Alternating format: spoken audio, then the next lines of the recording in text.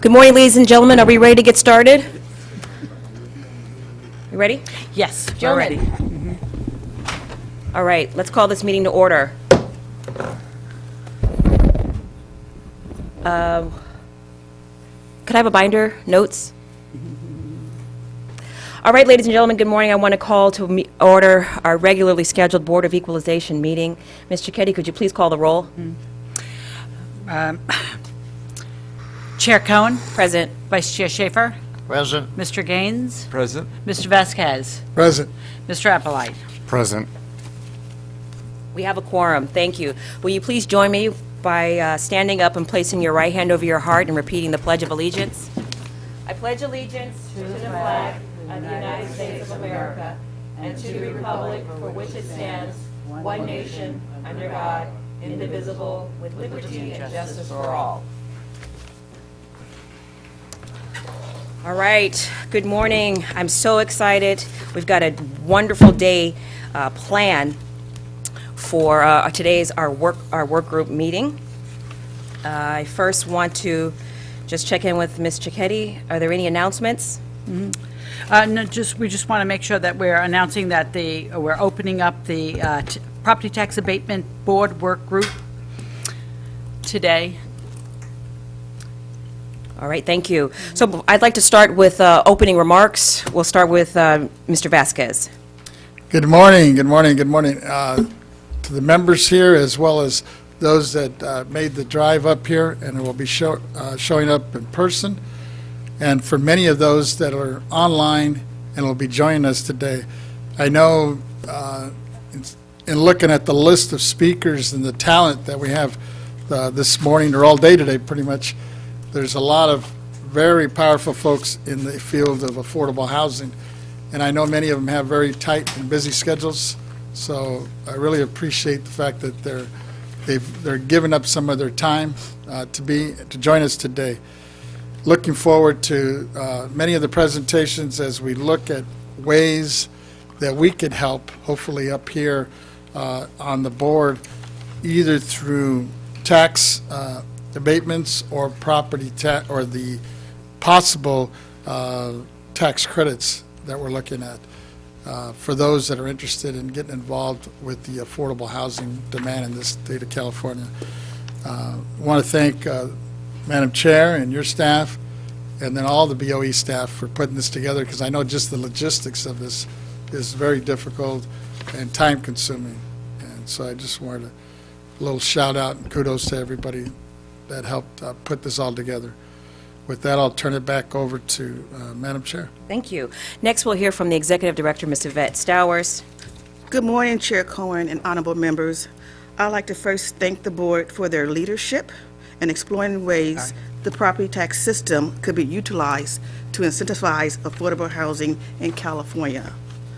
This work group on property tax abatement provides a valuable forum for public discussion with taxpayers, stakeholders, and state and local officials on this very complex issue.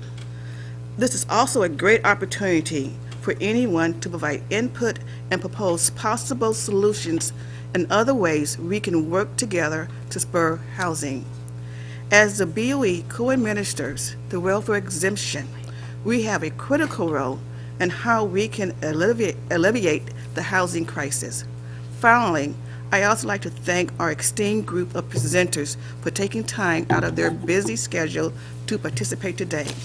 I am very much looking forward to today's discussion. Thank you. Great. Thank you very much for the opening remarks. Colleagues, I want to officially welcome everyone today to the second Board of Equalization Property Tax Abatement Work Group meeting. Those that are joining online and in person, we are happy to see you and to hear from you today. It's important that we take a moment to acknowledge California's unprecedented housing crisis, which actually requires us to make available 2.5 million additional units of housing by 2030 to close the gap, and $1 million for affordability. We established the work group to explore whether California should consider property tax abatements to incentivize housing developments here in our home state. We held our first meeting with an emphasis on highlighting California's current housing crisis and the challenges in developing market rate, missing middle, as well as affordable housing. We also heard testimony about national as well as California incentives that use property tax abatements to help incentivize and spur housing.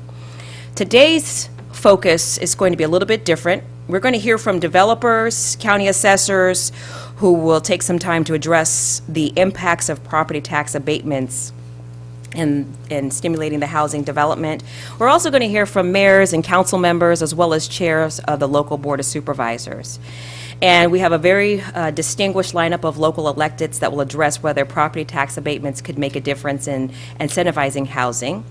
And of course, as I stated last month, we cannot have this discussion without continuing to examine the importance of ensuring equity in development of housing and how to use property tax abatements, how that could possibly be an important tool in advancing equity here in California.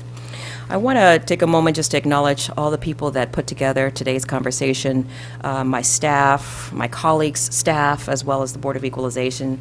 We appreciate your time and energy in making this conversation happen. So with that, I'd like to turn the meeting back over to our Commission Secretary, Ms. Cicchetti. Please call the next item. Good morning. My understanding is we are taking one item out of order. We're going to take up item number 3 first, overview of current property tax incentives in California, and then circle back to item number 2, the color of housing. Okay. With that being said, item 3 on the board work group agenda is overview of current property tax incentives in California. The speaker is Mr. David Young, Deputy Director, State Board of Equalization, Property Tax Department. Good. Thank you. Good morning, Mr. Young. Welcome. Thank you. Thank you very much. Good morning, Chair Cohen, honorable members of the board, and guests. As already mentioned, my name is David Young. I'm the Deputy Director of the Property Tax Department. So just a brief little overview. During the July board meeting, we heard the work group heard testimony from the governor's office and various agencies on California's need for additional housing, especially in the low and the moderate income segments. The work group also heard testimony from developers on incentives they need in order to spur such additional construction. And lastly, the work group heard from housing advocates looking to promote equity in low and moderate income housing, especially for communities of color. So with that, what I will do this morning is I will give you a brief overview of the current property tax incentives for affordable housing. I will start with a review of the constitutional authorities, followed by the statutory provisions, and lastly, I will present a couple of legislative proposals to watch. So, next slide, please. So, Article 13, Section 1 of the California Constitution subjects all property to taxation. Section 2 authorizes the legislature to exempt all forms of tangible property, but it does not provide for anything that is real property. So where the sections 3, 4, and 5 provide the constitutional authority to exempt real property. So Section 3 lists specific types of property that are exempt from taxation. They include things like state-owned property, local government-owned property, certain nonprofit cemeteries, and growing crops. Section 4 provides the legislature with the authority to create the disabled veterans exemption and the welfare exemption, which I will cover a little bit more in my presentation. And Section 5 provides the authority to exempt certain buildings, under construction, land, and equipment that are under the welfare exemption too. Next slide, please, if we can move on to slide 3. So the welfare exemption, as I mentioned, Article 13, Section 4, the legislature has the constitutional authority to exempt property owned by a qualifying organization, a nonprofit, and used for specific purposes. Those specific purposes are for religious, scientific, and charitable, religious, charitable, and hospital purposes. That was put in 1944 and implemented under Section 214 of the Revenue Taxation Code. And when they actually implemented that, they included one other purpose, and that is the scientific part of it. So in general, the welfare exemption is available for organizations that are formed and operated exclusively for those qualifying for purposes, scientific, hospital, religious, and charitable. And the property must be used exclusively for those purposes also. Both the organization and the property has to be used for those purposes. That exemption is jointly administered by the board and local county assessors. So the board reviews the qualifications of the entity, the local assessors takes a look at the actual property and how it's used. So it's a co-administered program. Next slide, if you can move on to page 4. So 214 actually provides the general welfare exemption. Section A provides broad general provision that if property is used, owned and used for those purposes, religious, hospital, scientific, and charitable, it can be exempt. We move down to 214F. 214F provides a very specific exemption for low-income housing. F exempts property used exclusively for housing for elderly and handicapped or disabled families. 214G is the general one that provides it for low-income housing, and 214G exempts property used exclusively for low-income rental housing. 214G provides the exemption for property used exclusively for low-income rental housing by households meeting prescribed income limits. In some cases, the properties are restricted. In most cases, the property has to be restricted by an agreement or a deed restriction designating the minimum number of units to be rented or to qualified household that meets certain income levels. The qualifying claimant must receive low-income housing tax credits or some form of government financing. Those that do not use tax credits or government financing can fit under this provision also, but their exemption is limited to $20 million in assessed value. And finally, there is 214H. That exempts property use exclusively for emergency or temporary shelters. So 214 provides a general exemption for this type of housing. This is the incentive that we currently have. So will now move on to page 5, if we can be so kind as to move on. Okay.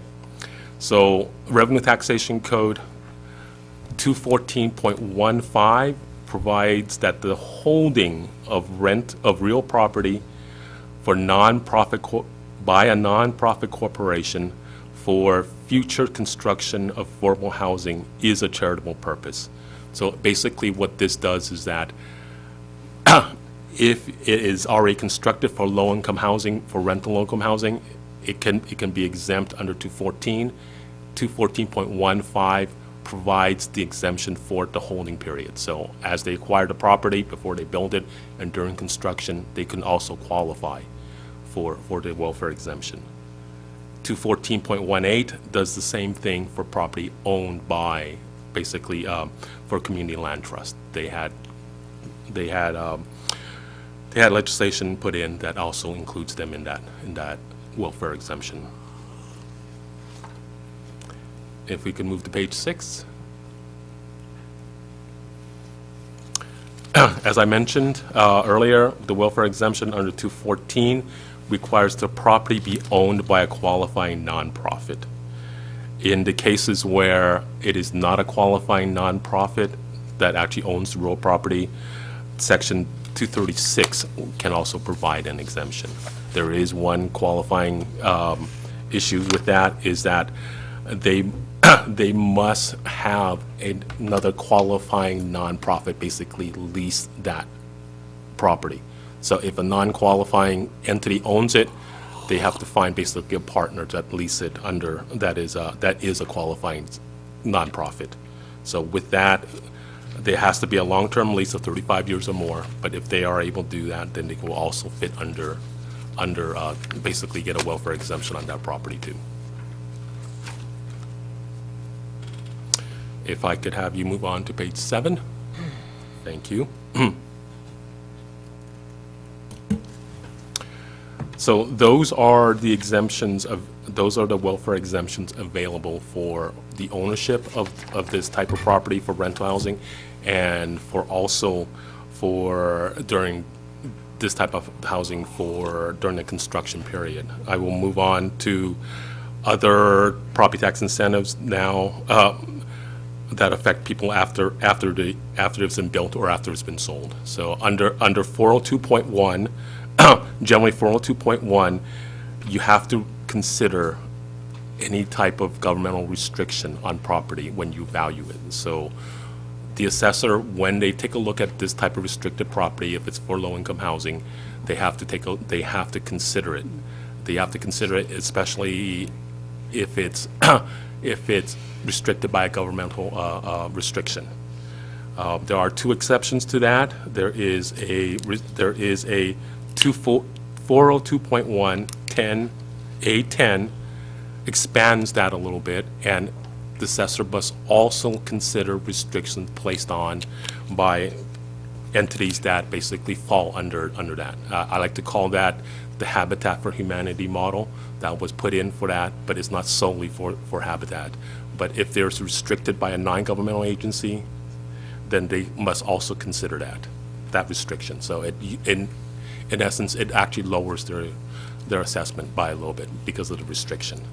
Question of clarification through the chair. Please, yes. Yes. Okay, you said, it says here in the wording, assessors to consider use. Right. So is that, how sometimes language will say may or shall? So is it really that they must accept it, or can they reject it? Yeah. So the answer is the language is shall. So they have to consider its use. But if you read 402.1 in its totality, there are certain things that are rebuttable. So they have to consider its use as restricted. If it's designated for and restricted for low-income housing, they have to consider that. But there are presumptions in the remainder of 214 that says that restriction may or may not have an effect on its fair market value. So 402.1 is a statute that requires you to take a look at the value as restricted. It's the fair market value, but as restricted. So it is a shall, but there are Yes, there okay. are other parts of the Great, law thank that you. lets them. And then if I could have you move on to page 8. And the other portion of 402.1 I wanted to highlight is actually 402.1 A11. A11 basically does the same thing for community land trusts. Property owned by community land trust, they are also considered restricted, and the assessor shall consider its use as restricted. So it basically follows the Habitat for Humanity model.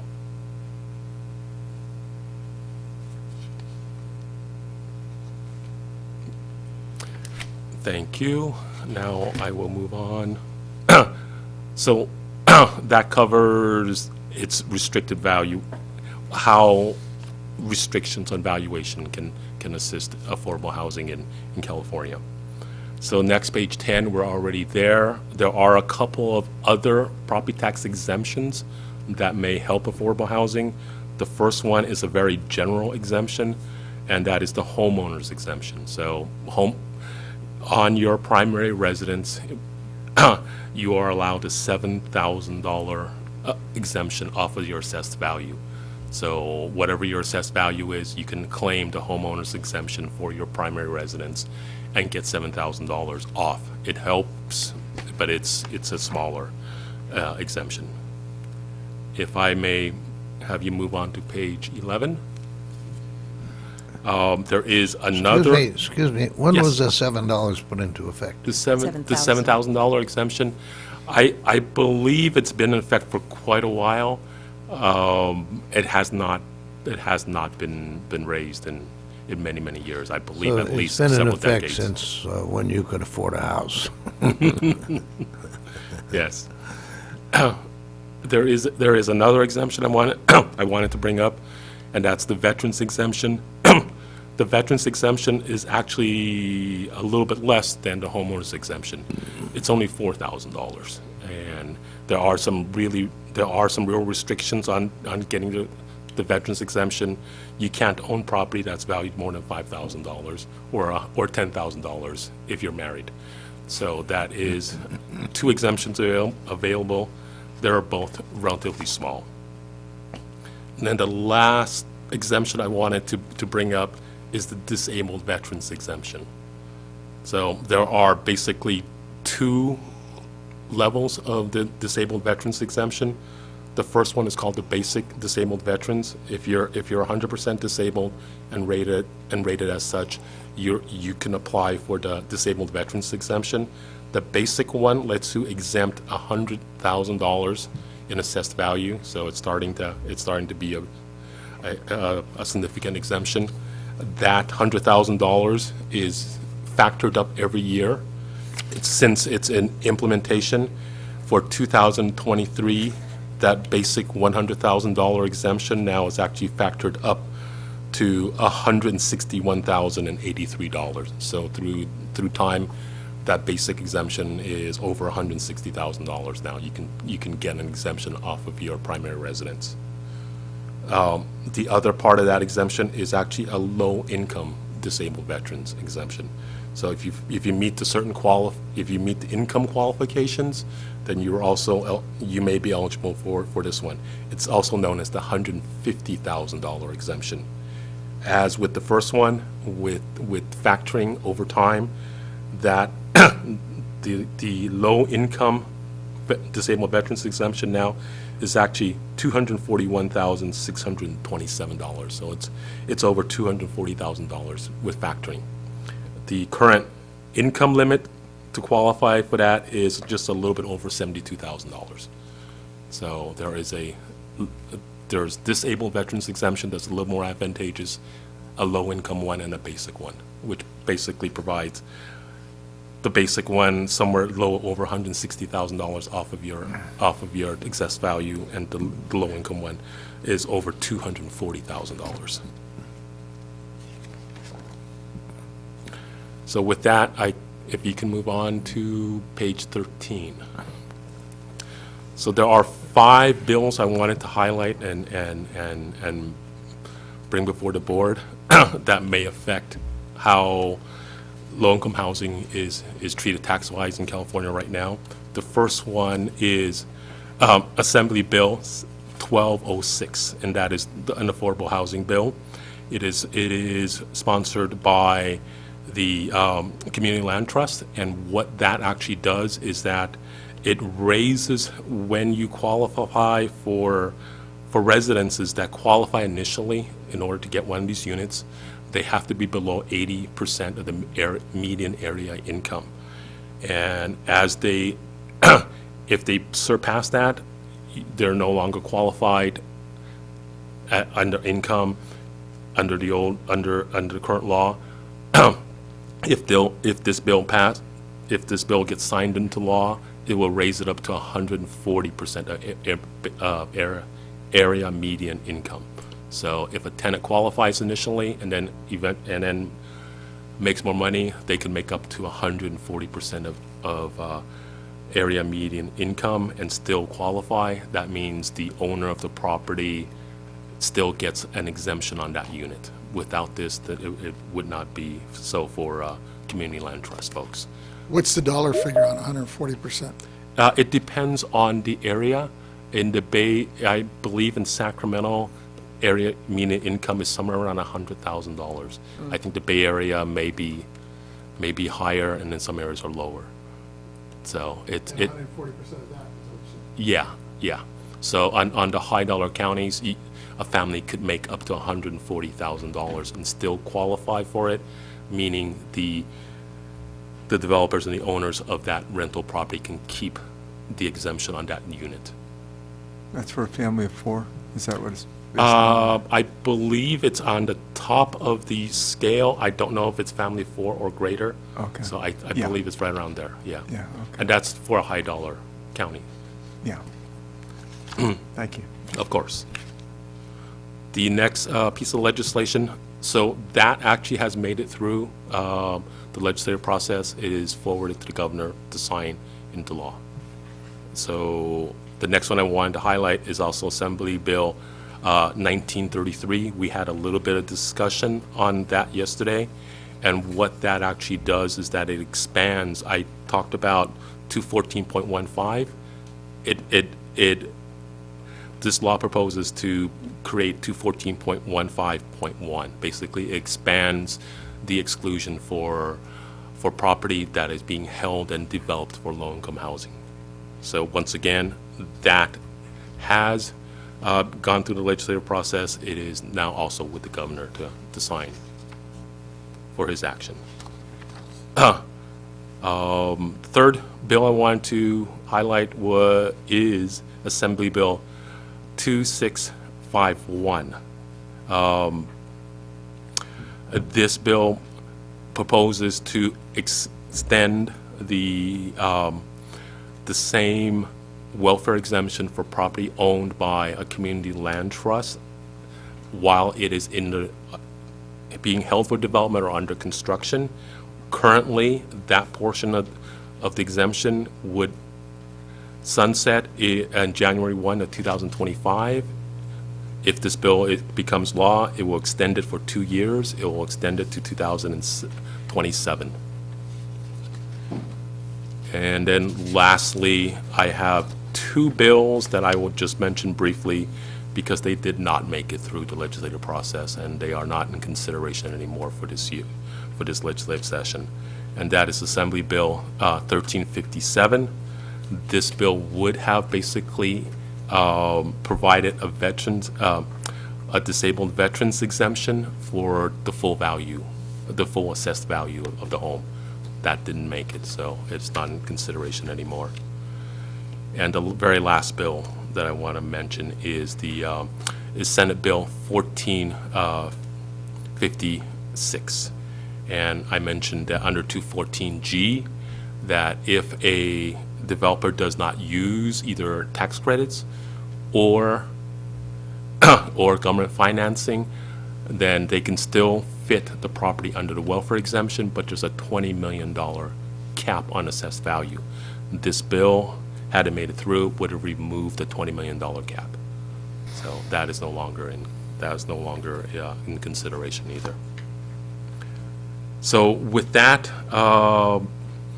we've talked about the constitutional authorities that provide the ability to exempt real property. We've talked about 214 that provides the general exemption, the 214.15 and .18 that provides the exemption for properties that are being held and under construction. And we've talked about 5 legislative proposals, 3 that are making its way through, and the other 2 are no longer in contention. With that, that concludes my presentation. I'm available for any questions you may have. Great, thank you. Appreciate your presentation. Mr. Schaefer? Mr. Young, we talked about the $4,000 veterans exemption, Right.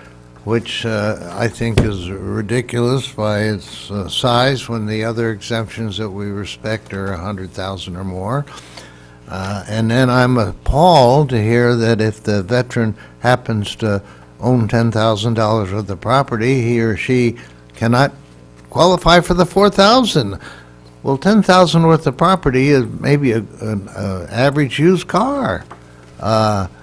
Is anybody speaking up for the veterans? I'm not a legislator, or I'd get out my pen. I would like to see you consider that we bring this attention to some of the legislators that we work with, and I think it'd be very popular by both parties to come into the year 2022. Thank you. I agree with you. The standard veterans exemption, not the disabled, but standard veterans exemption, it is, the value limit on the exemption amount is relatively low, and the value limit is, of total property you own is very restrictive. As such, it is not used much in the state. The standard. Well, of course it's not used, it's worthless. Wait, hold on a minute, Yeah. because we're getting off topic, and we getting need a to keep little moving bit forward. Oh, okay, I'm sorry. But, Yeah. Mr. Schaefer, basically, that's our job. Our job is to go to the members of the legislature. Your representatives, we could start with your representatives down from the Senate and the Assembly, but that's our job to Yeah, go ahead and okay, advocate. You're and- right, and- you're and right. I advocate stand on corrected, and legislation. I want that to be my job. So, Mr. Young, we Yes, of appreciate your course. presentation. Mr. Vasquez has a question, and Of then course. we're going to move on to the next speaker. Yes. Just real quick, Yes. thank you for your presentation, but I was interested in, you mentioned 402.1 Yes. a couple times there, and on when they use I guess a nonprofit basically is strictly limited to the low-income housing by the city or the county, is there a presumption that the property is restricted under section 402.1 and the value should conform to any other like properties? If it's restricted by a city or governmental agency, that, in our opinion, the board's opinion, has always been that if it's a governmental restricted, they should and shall take that into consideration. So the answer is yes. Yes. And then my last one was just, and what is you touched on it, but what is your definition of a regulatory agreement? A regulatory agreement is an agreement basically that states how many units that will be affordable housing, what the rental rates will be, what their criteria and for screening tenants and whatnot are. So each one of them they can be unique to each development and each property, but in general it is restrictions upon income levels, use, and whatnot. So they're somewhat customized to the area? Somewhat customized to the area and somewhat to the specific development. Thank you. Thank you. All right. Yes, Senator? I just wanted to go back to the exemption issue. I thought Yes. Member Schaefer made a great point on the veterans issue and trying to increase that exemption. We do need to work through the legislature on that. I voted on many of those when I was in the legislature, and we just weren't able to get it through. Another related aspect is the $7,000 homeowners exemption, Yes. and this varies dramatically from state to state. For instance, I was just looking up state of Idaho. I did a Google search on that, and they're showing homeowners exemption is 50% of the value of the home and up to 1 acre of land with a maximum of $125,000.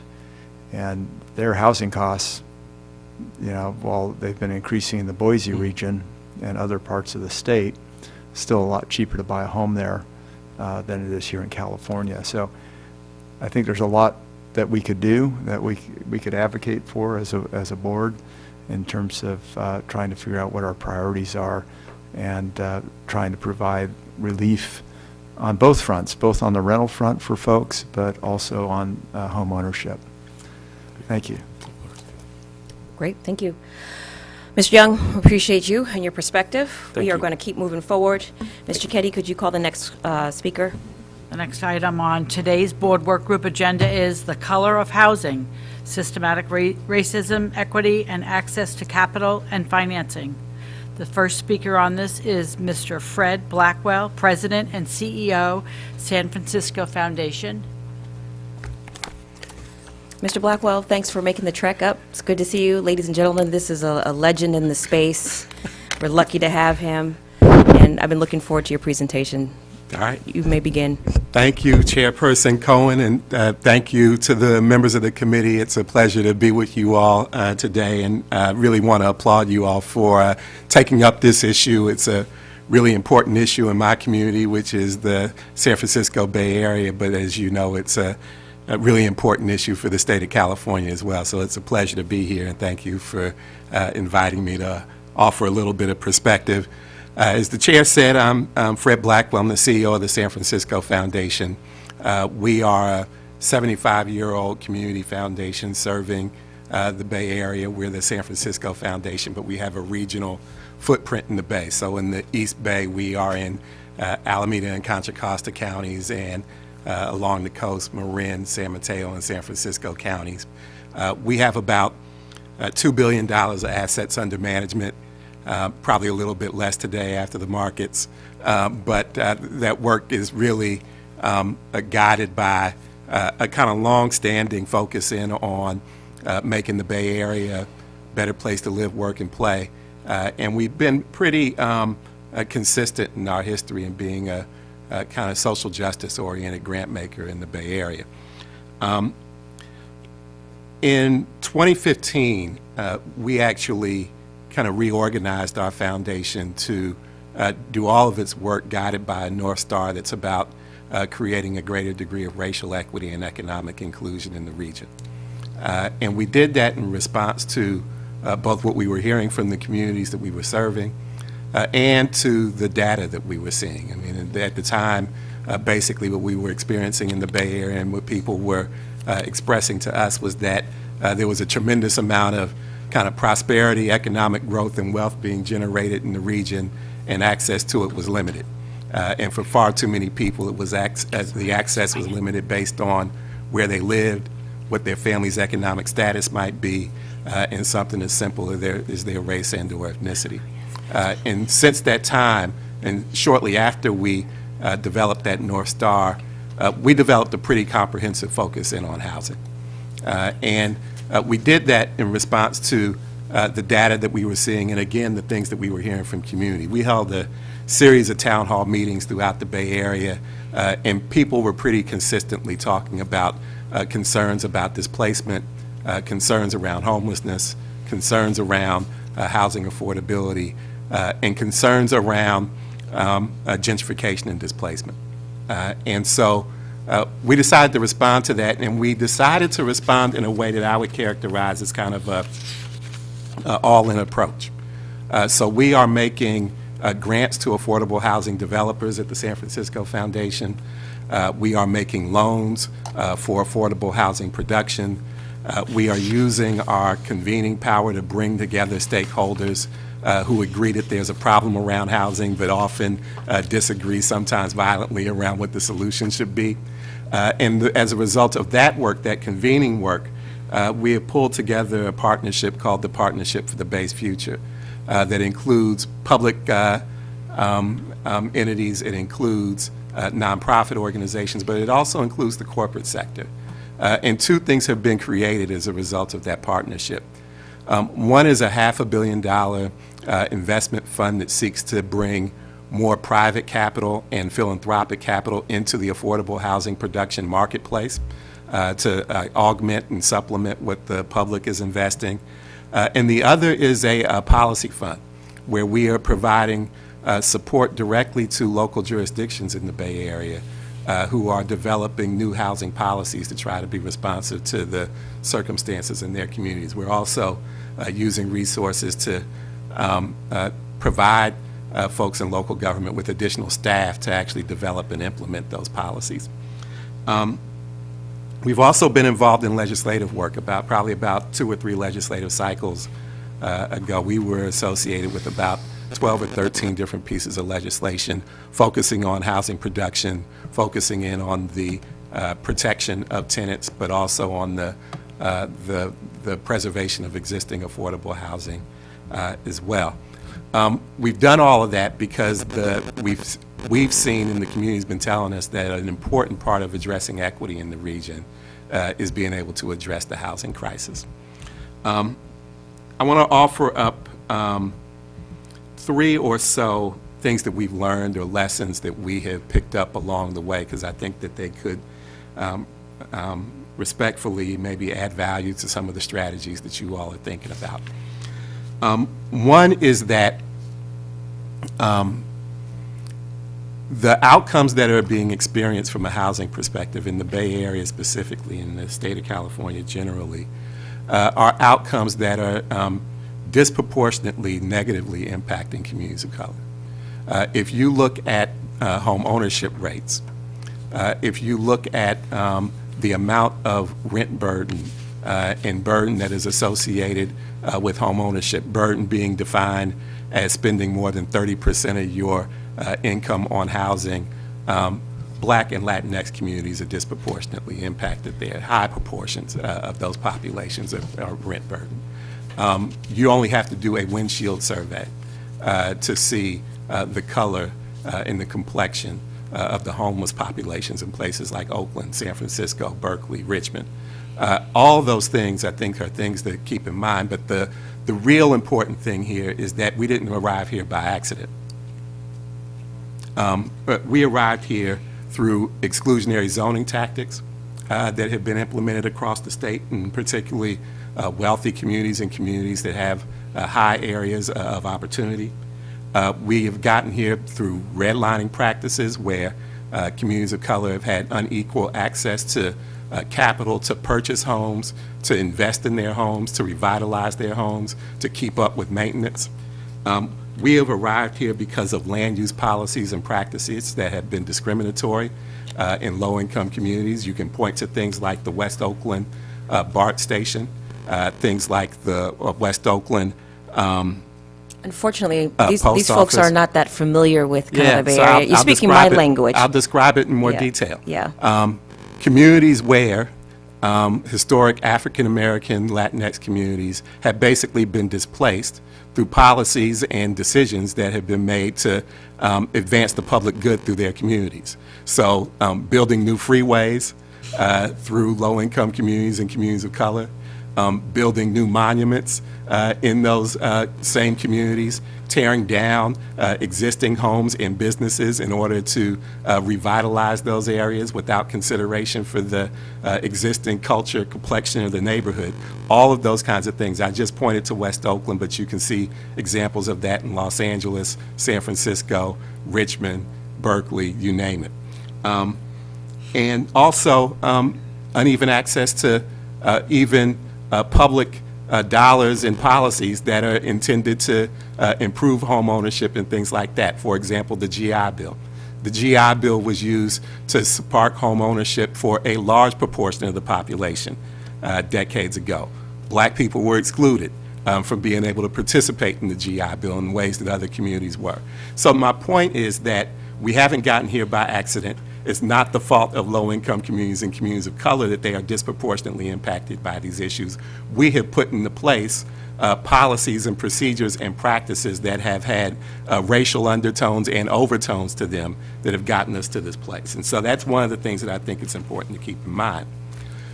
Because low-income communities and communities of color have been disproportionately impacted, the second thing that I think is important to keep in mind is that we have to design solutions that really make sure that the folks who are most impacted benefit from the things that we're doing.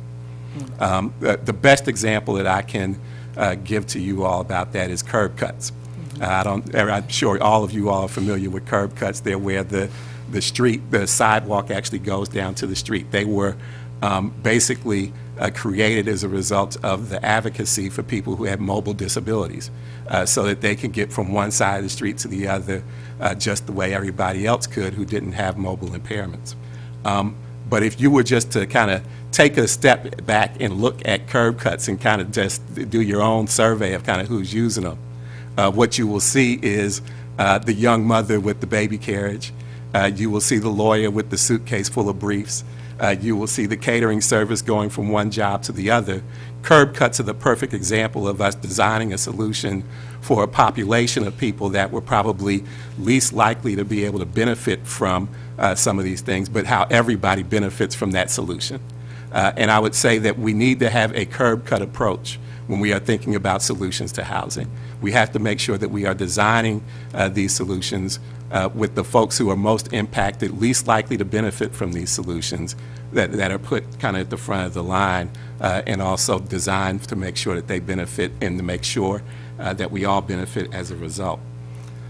Last thing I would say here that we've learned is an important lesson and approach is that wealthy communities cannot be let off the hook. We have seen that the exclusionary policies and practices in zoning that I've talked about at the top that have led to the problems that we're facing today are still being utilized in some communities, and therefore they are not producing their share of housing generally and their share of affordable housing more specifically. And what that does is it makes sure that folks who have limited incomes are not experiencing the same benefits that exist for communities that have high opportunity, communities that have good schools, communities that have high quality infrastructure, communities that have high tax bases that allow for them to keep up with those infrastructure investments.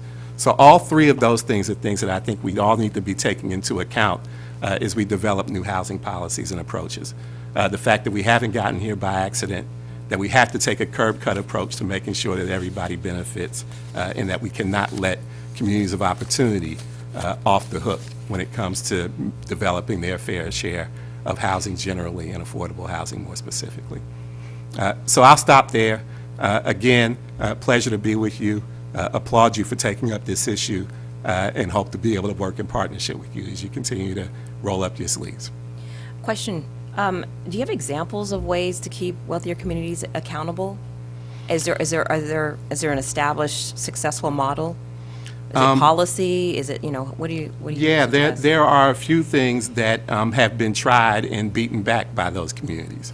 So, for example, there have been a number of pieces of legislation that seek to loosen the regulatory environment when it comes to developing affordable housing. And those have been met with limited success in the legislature. They're examples of the fact that these communities are able to do the things that they're doing with basically impunity. And so what if we were to make sure that folks who wanted to get more money for widening of freeways and improving their streets develop their fair share of affordable housing in order to get access to those kinds of dollars? Those are the kinds of things that have been talked about. They're the kinds of things that public agencies and legislation have tried to advance, and frankly, the strength of the political will of those communities have beaten back a lot of those examples, and we know those are things that work. Appreciate that. I think I saw Mr. Vasquez's hand. I appreciate your comments and your history, and given your experience, especially since you represent, or I guess your nonprofit works with some of the very high-end counties in the state of California. I'm down in LA County, and I grew up in Santa Monica and the Venice area, and as a kid, Venice, for example, west of Lincoln, which is right up against the beach, was like 80% African American as a kid. Now it's maybe 10% because they were all renters. And while we want to protect, obviously people's homes, and then you hit it right on the nail when you're talking about communities of color are always subject to all the improvements like freeways. My wife lived on the 10 freeway before it existed, and they got displaced. And that happens throughout the state of California. And you're right, this is something that it just didn't happen by accident. These were things that were planned for those that were empowered back in the day. But now we have a new California as we're seeing more and more people of color getting elected. In your experience, what do you think we need to do to make sure we correct a lot of those wrongs as we move forward, whether it's a tax credit or a tax abatement? Because I'm not convinced that any housing is good housing. In Santa Monica, one of the problems we have is we have a lot of high-end housing that's vacant, but who can afford the $6,000, $7,000 a month to rent these things? What we need is like true workforce housing, because I'm sure you experience it, especially in San Francisco, like in Santa Monica, you have a lot of service folks working in the service industry that clean the hotels and work in the kitchens and the restaurants, but can't afford to live there. Many of them are commuting. Some, I understand, are even probably commuting from Sacramento to San Francisco. So the commute is just huge. And how do we bring them into the areas of employment? Yeah, I don't have a silver bullet for the challenges that we're trying to address, but there are a few things that I would name that I think are important. One is I think that probably by now we've kind of concluded that trickle-down economics isn't a policy approach that works for low-income communities. The same can be said for housing. A trickle-down approach for housing where we just targeted the higher income end of the spectrum and hope that by developing more housing generally, we will be able to address what is basically oversimplified as a supply and demand problem is not going to be enough. So we've got to produce housing at all levels of affordability, and we have to have adequate funding streams for the kind of affordable housing component and the piece that you're talking about, like which is the missing middle as well. And we have to simultaneously preserve what we have in terms of affordable housing, because if we're losing as much affordable housing as we're developing, it's a net zero in terms of what we are gaining. But last, we've got to protect tenants. And we've done a lot to do that over the last couple of years during COVID with eviction prevention and rental assistance and things like that. And we've got to be able to do that too. And they all have to be done at once. I think one of the things that I've seen that is really, I think, preventing us from developing solutions at the level of scale that we need to is that every group feels like they have the silver bullet. So if you're a home builder, you think that the silver bullet is we need to build more homes. If you're an affordable housing person, you think that the silver bullet is more affordable housing. If you are a tenant protection advocate, you think that the silver bullet is tenant protection. The reality is all of these things have to happen at once, and folks have to be willing to compromise in order to get what they want, so that all these things can happen. And so I think that the solution is to be able to do these things at once, to be able to develop affordable housing funding streams that are sustainable. We lost a lot of money, dedicated money for affordable housing when we lost redevelopment agencies. That was $1 billion a year statewide for affordable housing. We still have not replaced that. One of the things that we are working on with a group of advocates is seeing if we can move the voter threshold for affordable housing approval from 66%, where it currently is now, to a simple majority.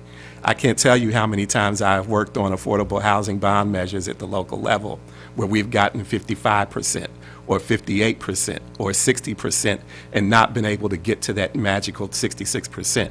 That means that you're talking about the vast majority of folks want to see these things happen, but they're unable to make it happen because they haven't been able to get to that supermajority. So that's another very practical thing that I think we can do to get more public funding into the stream. But the last thing I will say is that it shouldn't just be all on the public.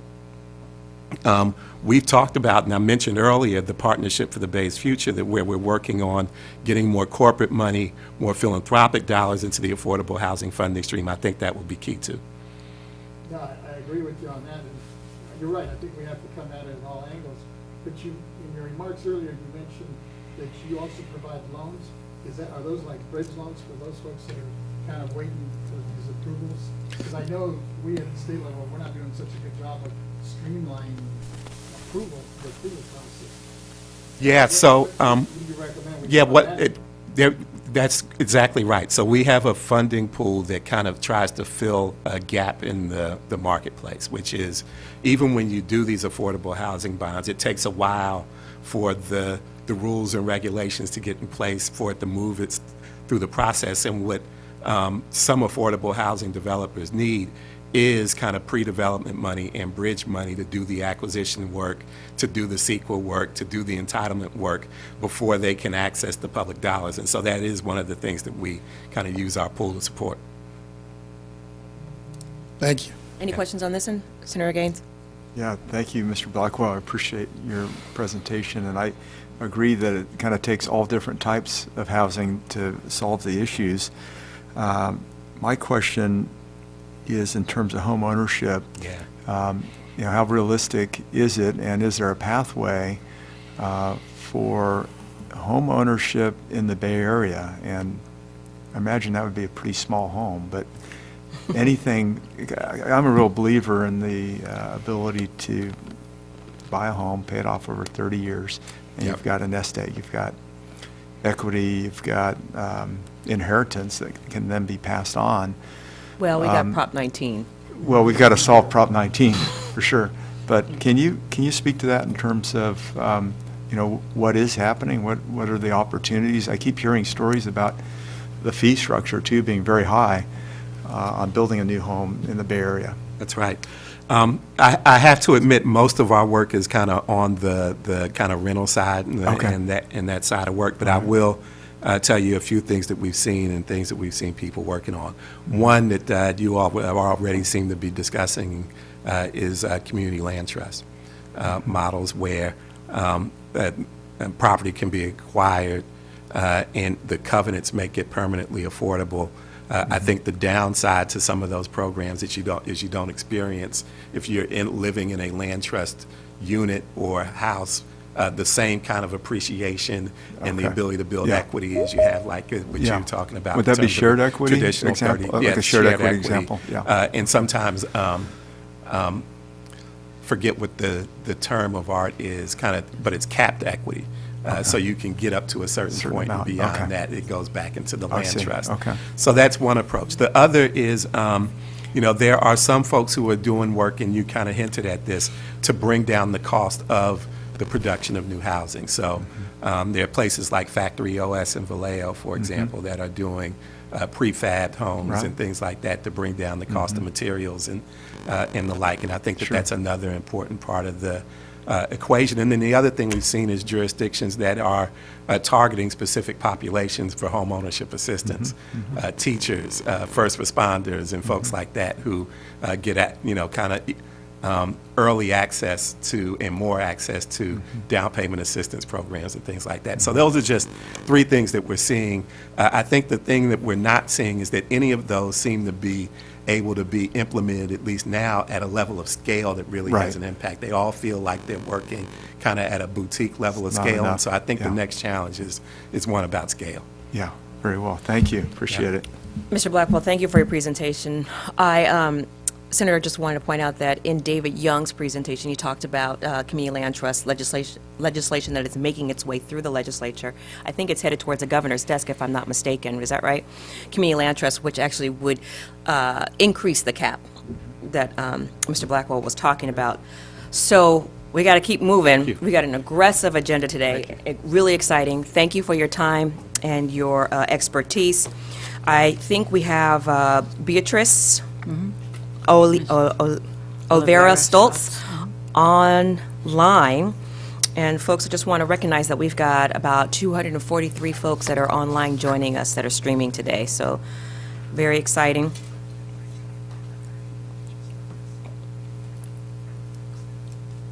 Ms. Stotzer, are you there? Yes, I'm here. Thank you so much. It's an honor to be here today. My name is B. Stotzer. I am the board chair and founder of New Economics for Women. It's a Latina community economic organization and a developer of affordable housing for nearly 30-some years. It is an honor to be here with you today and share some ideas and really thank Mr. Blackwell for bringing up a couple of the issues that I had already were considering of discussing, and he does such a great job. Ms. Stotzer, before, pardon the intrusion, are you able to turn your camera on? Hold on just a second. I thought it was on. Is it on now? No. We can't see it. Oh, there you are. We see you now. Fantastic. Thank you.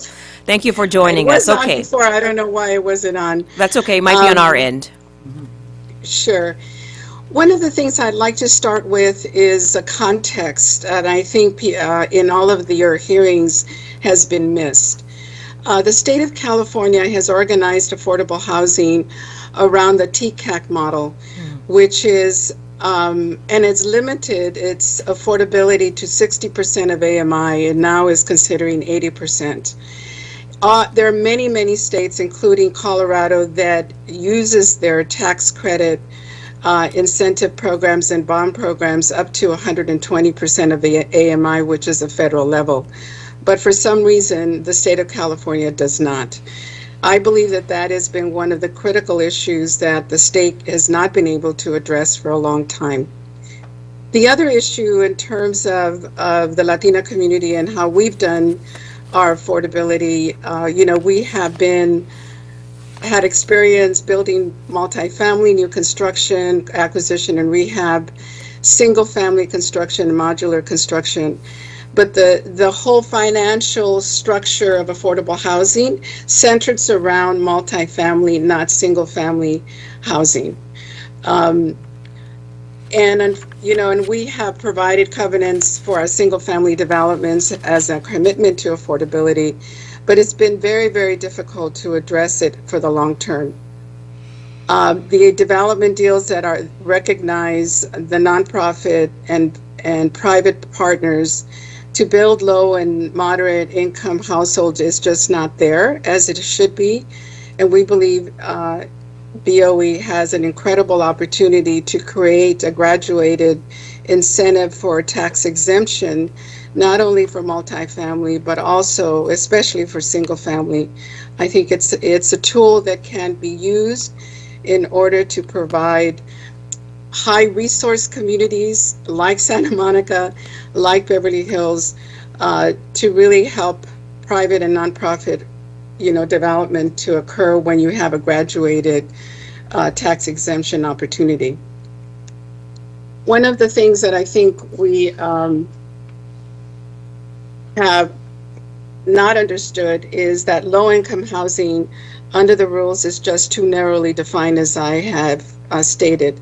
It only really deals with limited partnership, utilizing tax credit when there's a general managing partner as a nonprofit.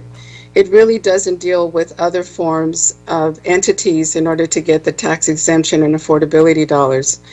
Everybody assumes that LIHTC housing is a primary method of financing and getting the subsidies for affordable housing. And it's no longer the case. Developers do not want to use that tool as much as we would like them to, because it is just too cumbersome, expensive, and it doesn't take long. And there's not coordination where it's predictable in terms of having your deal go through. The competition is just too onerous. We believe that BOE can be a champion of affordable housing if it is able to create innovation and collaboration with all of the tools between all of the entities, city, county, as well as state, in creating that kind of affordability and graduated tax exemption. When we look at our opportunities, for example, the approaches that we have done, right now Caltrans is bidding out their properties that they have owned for the last 35 years. However, the affordability covenants may not allow for a qualified tax exemption because the properties are single family and they're rental. The tax exemption does not necessarily allow for the county to use that because they're rental. We are having a hard time people to place vouchers, Section 8 vouchers, again, because the requirements are so onerous. But for rental properties, owners that want to, use Section 8 don't do that because the incentives are just not there. So what I believe that can be done in allowing for us to really address critical affordable housing is to help drive not only home ownership, but rental housing for communities of color that allow nonprofits to be able to get tax exemption for rentals in single family communities will be a great, great help. You can expand the rules and ensure that nonprofits are the ones that can be able to buy the auction homes. Right now, there is no real process other than for some cities and counties to say that they're given first look, but there is no mandate to require that they be first to buy and have a process for them to be able to do so. We need your support and we need your innovation in order to be able to use the tax exemption rules to be able to, really see how we can bring down the cost of rental housing so it could be affordable for all incomes, especially poor working families who cannot find housing in multifamily or single-family homes. So with that, I want to thank you for the opportunity to speak with you today. Oh, yes, thank you very much for making time. I'm going to acknowledge my colleague, Mr. Vasquez. How you doing, B? Oh, thank you so much. You Your Honor. mentioned the Caltrans properties. I'm assuming you're talking about the ones on the old 710 in El Sereno? Are they up for sale now? Yes, they are. And you're South saying Pasadena will see- you as a nonprofit, you don't qualify, or they're not exempt? Because, no, we do, we're an HRE, so we will be bidding on the properties hopefully, and if we're successful. However, they do not qualify to be tax exempt because they're rentals, once we have them. So what she's saying is that we need to change You change need to that. change that, yeah. Yeah. And that's a legislative fix. And the other one I was asking, when I asked most of the, especially the developers here today, is at the state level, I'm hearing that we're somewhat of a stumbling block because we have all these commissions and approvals that you all need to go through, and we need to do a better job of streamlining it. What are your thoughts on how do we fast track this?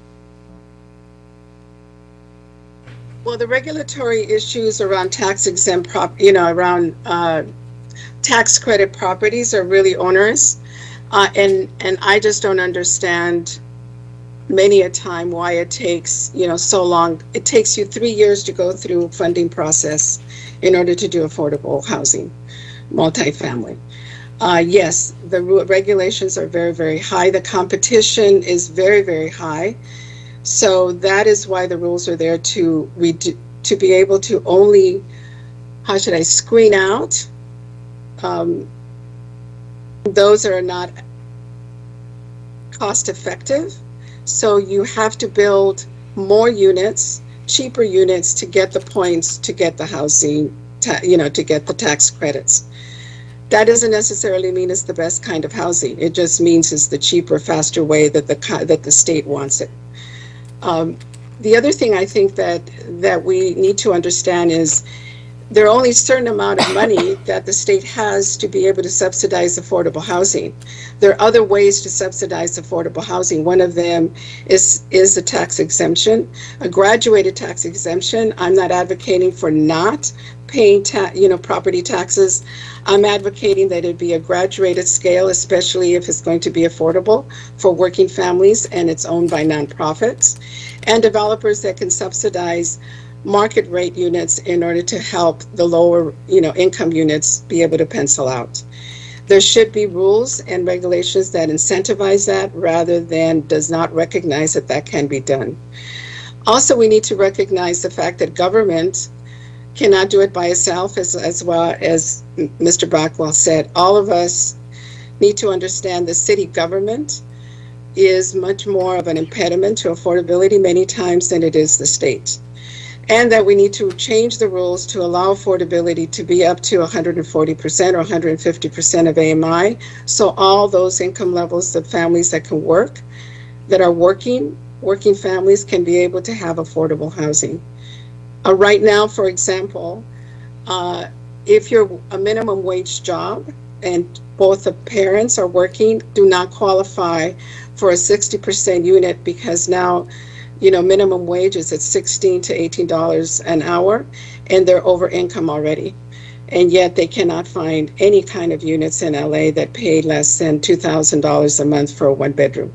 It is insanity. Families are, especially Latino families in LA, are having a huge amount of crisis in finding units and single family homes in order to rent at affordable rates. Thank you. Ms. Stotzer, what you're describing is the the same challenges, the same pressures that we're feeling in the Bay Area when it comes to the Latino community, when it comes to the African American community, and just overall immigrant communities that are struggling to find housing and to stay in the areas where they're raising their families, where they have generational ties, where their kids are in school. So this conversation is timely. Let me look to my left, colleagues. We've got a comment from Senator Gaines. Yeah, thank you so much, B. I hope you're okay with me using B. Is that okay? Yeah, absolutely. All right. That last statement you made in terms of $2,000 for a one-bedroom Yes. apartment, I'm assuming in LA? Yes. Homes are now at 3,000. If you find a single-family home to rent less than 3,000, you're very lucky. Okay, all right. So what are those folks doing? We talked a little bit about an out-migration of people from the state of California, and I'm just curious as to whether you're seeing that happening with low-income families that can't find the housing that they're looking for. Where are these people living, and if they can't find a spot, where are they going? Well, it's a density issue. They double up or triple up depending on where, what they can find in many situations. We also provide down payment assistance as well as homeownership counseling, and we find many of the families that are buying homes are in outlying areas in the desert or out of state, especially I believe there's parts of Texas, Nevada, Arizona that they're finding homes and just moving out. Yeah, The incentive, how should I say this? One of the other issues that I would like to bring to your attention is for the city of Los Angeles, as in many other cities that we're working with, they do not have the capacity to perform financial deals as much as they want to. There's just not enough staff.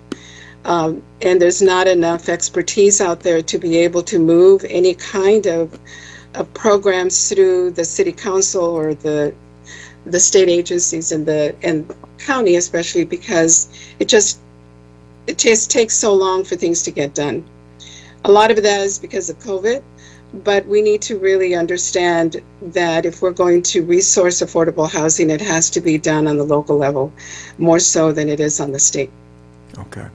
Well, thank you. Has there been any discussion about the state picking up more infrastructure costs so the fee burden is not so high on new construction?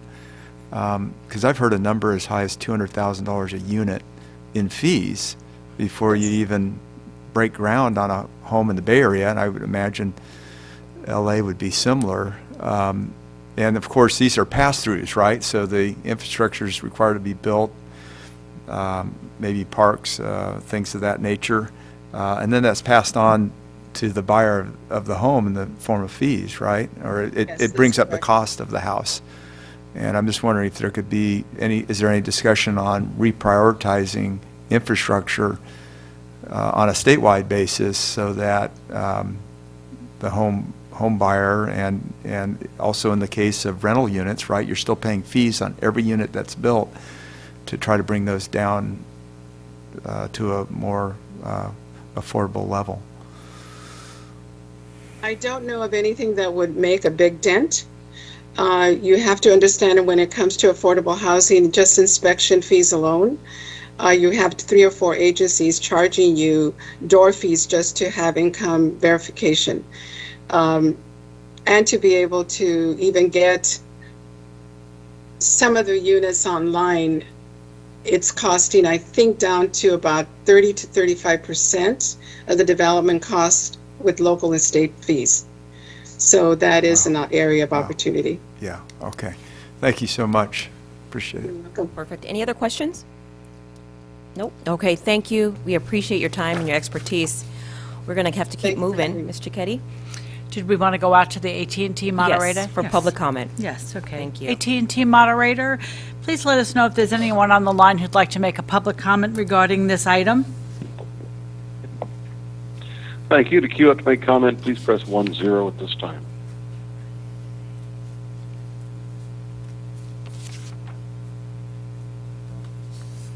We have no callers in queue.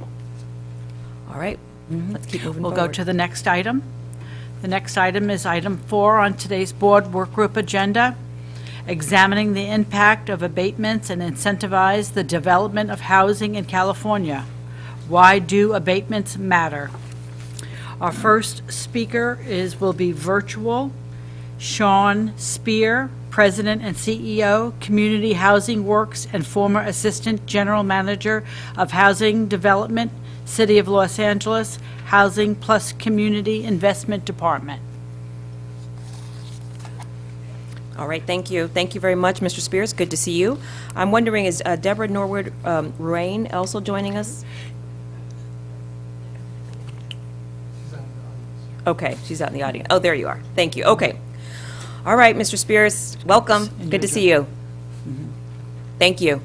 Yes, yes. Thank you, Chairman Cohen and members of the board. Thank you for inviting me to this, what will hopefully be a informative and thoughtful discussion that you all are having. And I want to thank you all for taking up this question. I think, as you're well aware, the challenges that we have in the affordable housing industry are great in attempting to meet the housing crisis and the challenges that come along with that. For us at Community Housing Works, we are a 501c3 nonprofit organization headquartered in San Diego. We were founded in 1988, and over the course of the years have produced over 3,800 units of affordable housing for working families, seniors, and those with special needs, including supportive housing for the formerly homeless. We are primarily active in San Diego County, but have properties across the state, including in LA County, Santa Clara County, Contra Costa County, Sacramento, and Fresno. So we have a fair amount of experience in working with county assessors' offices and others, and when it comes to filing for the welfare tax exemption, and have, I think, a good process in terms of being able to file for those and secure them as is necessary for our affordable housing development work. But at the same time, there may be some opportunities for you all to look at some improvements that could ultimately help in smoothing the process for affordable housing to qualify and secure the exemption. I wanted to give you, and I'm not sure if I'm able to share my screen, but if not, I'm just going to kind of give you the verbal example of what we typically do with securing the welfare exemption. Let me see, are we able to see a screen? I'm Yes. told yes. Okay, great. Let me go ahead and do that.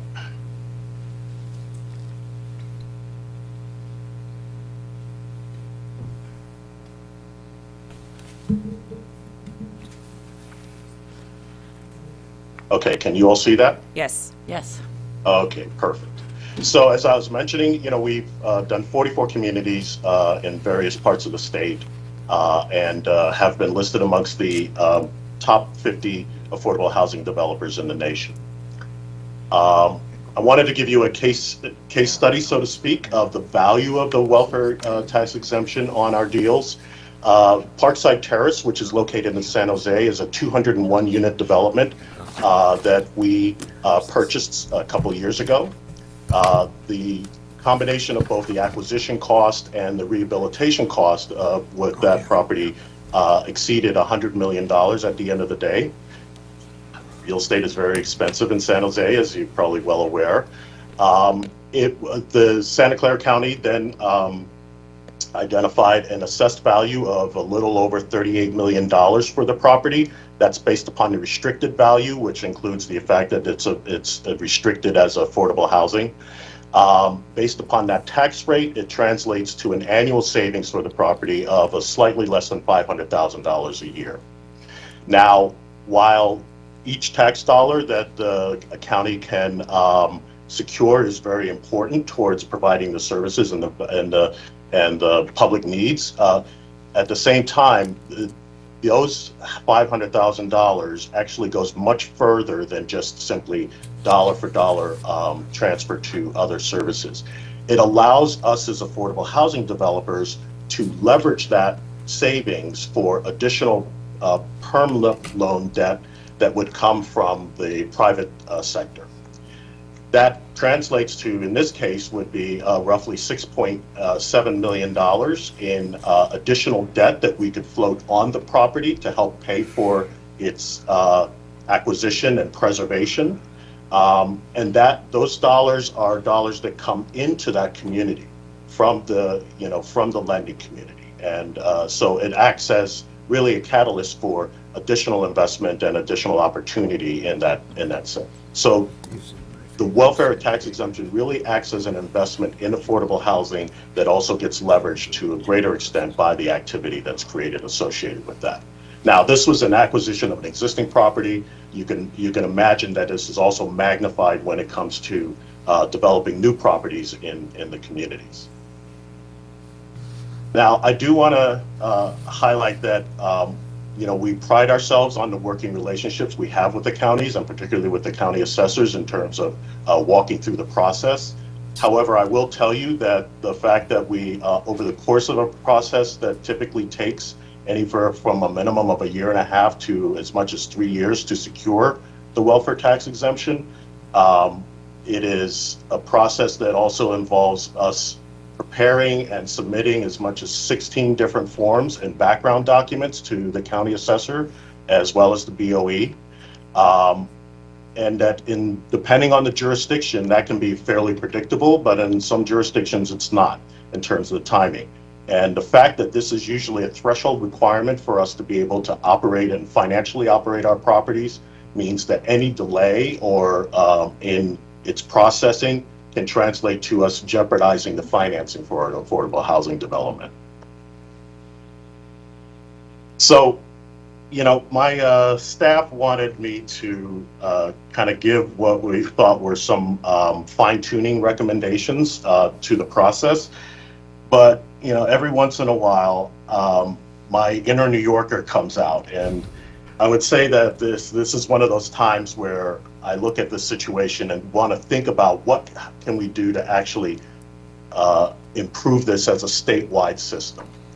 And in my mind, you already have existing state agencies that cover most affordable housing built, whether it's from receiving subsidy loans from HCD or from tax credits, as B. Stotzer mentioned earlier, through whether it's the California Debt Limit Allocation Committee or California Tax Credit Allocation Committee. They also will confirm when the restrictions are put in place.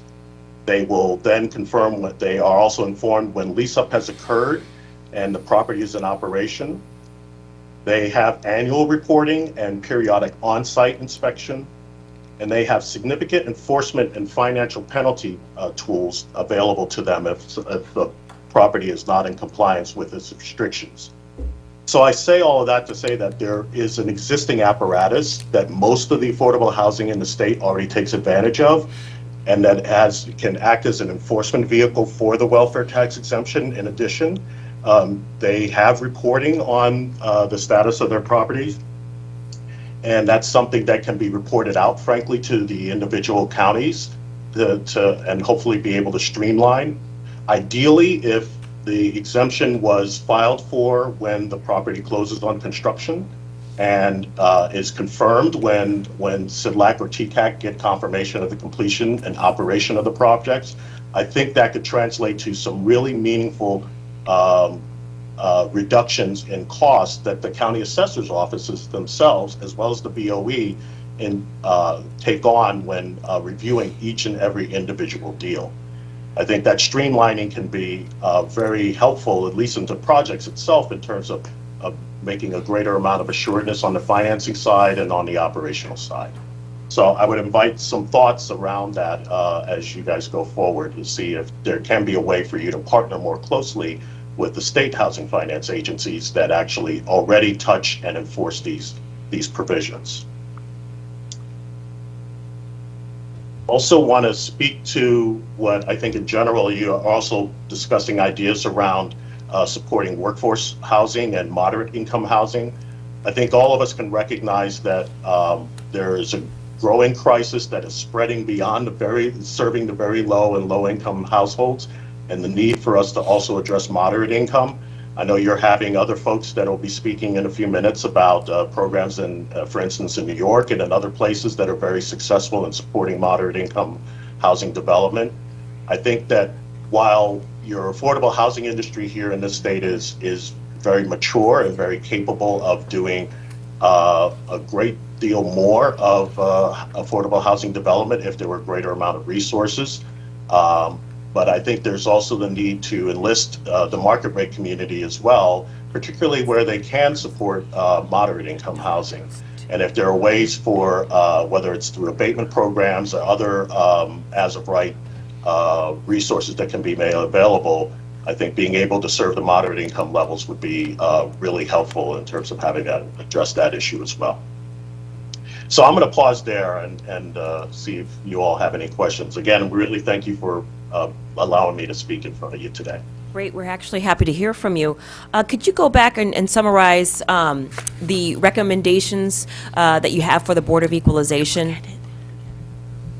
So I think the first would be the notion of seeing if there's a way to, rather than having the board and the county assessors individually evaluate each property and go through both the OCC and SCC filings, to simply rely on the other state agencies in terms of their enforcement work that they do around the affordability restrictions. If you were able to, in essence, receive their list of projects that have been approved and gone through the process, and that will have a affordability restriction in place with a nonprofit also being part of that, that would be ideal, just to be able to work off of them as opposed to us having to take the time to file individually with the counties. Okay. My colleagues are asking for a copy of your handout, of your slides. If you could email it to us, your contact, we will disseminate it with us up here. And Sure. I know you had happy to. 3 recommendations on that slide, so Yeah. I'll just read the other 2, just Sure. to be respectful of in the interest of time. Any other questions or comments for Mr. Spears? No? Okay, thank you. This is actually moving our conversation in a positive direction. I appreciate your time. I am going to now call up our next speaker. Mr. Spear, Vice Chair Schaefer, I just wanted to thank somebody from San Diego for popping in on us. Happy to see you. Sure, every once in a while we do show up, so yes, thank you. Thank you. Thank you. Mr. Keddy, could you call the next speaker? The next speaker that we have is Deborah Norwood Ruane, founder and managing partner, Norwood Development Strategies, and former executive vice president, chief strategy officer, San Diego Housing Commission. And along with her is Seth Gorey. Great, thank you very much. So we appreciate you coming all the way up from San Diego to join us and be with us in our chambers today. Welcome. I hope you had a safe trip. We did. Thank you so much for being here. We're honored. Also, extremely excited to be on a panel with Mr. Blackwell and Mr. Spears and Mr. Stivers. This is a great opportunity. As was introduced, I'm Debbie Ruane with Norwood Development Strategies, and this is Seth Gorey. We're representing the Middlemarch Fund, which is in partnership with an organization called Civic Communities, also in San Diego. Civic is an incredible organization that has invested in Middlemarch due to its belief that we need more middle-income housing. So I have a PowerPoint. If we could go to the second slide, please. I formed Middlemarch based on this massive need for housing and as a way to augment the very successful work being done by the affordable housing community. But what we were trying to do is extend the reach of subsidized housing into the middle income without necessarily utilizing public funds, such as tax credits and bonds. So not only when I was at the San Diego Housing Commission for 9 years, our portfolio of thousands of units became 99% occupied. But what was more telling was people weren't moving out. The tenure was extending because the gap between the high limit of subsidized housing and the market rate rents were growing larger and larger and larger.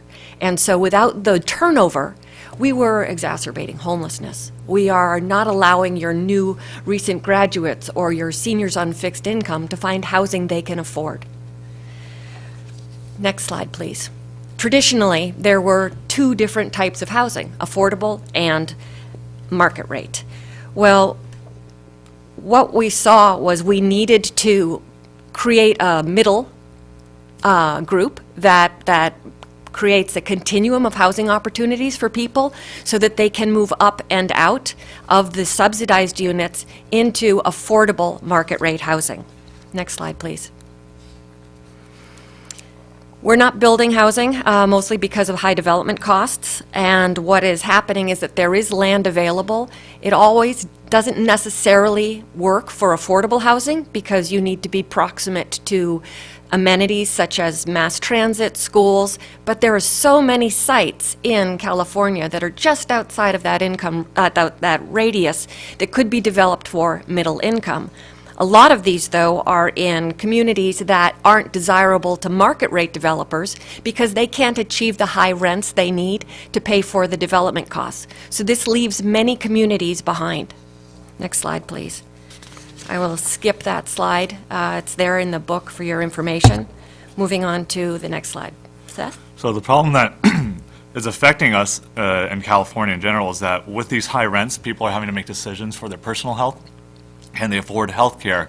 Are they suffering mentally? Are they suffering physically? Commute times are affecting them. People who serve in communities might have to live an hour away. And then economically, this is affecting California because we're having a mass exodus. We have people moving to Idaho, Nevada, Texas, Florida, Colorado. My brother is a chef. He lost 5 people in his kitchen over the last 2 years because of COVID, and they just can't afford to live here anymore. And so this is affecting the communities where people serve. They can no longer live there, as several of the other speakers have talked about today. Next slide, please. Won't go into this too much, but these are some examples of who the missing middle are. These are people who are core to our industry and our communities, and we need them. Next slide, please. This is a demonstration, essentially how housing is built, assuming you're at $500,000 a unit to build one apartment. And that's comprised of land, soft costs, hard costs, and fees. Those are really fixed, except for that top square on the left. That's a bucket that we can manipulate, the cost of permits and fees. And so affordable housing is financed with primarily tax credit, equity, and debt. And because the debt is only 30% in this instance, affordable housing developers can charge lower rents.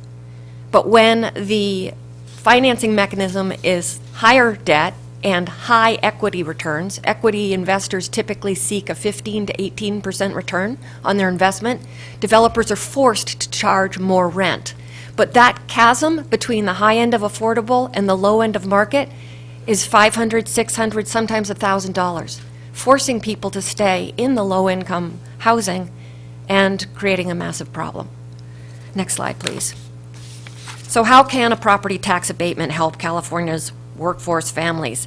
In the interest of time, and Mr. Young thoroughly covered this, I just want to stress that the Middlemarch Fund is something that is available as a... I'm sorry, you said next slide. Yes. Next slide, please. Thank you so much. I didn't catch that.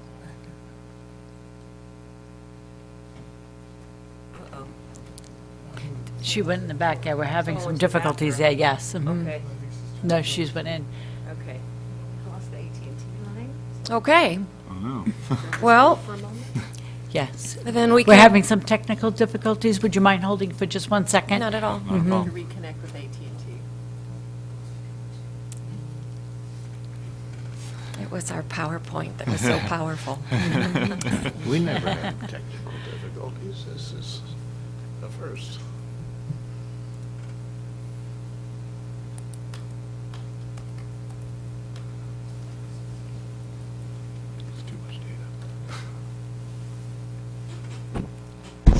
Great slide presentation, by the way. There we go. Thank you. you. Terrific. Just a minute, Mr. Ketty, are we able to? Let me go check. Yeah, we're just trying to bridge in. We lost our audio feed, our so we need to audio make sure feed, for so the we just public want to that make they sure can- we've got that, yeah. Did we lose the 240 streamers? I don't know. I don't know, that's pretty impressive. Well, this is an impressive presentation. Thank you. Thank you.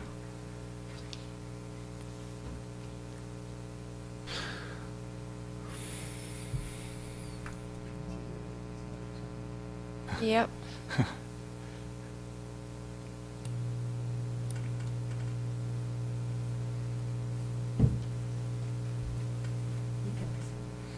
We can resume now. Thank you. Perfect, I thank you. appreciate the time. A lot of words on this slide to essentially say that a public subsidy is required for a property tax abatement. So everything over 80% area median income, with some exceptions, doesn't get to benefit from a property tax abatement, which is an incredibly powerful tool. And without it, it leaves millions of Californians, in our belief, challenged for affordable housing. Next slide. So, is it connected? Let's see, next slide, please. Okay, so thank you. Why are property tax abatements useful, especially up to 120% of area median income versus the current 80%? So PTA would allow for rental income to be reduced due to the removal of property tax expenses, allowing for the net operating income to be achieved instead of charging outsized rents that they have to achieve with the luxury rental market. And so this would allow for moderate income units to be built in underserved communities that otherwise would not have received this investment. And so there would be a ripple effect where land that was underdeveloped would then be developed. Even with a 10-year property tax abatement, there would still be an increase in values due to the investment in the community. And so without options to finance middle-income housing, regional housing needs assessment goals cannot be met. For example, in San Diego, we had 3% of the necessary moderate income housing units built between 2013 and 2021. Next slide, please. Yes, please ask a question. Senator Gaines. Yeah, thank you, because I'm just trying to, we had this legislation that's moving through, Assembly Bill 1206, that would utilize the welfare exemption to lower income household occupants and increase it to 140% of area median income. Would this address the issue you're speaking of, or? It would. Okay. All right. Thank you. Is that the bill that correlated with the community land trust? Yes. I think it could help, but we need to do more research into, because that would primarily be for purchases, or does it apply to rentals as well? That might be for another time. I'm not sure. Um, I Sounds like thought another it work included group rental. meeting. It does include rental. Yes. It is specifically rental. Or I don't think it specific. includes. Okay. Okay. Then yes, it could help. But so this slide is just to give you an overview of how a property tax abatement directly drops the rent needed to make a development work. So assuming a basis of $450,000 per unit to build in San Diego, it could be higher, using a property tax rate of 1.12%, that's an annual tax rate of $5,000 per unit, or $420 per month. The market rate for a one-bedroom right now in San Diego on average is $2,500. That can drastically drop the rent from $2,500 to $2,080, or a 20% decrease in the rent. And it's a bottom line drop, and it Thank you. directly helps out the renters. Next slide, please. So allowing for multifamily properties that are privately financed to be eligible would be very beneficial to the renters directly. And on middle-income units, we're referring to units between 80 and 120% of the area median income. Also suggesting that there be a sunset provision or a time frame. This does not have to be a forever exemption. It could be for 10 years. It could be something that is for a period of time that weans off, and it will incentivize development, not just on that site, but catalyze communities where market rate housing can't right now be financed. Next slide. Oh, wait. Yeah. Since you're here, Yeah. I'm just going to pepper you with questions. Do okay? it. So going back to your first point, why Yeah. is this not already being done, from your perspective? Privately financed, why are not privately financed projects eligible? It's just the way the legislation is written? To my knowledge, yes. Thank you. You're welcome. Continue. Next slide, please. So the Property tax abatement, as Seth pointed out, can lead to essentially a 20% rent reduction that gets passed directly to the families. What Middlemarch does is we add a deed restriction onto those units so that they stay between 80 and 120% area median income for 30 years.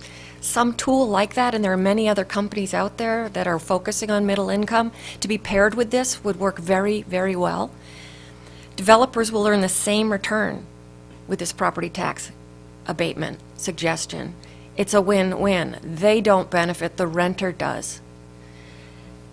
I mentioned the sunset provision, and what also happens is that now there's more private funding available for the creation of middle-income housing, and there are so many sites that could be perfect catalysts for this. And when Mr. Spears spoke earlier, there's competitiveness going after these tax credits and bonds. What if the developer doesn't get them? Sometimes it takes 2-3 years before they go back and get the application. This could immediately be built as middle-income housing. Next slide, please.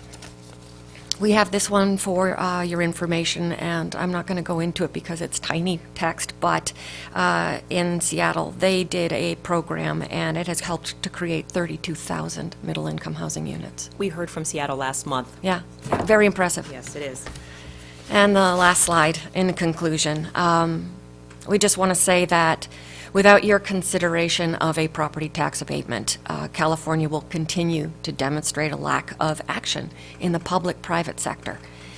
This state's leadership on this issue is crucial, and there are developers, lenders, and communities who are ready and willing to build middle-income housing in partnership with you. So please don't waste this opportunity to consider an opportunity for innovation. Thank you very much. Thank you. I appreciate that strong call to action. Way to end your presentation, which actually leads me to my next question is what kind of advocacy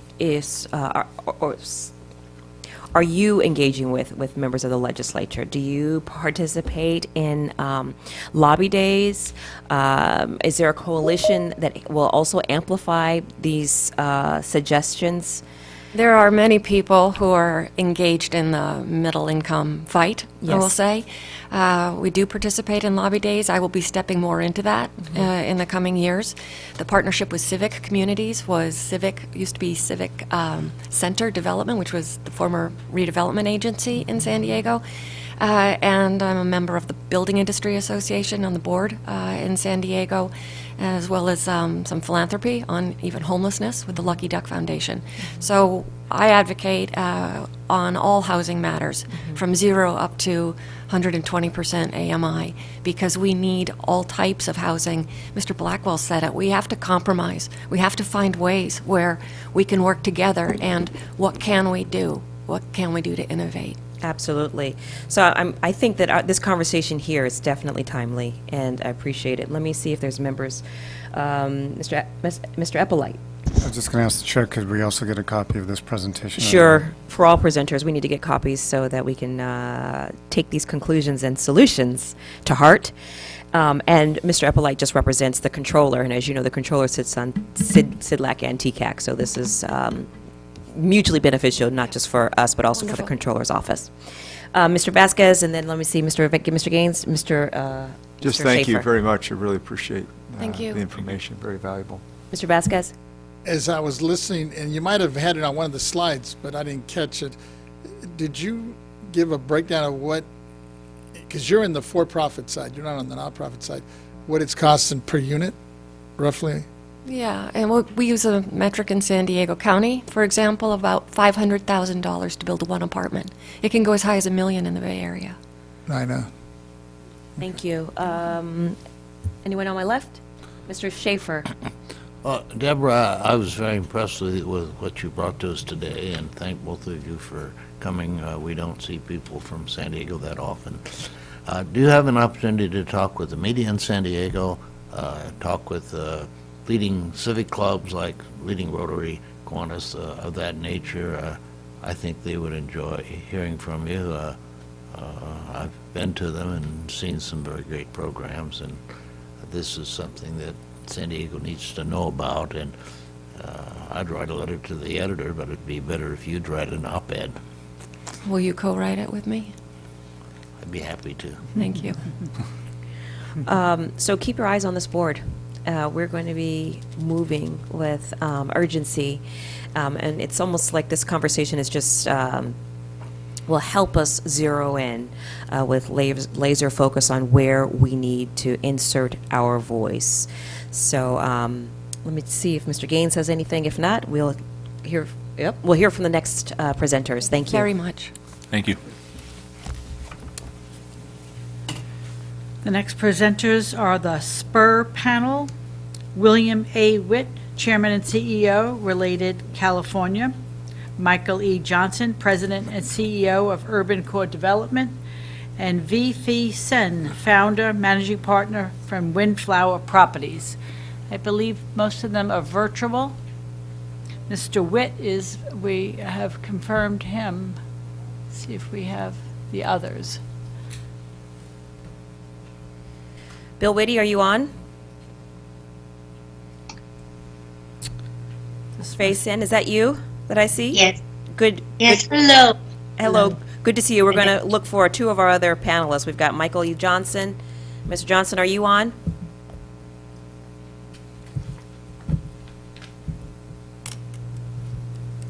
Okay. Well, when they join us, we'll find them and we'll add them.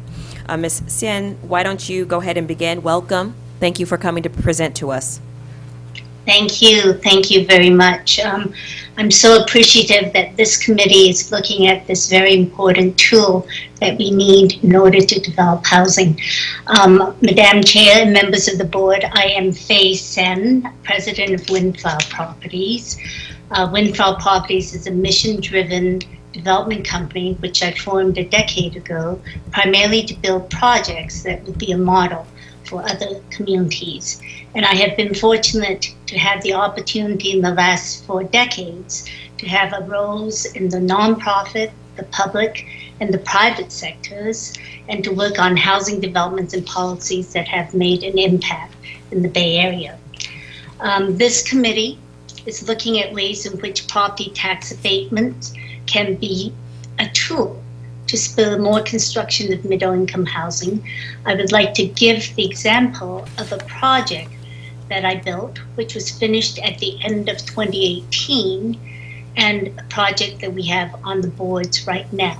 Both are in Union City, and there's dramatic differences in the costs that we face now versus when we built that first project about 3 years ago. And what I would like to do is to start my slides and share that, and let me know if you... Excuse me, I think we're having some difficulty about you sharing slides at the moment. I see. If you could present without your slides and you could submit them in to us later, we could share I them. see.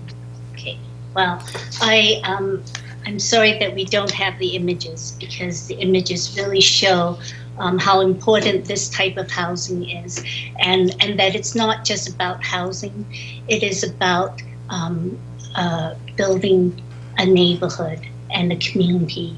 And much of what Windflower creates is actually about neighborhoods that are vibrant, has a mix of uses that are walkable, bikeable, and accessible by public transit. So I start with the story of a small progressive city that transformed a brownfield into a new walkable residential community next to the BOT station. The city is Union City in mid-Alameda County next to Fremont. This is, and I have a picture which shows the defunct Pacific Steel facility and a PG&E pipe yard right next to the Union City BOT station. Union City, when there was a redevelopment agency, leveraged the redevelopment funds and state grants to mediate the land and put in new roads and infrastructure. And that set the possibility for a private developer like myself to come and build a new residential community here. So Windflower was chosen by the city as a master residential developer, and it is transforming the area with a high standard of design, creating a walkable, bikeable, sustainable district with a choice of housing options. One of the photos that I show shows a whole range of affordability. Next to the market rate project is the 157 units of very low income to moderate income housing, which was done in conjunction with nonprofit Mid-Penn Housing. But next to it is the Windfall market rate housing, where the rents are affordable to middle income households making less than 120% of median income. And who are the middle income tenants that we are housing? Exactly the demographic that we expected when we designed and built the project. There are young professionals starting out as low-level employees of tech firms, of biotechnology firms, who are in the health industries. They work for Facebook, Meta, Tesla. They are nurses and health workers as well. It's exactly the demographic that needs this middle-income housing that is affordable still to those who make 100 to 120% of median income. So how do we achieve this when construction costs are spiraling out of sight? And our company actually pays a lot of attention to lowering the cost of construction by very efficient design. So one way of doing it is certainly by using good design methods and being very careful about what the costs are. But despite all the attention to construction costs, they have been spiraling out of sight. And as an example, our next project, which is 443 units in the 3.5 acre site adjacent to this first project that we built, the construction costs have spiraled out of control. And so 443 units that has been entitled is ready to start construction. Our construction costs have come in, and in fact, we cannot make this project work today.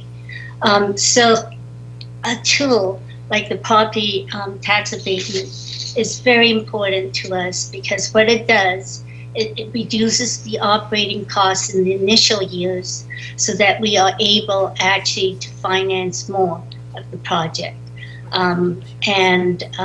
It's an important way that would have an immediate impact on the feasibility of these projects. You have heard from other cities of what they've done in New York, Seattle, Chicago, Washington State, to name a few. But you know, every project that we do, we have to go through an exhausting marathon of value engineering and keeping costs in check while construction prices are soaring. We need to search for equity that is willing to invest in middle-income housing quickly and early in the development process. We need grants to support transit-oriented developments, like the state IIG and TOD grants from Proposition 1C that no longer support this type of middle-income housing. We need to lower impact fees that local governments charge for new family housing construction. But in the Bay Area, where the construction costs are absolutely out of control. You know, San Francisco, the construction costs are now the highest in the world. And then coupled from the disruption from the pandemic, there is no workforce housing that is being started. We have subsidized low-income housing that has local, state, and federal subsidies, and we have very high luxury condos that are being built, but nothing in between for working families. There was a crisis of affordability prior to the pandemic, and as we emerge, there will continue to be insufficient housing to house the middle. If the private market does not produce enough housing for average working families, it will have an impact on the functioning and equity of our regional economy and our state economy. But I really appreciate that your your committee is investigating this topic. This tool is so important to make possible the construction of projects such as mine. And I thank you for that, and I'm willing to take any questions that you might have. Okay, thank you very much for your presentation. We have worked out our technical difficulties on our end, so presenters will be able to present their shared slides. I am so sorry, because part of my wanting to show you the projects that we have built is that these are properties which are, in fact, making vibrant spaces in where it used to be industrial land. We're making into much more productive uses, and I'm sorry that you were not able to see the slides that I had. Perhaps you'd be willing to email our office. I can be your service, your point of contact, and we can disseminate your slides, not only to the colleagues on this body, but also post it to the BOE website so the members of the public can also receive the information so that everyone has access. And this goes for all the presenters that are going to be presenting today. With that said, I'm told that we've got our two presenters in the waiting room. We've got Mr. Whitty and Mr. Johnson in the waiting room. Does that sound right online? Do you see them? And Faye, how do you pronounce your last name? Sen? Sen. Thank you. Sen. Thank you very much for your perspective. This was important, and we look forward to receiving your emailed slides. Thank you. Okay, we're going to move on to another speaker. Ask AT&T. I'm asking AT&T if they have any of our speakers in queue. AT&T moderators, or anyone on the line who would like to make a public comment regarding this item? Once again, ladies and gentlemen, for public comment, please press 10 at this time. I'm told Mr. Johnson and Mr. Whitty are on the AT&T line. Okay, let's see if they'll come in. Okay. Yeah, well, we got one coming in. One moment while we identify which one that is. Just going to check to see.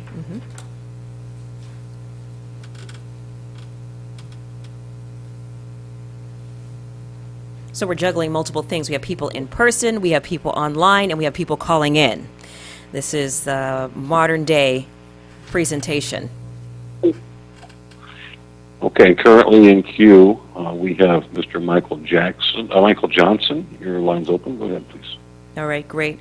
Let's get Mr. Johnson online. Mr. Johnson, good to see you or hear from you. Mr. Johnson is the CEO and president of Urban Core Development. Mr. Johnson, can you hear us? Yes, can you hear me? Yes, thank you. It's Malia Cohen. Good afternoon. Yes, hello. How are you? Good. Malia, I hope it's okay. Can I address you as Malia? We've known each other quite a while. We have. Anyway, good afternoon. I guess it's good morning to members of the Board of Equalization. As was mentioned, my name is Michael Johnson. I'm a developer based in Oakland. I have been in the development business in the Bay Area for over 30 years. I have been working with Michael Lane and other members of this, our sort of ad hoc working group, trying to promote the development of more mixed income housing throughout the Bay Area. I want to preface my brief remarks by saying, my experience in California and in the Bay Area regarding the process of getting entitlements is that inclusionary zoning is something that is very important. It is a political issue that is very important in all communities, and I think the result of it is more inclusionary communities that we should be building. A part of that whole effort is the challenge around financing those transactions. I would like to highlight briefly that we completed a mixed income project at the Coliseum BART station, which was one of the few mixed income transactions done in East Oakland, where we had 50% of the units that were affordable tax credit units at 50 and 60% of AMI, and 50% that were market rate.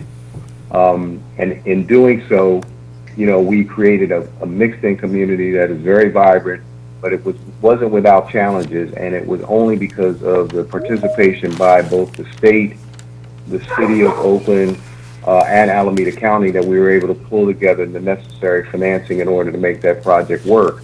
However, that type of transaction is not repetitive. BART would like us to do additional development at that station, but it would only come about as a result of higher density and the additional financing tools that are being discussed by this work group, specifically having the ability to have tax exemption on moderate income units within the project, because that has been an impediment. That whole missing middle section of our community is one where we are not able to find financing tools. And so what's being discussed here that would become a part of the budget is very critical to trying to move those projects forward. So I urge the committee to proceed with considering these types of alternatives, and it will result in more mixed income housing, particularly in some of our lower moderate income communities and high cost areas like the Bay Area. Thank you for the time to speak with you.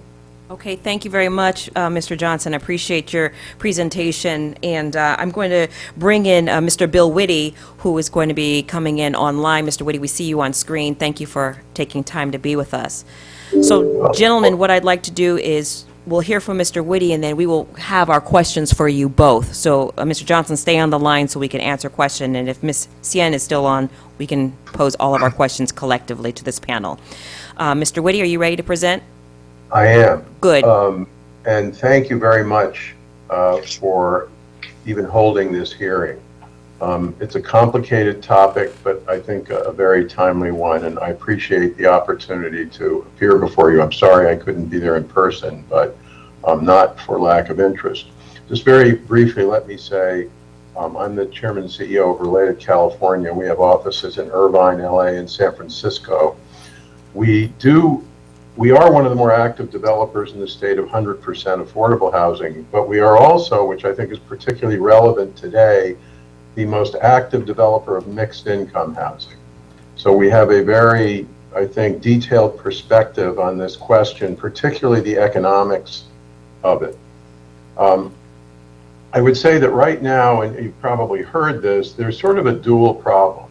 First of all, because of increasing construction costs, which I will give some detail on, as well as an increase in interest rates, there's just an infeasibility problem across housing that isn't just completely subsidized. There is at the same time, understandably, a desire for more affordable housing. And mixed income housing has long been a tool in the tool shed that we have exploited to do that. And I want to emphasize that for us, we have 20% low-income units in some of the most expensive projects in the state. Mixing incomes is not an issue. Don't let anybody tell you that it is. It's not an inhibition to renting high-end market rate units. In fact, in the most expensive areas, it's a very useful tool and it works very well. We have over 2,000 units of that in San Francisco alone. And many more in LA and some in the works. So if you look at those problems together, what can the government do to help? Well, there's a lot of talk and legislation now about expediting processing. That's great, but that's not going to move the needle significantly on cost. I mean, it's worth doing, but it's not going to change this equation very much. Then there's direct subsidies, which are typically applied local and state to 100% affordable projects. And there's a lot of activity in that realm. But as you're hearing, it's in this arena of either trying to get to apply inclusionary housing affordability requirements to market rate projects to generate additional affordable housing, or simply, as Michael Johnson, I heard say, talking about reaching the missing middle, an area that's at least in the high cost area is not being served at all. Let me give you a project we're working on in San Francisco now as a good example of this. This project is at 98 Franklin Street in the Hayes Valley neighborhood of the city, fully entitled, ready to start within the next several months. We agreed before COVID to 25% affordability, 20% low and 5%, 100% of median. Pretty significant.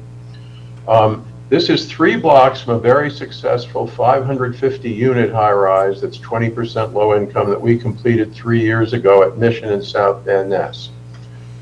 The construction costs for very similar projects, a 35-story building, are 40% higher today than they were 4 years ago. 40%. They're over $500 a gross square foot. And rents, we're doing fine. And of course, Malia, you're well aware of our Potrero Hill project, which is also 20% low income. But you can't make up for that type of a cost hit. You can't just keep pretending that rents are going to keep escalating into the sky. So based on the experience that we've seen in some of our other affiliates in Illinois and New York and other places, in Oregon, as I think you've heard, there's a lot of examples of cities and states even using property taxes to help generate not just housing, but mixed income housing. And here, since it's not, frankly, politically tenable, as those states have done, to have a waiver of taxes, we have been in discussions with Spur and others about a reimbursement of taxes over a 10-year period. Now, in the 98 Franklin example, where right now the returns to investors to get this financed and built are well below market, and I think you know we're a pretty ambitious developer. We just opened the Grand Avenue project with Frank Gehry in LA that's 20% low income also. So we're not afraid of complicated projects. But right now, it doesn't make economic sense. If this project were to get a 10-year reimbursement, property taxes are about $2.4 million a year. So over 10 years, that's 25, 26, 27 million. This is just hypothetical. We're not saying this is the proposal on the table. Now, that's 325 units, of which almost 90 are affordable. So if you took those units and just say all you're really doing is getting 90 affordable units, let alone the other 250 or so of additional needed housing that the city and others need, that's about $300,000 a unit just per affordable unit. Well, in San Francisco today, 100% affordable unit requires like $500,000 a unit or more in subsidy. So while that's hardly a small number, it is relatively efficient way not only to get more affordable housing, but to get more market rate housing in general and in a mixed income setting. So I think it's worth thinking about it in that context. Now, the same cost increases have occurred up and down the state. So while San Francisco, as you've probably read, is now the most expensive city in the world to build, LA and San Diego, where we also have projects, have experienced the same challenge. And we are eager to continue doing mixed income housing. So now, what would you have to do in such a program to be eligible for it? I mean, being realistic, this can't just be easy for anyone. We're asking for almost a pilot program type approach here. I'm assuming that there would have to be at least 15% or more affordability to be eligible. We're assuming that there'd be payment of prevailing wages on construction. And there'd have to be a market determination that you really needed it. I mean, California Housing Finance Agency is equipped to administer a program like this, so that certainly could be considered. So I'm just proposing this at a kind of a very high level today because I appreciate your involvement in this. And again, I want to emphasize to us, this is just economics. It's not a concern about mixing lower income or moderate income housing in a market rate project. We do it all the time. So I thank you for that opportunity and be happy to answer any questions. Thank you very much, Mr. Whitty. Hold on. Let me just double check with my team here. Ms. Cicchetti, if I'm not mistaken, are we taking questions? Questions for the panel right now, Right yes. now, okay. All right, Yes. thank you. All right, so these are questions that if Mr. Spear is on, Ms. Norwood, Ruane, if she's still here, just making sure that you're still available to answer questions, Mr. Whitty, Mr. Johnson, Ms. Sen. And I think we will hear from Mark Stivers and Shelley Scott after lunch. Yes, they're Okay, scheduled great. for after lunch. All right, look, we've got everybody on. Okay, colleagues, fire them away.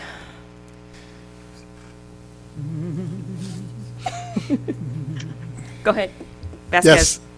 Yes. This is a question for Bill. Thanks for coming on, Bill. I know you've done some great things, especially in Santa Monica, where you're talking about high-end, mixing it in with low-income, affordable units. And I was just more interested in your ideas and suggestions as we're talking about the economics of it and what maybe the state can do from your experience to, one, reduce the costs and hopefully expedite the process, because I know for a lot of the nonprofits and for-profits, time is money, and if it's taken 2 to 3 years to get your entitlements and get all your tax credits, package everything together, that's a waste of money.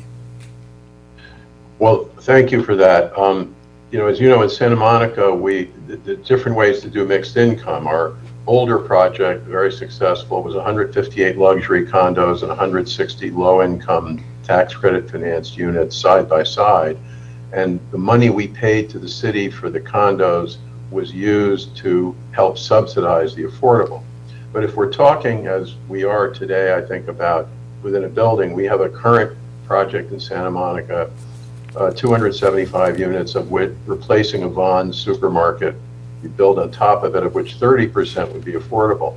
That was plausible because the rents in Santa Monica are higher than any place in California in an urban setting. So there's room to internally subsidize. But now you have the uptick in financing costs, in construction costs, and ambitions like that are no longer feasible. The advantage of a program like we're discussing today, whether it be used for missing middle and or mixed income, is that, to your point, it could be done more quickly. It wouldn't require 7 subsidy sources. It wouldn't require, dealing with 3 state agencies. It would require resources. But as I said earlier, I think one could argue it's an efficient use of resources. So as we continue to fret about the inability to serve these populations, this would be a very efficient way to do it, particularly in the highest cost areas where the affordability gap is the greatest. Thank you.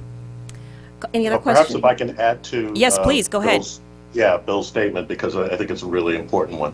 We are, a traditional affordable housing developer. We primarily serve folks at 60% of area mile or less in each of our communities. But we're also recognizing that the narrowing of the resources available for that development and the competition has created sort of a race to the bottom in terms of the affordability. That then creates a challenge for us to really try to address the needs on the moderate side of the spectrum. We were the first nonprofit to take advantage of the California Housing Finance Agency's mixed income program. And we're on our second deal that we just broke ground on in National City. Being able to mix in a higher level of income level of units really gets us the opportunity to serve the more broader needs in our communities. And if there was additional resources and, really frankly from, that would come out of your leadership in terms of expanding the range for the welfare tax exemption, that would allow developers like us and like Bill and Michael Johnson and others to really be able to move forward on those types of transactions which are wholly needed. I would also say very quickly, this is also the opportunity to have an anti-gentrification measure. If you get the opportunity to, whether it's building new units or purchasing existing unrestricted properties and then bringing affordability restrictions to those, that then locks in some affordable units in communities, and particularly those that may be facing gentrification pressures and highly accelerating rents. It's a means to make sure that the people that live in those neighborhoods get to stay in those neighborhoods. And I think that would be an added benefit to what you were thinking about here. Right. Mr. Eppolite, nothing? Colleagues, Mr. Gaines?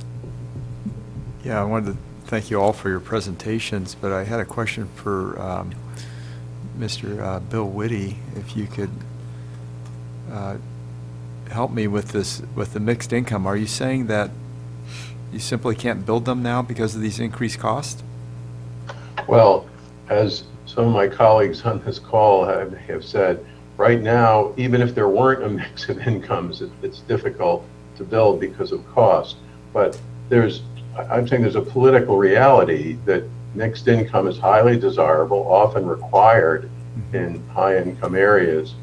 And the reality is that most of these projects, and I'm not saying these are bad, but they carry a host of public policy objectives, labor standards, mix of incomes, local hiring, things like that. Those are all good things.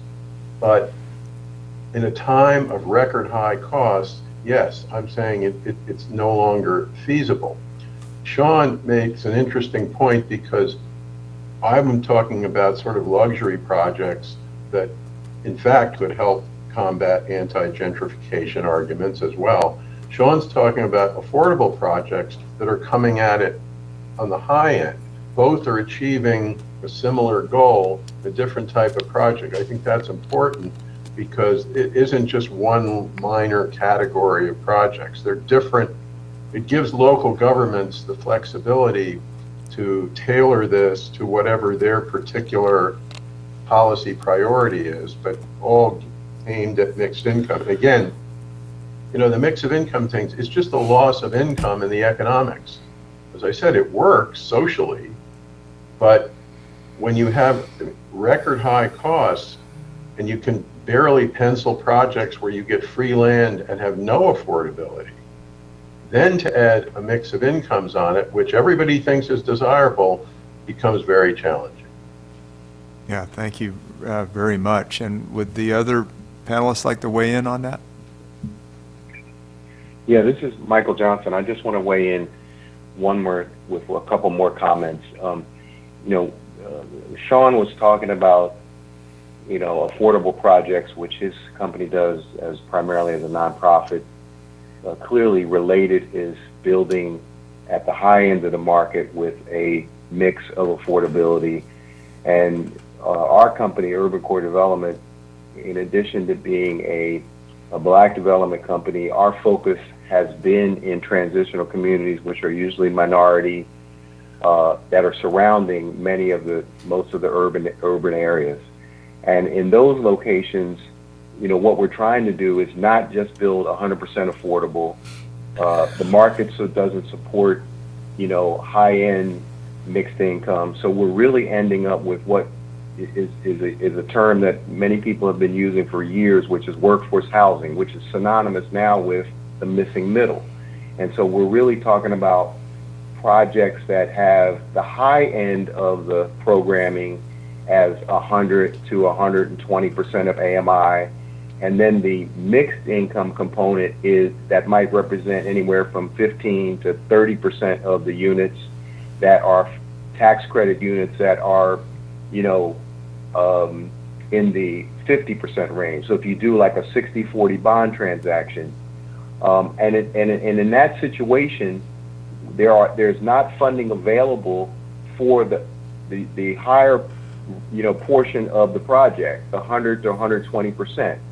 And so that's where this type of property tax refund program would help in getting those units financed within a project, in addition to the tax credits that would support, the level of income that's below 60%. Even in this type of transaction, we will still need to apply to the state or the city or the county for other levels of subsidy, but being able to have property tax relief on the upper portion of this mixed income project, is critical. We didn't have that relief in our Coliseum project. We actually pay 50% of the property taxes on the units that are not tax credit, and most of those units have families in them that have incomes between 80 and 120%. But what I'm speaking to is the need going forward to be able to create this tool in order to continue to do those types of projects. Thank you. Great, thank you very much. All right. Thank you very much, folks. We are going to pivot to take public comment. We're going to check the line. Please hold. Yes.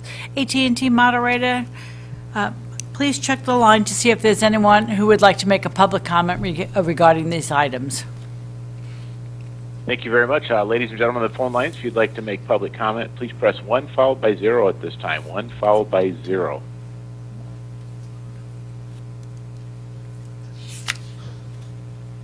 And we are having no participants queue up at this time.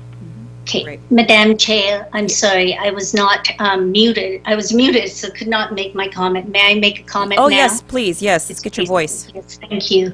I think that, if I could say, Windflower Properties in this latest project, although we've done many affordable housing projects, it's a market rate development, 100% market rate, because we built the affordable housing first in the first phase. So this phase, the next 2 phases, are market rate. And if we are going to have for production of units, to have the private market do that without public subsidy, it's so important with these construction costs. Just a little relief in the property taxes makes such a difference in the operating expenses, so that these projects without public subsidy can go forward. And what you want to do is incentivize private developers like myself to be able to build more for this middle income group. So I would say that if you can do a pilot project, which allows for property tax abatement for projects that are transit oriented, that are sustainable, that are innovative, I think that it would allow private developers to do something at a time when actually no other developments are actually going forward without public subsidies. So, thank you. Thank you for lending your voice. Wanted to see if Ms. Ruane had any comments. No, I just agree with that comment so completely. Okay. We have to enable the developers to develop. We need housing. We need to get out of their way and let them do it. With that said, let me ask a question to all of the developers. Recently has come to my attention that there's a shrinking pool of insurers to insure your projects, and these are your affordable housing projects. Maybe you can describe to me some of the challenges, if at all, that you're seeing. Does that sound familiar, insurers? I defer to Mr. Spears or one of the other active developers on that. Okay, so one of the other active developers, we've got Mr. Spears, we've got Mr. Johnson and Mr. Whitty. We've got Ms. Sien. If you guys would like to comment, please do so. I would say, the project that we did, the first project that we did, actually was, we used innovation, we used modular technology. And it was a way to decrease the cost of construction, to build those units off-site and then bring them to the site when they were ready. And there is right now a problem with insurance for the modular industry, and that is something that I would look into. Yeah, I would add just very quickly, I think this is definitely a major concern, not only for new development and the assumptions we have to make around where insurance is going, but also for our existing portfolios. And what we ended up having to do was really develop a fine-tuned model for reviewing insurance. We have traditionally had a blanket policy for our entire portfolio with an insurance provider, but in essence, we had to break that up because not only is there just a general overall increase in insurance, there's also much higher rates in certain areas of the state, particularly areas that are deemed in the fire zones. So that has forced us to have a more nuanced approach to insurance and really doing a lot more of shopping in order to find insurance that still stays within what we originally assumed for the operation of the properties. Thank you. I appreciate that. That's some of the things that I'm hearing from conversations that I'm having within the affordable housing and the development community across the entire state, is that not only are we dealing with, we are we, as a Board of Equalization, are focused on tax abatement, using that to stimulate development, but also realizing that we're working in an environment where it's becoming just increasingly difficult to produce. When I say difficult, I mean affordable, making it it's very difficult to create affordable housing to bring to the marketplace because the environment that you're doing business is incredibly expensive, and somebody's got to foot the cost.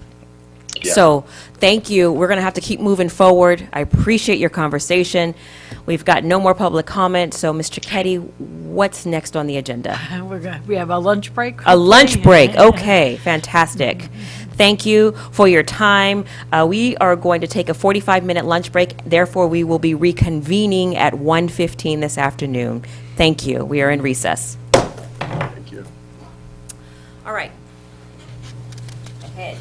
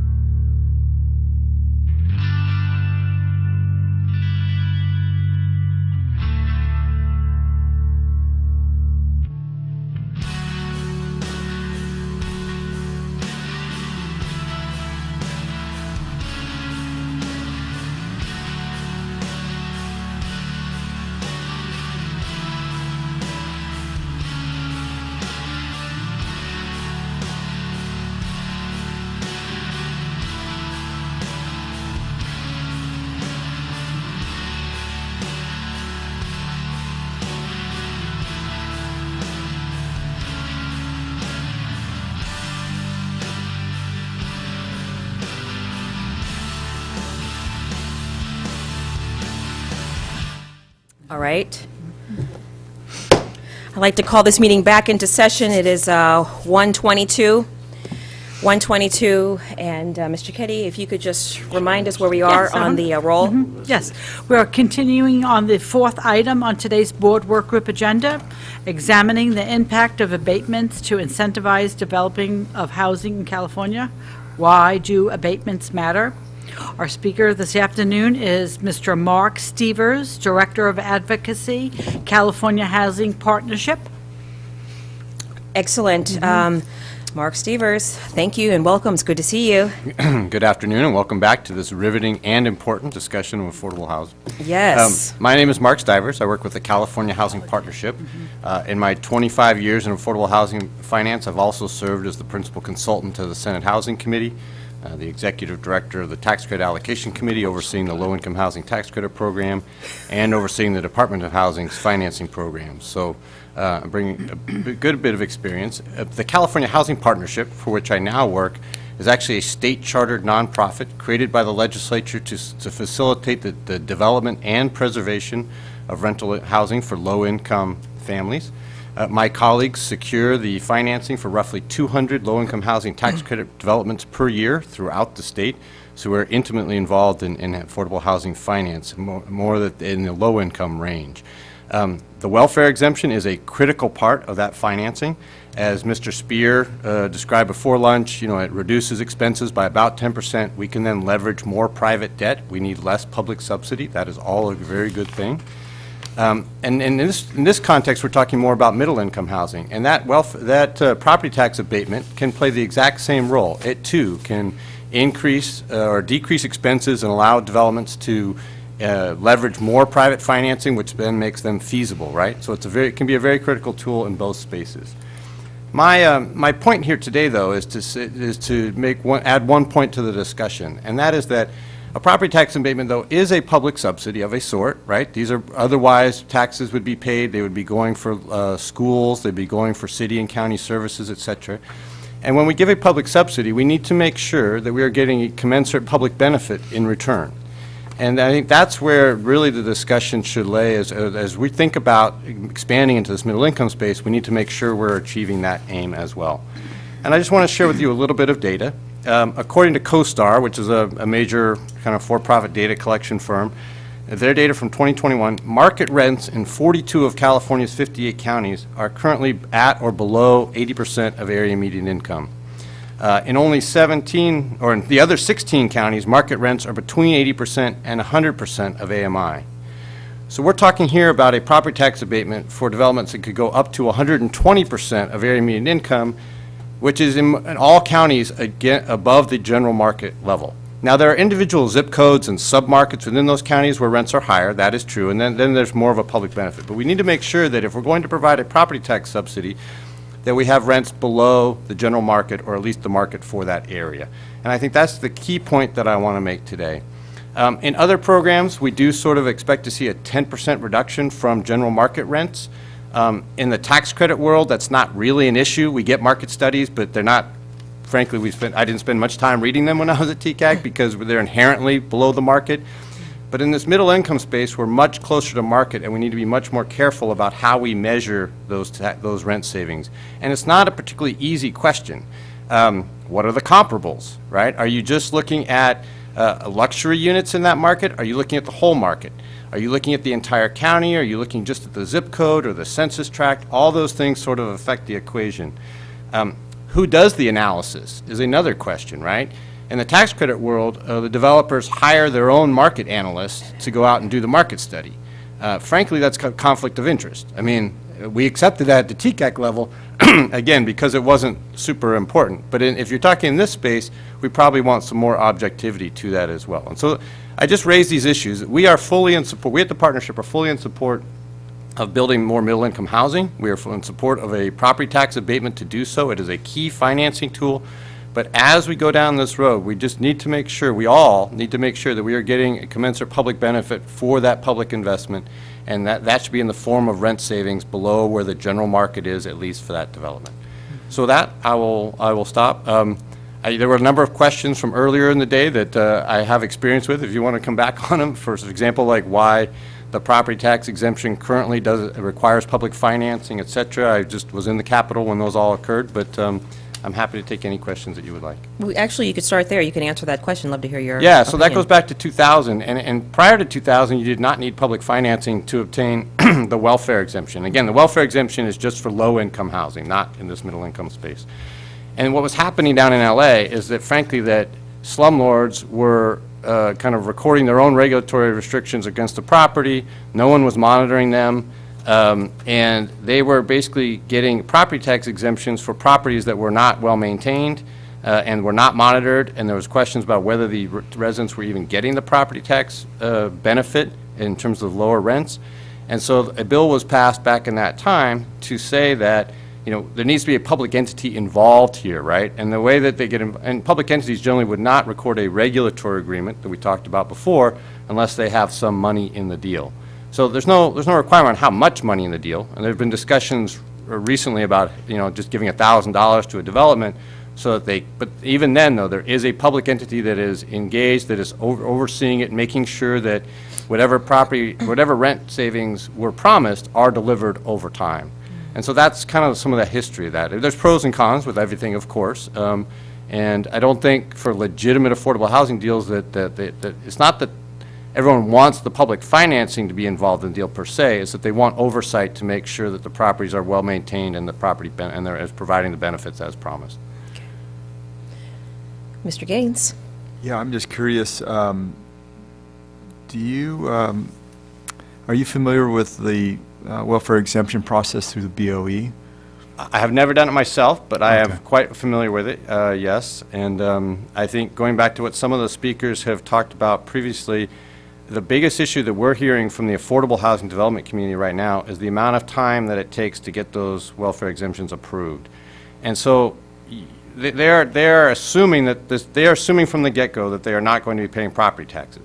But in reality, what happens is that they pay those taxes, and then they get them reimbursed a year, 2, 3 years later when the property tax exemption is approved, and they have to float millions of dollars for a couple years.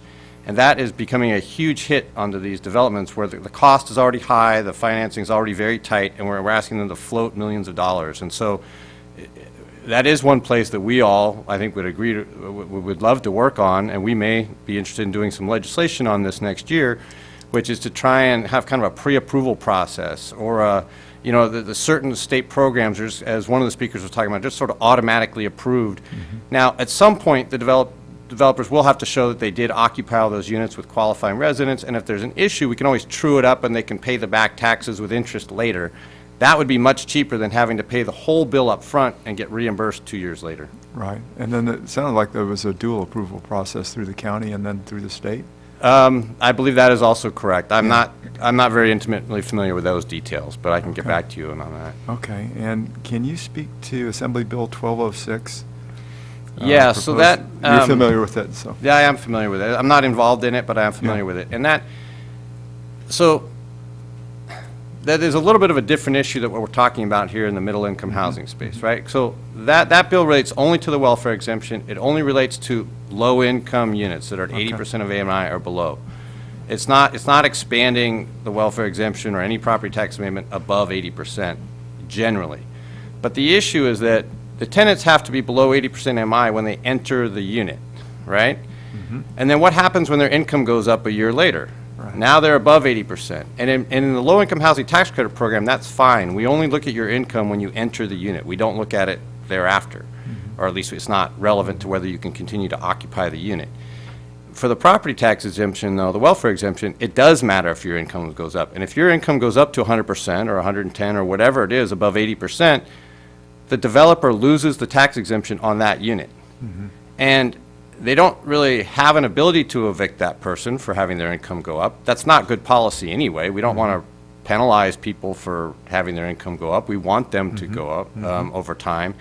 But yet the developer then takes a hit financially, again, to a development that has fairly tight financing, and they can't predict that. And so in the tax credit units right now, there was a law passed 4 or 5 years ago that says the developer continues to get the welfare exemption on that unit as long as the tenant's income stays below 140% AMI. So this is not a 140% AMI unit. This is an 80% unit that the tenant's income has gone up. Yes. And so the bill that's before you does the same thing for land trusts, I believe. And it's just a function of, we don't have to evict over-income, what we call over-income tenants. But it is not a welfare exemption for 120 or 140% units. I just want to clarify that. Yeah, okay, that's great, thank you. Yeah, very helpful, and yeah, any suggestions you have on how we can be more efficient in our process, because obviously that'll be an area that we'll be looking at to try to Yeah, and I speed think up. there are some bills that have said in smaller contexts, I think Mr. Young was talking about the Habitat for Humanity exemption, where they can get the exemption when they buy the property, as long as there's a deed restriction on it, that it will be used for affordable housing. I think that's one of the things we want to look at in the low-income housing space. All right. We could save money while the project is getting its financing, and then also maybe another option is the pre-approval process, where as soon as you have an award from the HCD or the tax credit committee, you can then just be kind of automatically qualified, subject to true up later. All those, I think, would be super helpful, and Great. we plan to put something together on that this fall. Wonderful, thank you very much, that's great. All right. How about on this side? Any questions? Nope. We answered yours. Is there any other wisdom you want to impart upon us? I don't know if I've imparted any yet, but we thank you, Rich, for this opportunity to have this discussion about middle-income housing. We're very much engaged and would like to be a part of that conversation, and I think we can build more housing and we can ensure public benefit at the same time. Thank you very much. Thank you for weighing in on this conversation. Yeah. Stay close to the BOE. I'll be here. We're going to be making moves. I live right down the street. I'll see you. Okay, excellent. Thank you. Okay, Mr. Keddy, I think we're taking public comment at this time? Is No, that we right? have another speaker on this matter, the Honorable Shelley Scott, Assessor, Recorder, and County Clerk, County of Marin. She's Great. virtual. Okay. Assessor, can you hear us? Good afternoon. Good afternoon. Are you able to turn your camera on? I am not. Okay, no problem. Oh, can you hear me? Can you hear me all right? Yes, loud and clear. It's good to hear your voice. Great. Thanks for being a part of this Thank you. conversation. I appreciate the conversation. I just want to say good afternoon and thank you to Chair Cohen and board members. As I was introduced, my name is Shelley Scott. I'm the assessor for Marin County, and I'd also like to state that I'm not here representing any organization. These are my individual views and concerns. I appreciate the conversation today. California is searching for solutions that create and maintain housing affordability at a wide range of income levels, and as we know, this is desperately needed. The lack of affordable housing isn't just a local, regional, it's a national issue as well, and I know we're looking for ways to address that missing middle, and I know that newly formed joint powers agreements have been created. These new JPAs are actually private companies partnering with local governments, and they're creating affordable housing in our communities that are actually trying to address that missing middle, such as teachers and safety, municipal workers that, who are serving our community. And I have two of them here in my county. And the affordable gains are relatively limited compared to the foregone property taxes that could be used for other public services. The two newly formed JPAs in my county purchased existing housing stock that were assessed for property taxes, and once those properties were acquired by the JPA, the property taxes were immediately abated and approximately $220 million was removed from the assessment roll. And this resulted in an immediate loss of funding for our schools, safety, social services, and I think that really needs to be noted. It's been recently reported in our local newspaper that both those local school districts where these JPAs acquired these properties, they've lost that revenue stream and they're facing financial hardships. One school district actually cut its TK program, which is transitional kindergarten, and the other school district has made staffing and program cuts. And this is really concerning. All children deserve to have a quality education in this state, and each child only has one chance at third grade. Our kids deserve better. I just have real concerns. Should this JPA model continue to grow, I see some really concerning fiscal impacts on local schools, fire districts, cities, libraries, all of those special districts. I understand that government can't do this alone, and what I really want to convey is for us to be mindful of property taxes and the public benefit that they bring to schools and other services. Property taxes fund many services and districts, and perhaps the conversation could be about how do we backfill or limit the hit to these districts when converting private housing stock to public housing stock? And, I just think that that's a conversation we need to possibly consider. Also, the relationship between developers and municipalities can work in California as a JPA. I've seen many partnerships here in my own county working with nonprofits to create affordable housing and perhaps incentivizing new development, new construction. I think we can get there. I think if we're thoughtful about identifying the properties that are available for new construction, we can begin to address some of our housing needs. And I think it'd be really interesting to see what buildable vacant lots are out there and to see some sort of zoning overlay map to actually look at what those possibilities might be. And I think a thoughtful planning process where all the stakeholders are included could provide additional housing stock. These are just, my individual views, but I have to say I really appreciate your board having this public conversation about our housing needs, because certainly the abatements, all of this conversation needs to be had, and I just really appreciate the opportunity to talk with you all today. Yeah, thank you very much. Talk to me a little bit about what you're seeing in your county and maybe what you know anecdotally from other assessors about property being pulled off the roll. And, it sounds like you're cautioning us on the impacts of JPAs. I am. And I just think it needs to be thoughtfully done. I have some concerns around the bonding and financing structures around it. I don't see a lot of public benefit with some of the private models that I've been seeing. Certainly the nonprofits, the underwriting there with the financial provocations are certainly, that debt load service is certainly significantly less. So I think that existing housing for new construction is really the way to go when we're modeling that JPA. All right. Mr. Vasquez has a question for you.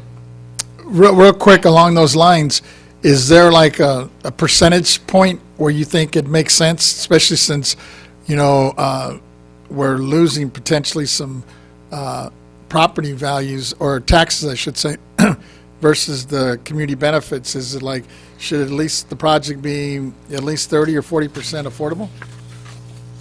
I think if it's new construction, we can stay out of that critical zone. I certainly don't have a number. I think a deeper dive and an analysis would have to be done to find out what that might be. It's a great question, Member Vasquez. I appreciate you asking it. I really, truly think the way to really have the best benefits all the way around is to create the JPAs where it's actually new construction. Okay. I don't see any other questions. Let me see. Senator Gaines, do you have any questions? All right. All right, Assessor. Thank you. I don't have anything else. If there's nothing else for you, we can let you go. All right. Hey, thank you so much. Have a good day, everyone. Thank you very much. Bye-bye. Okay. Ms. Cicchetti? Yeah, we were just going to go to the AT&T moderator on this item, and then we'll move to the next item. AT&T moderator, please let us know if there's anyone on the line who would like to make a public comment regarding this item. Thank you. To make comment, please press 10 to queue up.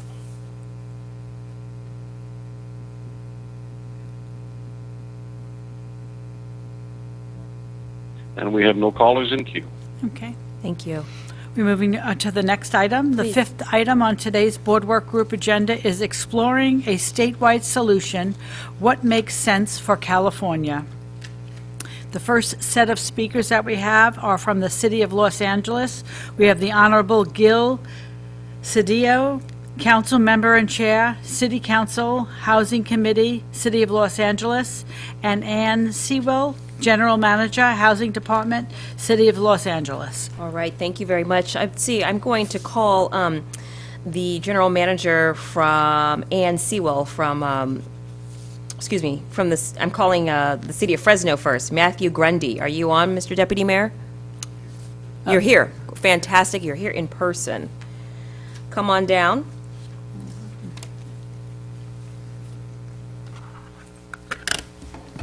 Thank you for joining us. Thanks for having me. Of course.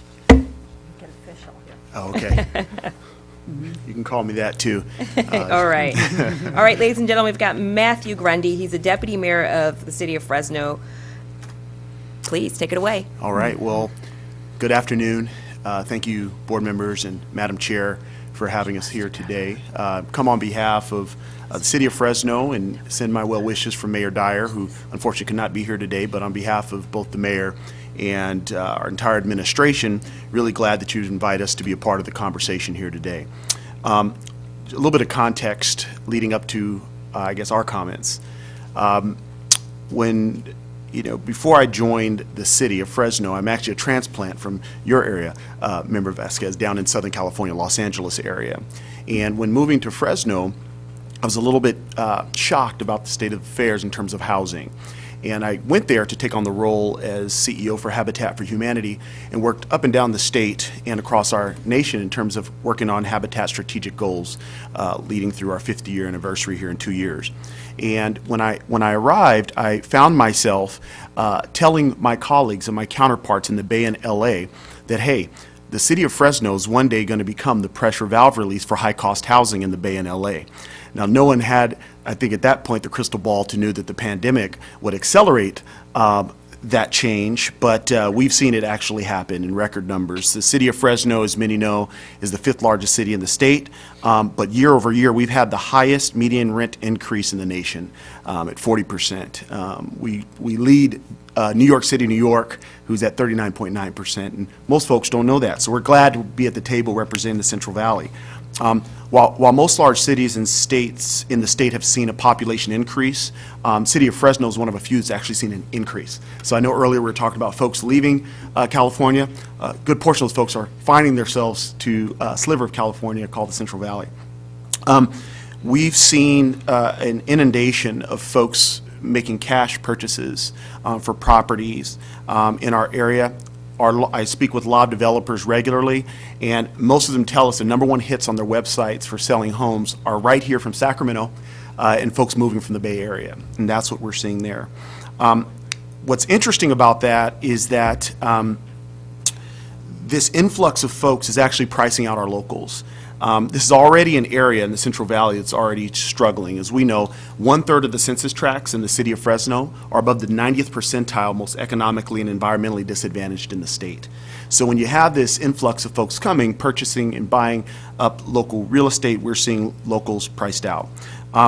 While housing is still yet affordable relative to other cities in the state, and our wages are climbing at a clip faster than any other city in the state year over year, we're not dissimilar to other cities in our state that have our own very unique challenges. And so several months ago, the mayor asked that I take the lead on crafting our city's One Fresno 3-year housing strategy. And the effort there was to diagnose our housing needs by affordability level and unit type across the housing continuum, and then make recommendations on how we can remedy those issues. Our findings led us to putting forth 47 recommendations that call for a capital contribution of over $250 million over the next 3 years. The layering of those dollars and capital stacks will help us produce, or create an environment, I should say, to produce, preserve, and rehabilitate over 7,000 affordable units and over 4,000 market rate units. Unprecedented numbers than we'd see in our area. But despite those historic investments on our part, and the mayor, frankly, just for this fiscal year, set aside $40 million in ARPA funding to help jumpstart the housing efforts that we've recommended, in addition to other entitlement dollars that are being layered on top of that. Despite those historic investments, board members, we've unfortunately, those numbers will only get us to 25% of our housing need. So we have a long way to go. We know certainly we didn't get here overnight. It was mentioned earlier, we didn't get here on accident. We didn't get here overnight either. So we have some work to do. And so it's for that reason we are in support of deploying every possible arrow in the proverbial quiver to help us get our way out of this problem. And that's why, and I appreciate the previous person's comments. I would say, assuming we backfill the dollars, a big caveat, and I'll mention that in a moment, come back to that in a second, but assuming we backfill the money, we are in support of leveraging property tax exemption to help us meet the needs of our local housing crisis. Particularly for ownership housing, nationally, 60% of households are owner-occupied, 40% are renter-occupied. In Fresno, it's opposite. 40% are actually owner-occupied, 60% are renter-occupied. And so we're trying to accelerate the ownership conversion of housing and purchasing of housing. I'll also say that 1/3 of households nationally are cost burdened. It was mentioned earlier, as defined by 30% or more of your income being paid for housing. It's 2/3 in Fresno. So our renters are challenged. And again, we talk about the missing middle. I know HCD and others, it's no secret that they've shared that now recently over 1 in 3 Californians are of the moderate income makers are now cost burdened. And so it's not just the have-nots, it's not just those people, it's us people, and I know that's why we're here today. And so to this end, I'll kind of end where I started. Supply and demand tells us that the future of our state's housing prospects are actually tethered to high growth areas, Fresno being one of those. And so your people, and I speak to everyone in here listening, are going to be our people, or are our people currently, and which are all of our collective people. And so I go back, I'll just say a word of caution, in terms of backfilling the dollars. We're all in support of this. However, in the city of Fresno, 1/3 of our revenue is comprised of property tax revenue. So if we do not backfill those dollars, a word of caution, we wouldn't want to have a unintended consequence of being unable to provide the other critical services our residents desperately need for the sake of solving this issue. And so I know it's a bit of a Rubik's Cube to solve, but I appreciate you all for being a part of this and everyone else today who has weighed in on the matter. All right, so, do you have a question? No? Okay. We're going to pause here. We're going to hear from a few other speakers, just all on the topic, and then we'll reserve our questions altogether. You can stay here. All right. So next I want to see is the Honorable Gil Cedillo available?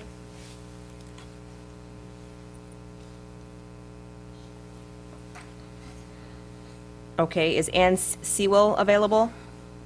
She's available virtually, I believe. Okay, let's hear from, there she There is. she is. How are you?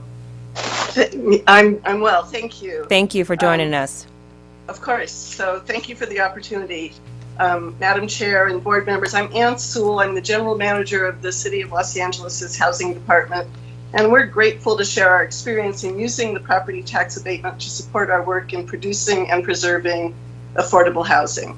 To set my remarks in context, I wanted to share a little bit about our needs and our solutions. Undoubtedly, you know that Los Angeles is large, with almost 4 million people, 5 million jobs. We have 550,000 single-family homes and about 860,000 multifamily units. Our production of new multifamily housing outstrips the rest of the state. Over the last few years, we've produced 20% of the multifamily units in the state, while we have only 10% of the population. We've produced 75% of the units in the county, while we have 40% of the population. A number of these are affordable thanks to both our local voter-approved subsidies and state and federal programs, and the density bonus and our locally approved transit-oriented communities programs incentivize affordable units as part of market rate developments as well. We've permitted about 2,400 affordable units per year just using land use incentives without subsidy, and another 1,800 units per year with subsidy. But these efforts are nowhere near enough. Our regional housing needs assessment goals show a need for almost 500,000 new units to be built over 8 years, of which 185,000 need to be for low and very low income residents, and another 75,000 for moderate income residents, for that workforce housing that we've heard so much about today. So production and inclusive affordable production is vitally needed, and the property tax exemption for covenanted affordable units is a very important piece of making these units financially feasible. Without the exemption, our operating costs for affordable housing would be 40% higher. But another way to look at it would be, without the exemption, instead of putting $135,000 per unit in local subsidy into our projects, we'd have to put about $200,000 and $225,000 per unit. So we're incredibly grateful for the partnership of the state and the BOE in administering the exemption programs. And we're also really grateful for your own interest in increasing the effectiveness of this tool. We have some suggestions, which include administrative changes that this board could consider, as well as changes that would require action by the legislature and governor. First of all, we support the expansion of the exemption to cover workforce housing with residents earning up to 120% of median. Incentivizing more production at this level is critical to meeting our regional housing needs assessment goals. But we really want to echo what other speakers have said about the need for a market analysis to determine that the exemption is needed to bring rents below market rents, as well as a long-term deed restriction that would be important to ensuring the public benefit of this not ungenerous public subsidy. These seem entirely possible, and with these caveats, the use of exemptions to incentivize workforce housing, along with land use incentives, would be vital to meeting our needs. We echo what's been said already about the need to streamline and standardize the process for receiving the exemptions, both through the organizational clearance certificates and supplemental clearance certificates. Before 2007, there may be those on this call who don't remember this, this process was centralized at BOE. After that, it was shifted to each county assessor's office, so we have 58 different ways around the state of getting our welfare tax exemption for affordable housing, all of which have slightly different ways of doing things and differing requirements. It would be helpful if BOE could, if not take it back and centralize it, then definitely require that all counties follow a recommended process rather than adding additional requirements on it and taking more time. Similarly, it would be helpful to streamline the applications and the review so that projects only had to report on changes each year rather than submitting 100% of the information every year. So if, for example, a 100-unit property was fully qualified in year one, in subsequent years, owners would only have to report on move-ins, move-outs, and any tenants whose incomes rose over the limit in each year. Affordable housing projects should be allowed to obtain exemptions as soon as an affordable covenant is recorded on a land site, rather than waiting until the project is completed and placed in service and then requesting a refund. So right now, affordable housing projects must pay their property taxes, and then once they place the project in service, they can request a refund, which is just more expense, more paperwork for everybody involved. This one is perhaps my own thing. Many state and local programs these days, from the Affordable Housing Sustainable Communities program to infill programs to the things that we're doing locally, encourage using sites to meet multiple needs, such as housing, health clinics, or childcare on site. It would be helpful to allow property tax exemptions for all uses on a project if all are nonprofit uses that would be eligible for an exemption, even when an affordable housing development owns the site and leases the space to other nonprofit users. An example of this is an affordable housing project that we subsidized in Los Angeles on a church parking lot that included 49 housing units, parking for the church, also an exempt use, and a child care center operated by the YMCA. All of these uses made sense together, and each were operated by nonprofit entities that could secure an exemption if they owned the site on their own. But in order to do that, they had to use a complicated air rights subdivision rather than using leases to accommodate the non-housing uses. Finally, I just want to note that 3 decades ago, when the low-income housing tax credits became a significant source of affordable housing, the legislature and the board realized that there was a challenge in an exemption system that provided exemptions to nonprofit organizations and a housing funding source that required that the owner be a tax-paying entity that needed tax credits. To resolve this, we required that the managing general partner of all tax credit partnerships be a nonprofit that materially participated in the development and operations of the project in order to be eligible for the exemption. Although this has supported the role of mission-based nonprofits that have a commitment to operating affordable housing well over the long term, it's also opened the door to nonprofits who operate primarily to technically fill this role, but who don't add capacity or resources to the partnership. It's perhaps time to review the efficacy of this requirement and find a better way, or at least a more targeted way, to effectively ensure the public benefits of having our nonprofit partners involved. It's been said by many of our development partners that affordable housing production is made really hard by the accumulation of reasonable requirements by multiple agencies, what they call the death of 1,000 cuts. The City of Los Angeles is constantly working to reduce our own contribution to these delays and administrative burdens, and we're very grateful that our partners at BOE are also engaged in this effort. Thank you for this opportunity. Of course, thank you for your presentation. We'll go through the list of presenters and then we'll ask questions. All right. Next, I want to bring down the Honorable Pat Locke Dawson. She's the mayor of Riverside. Ms. Sewell, just hold on tight. We're going to come back to you for questions. Madam Mayor, come on down.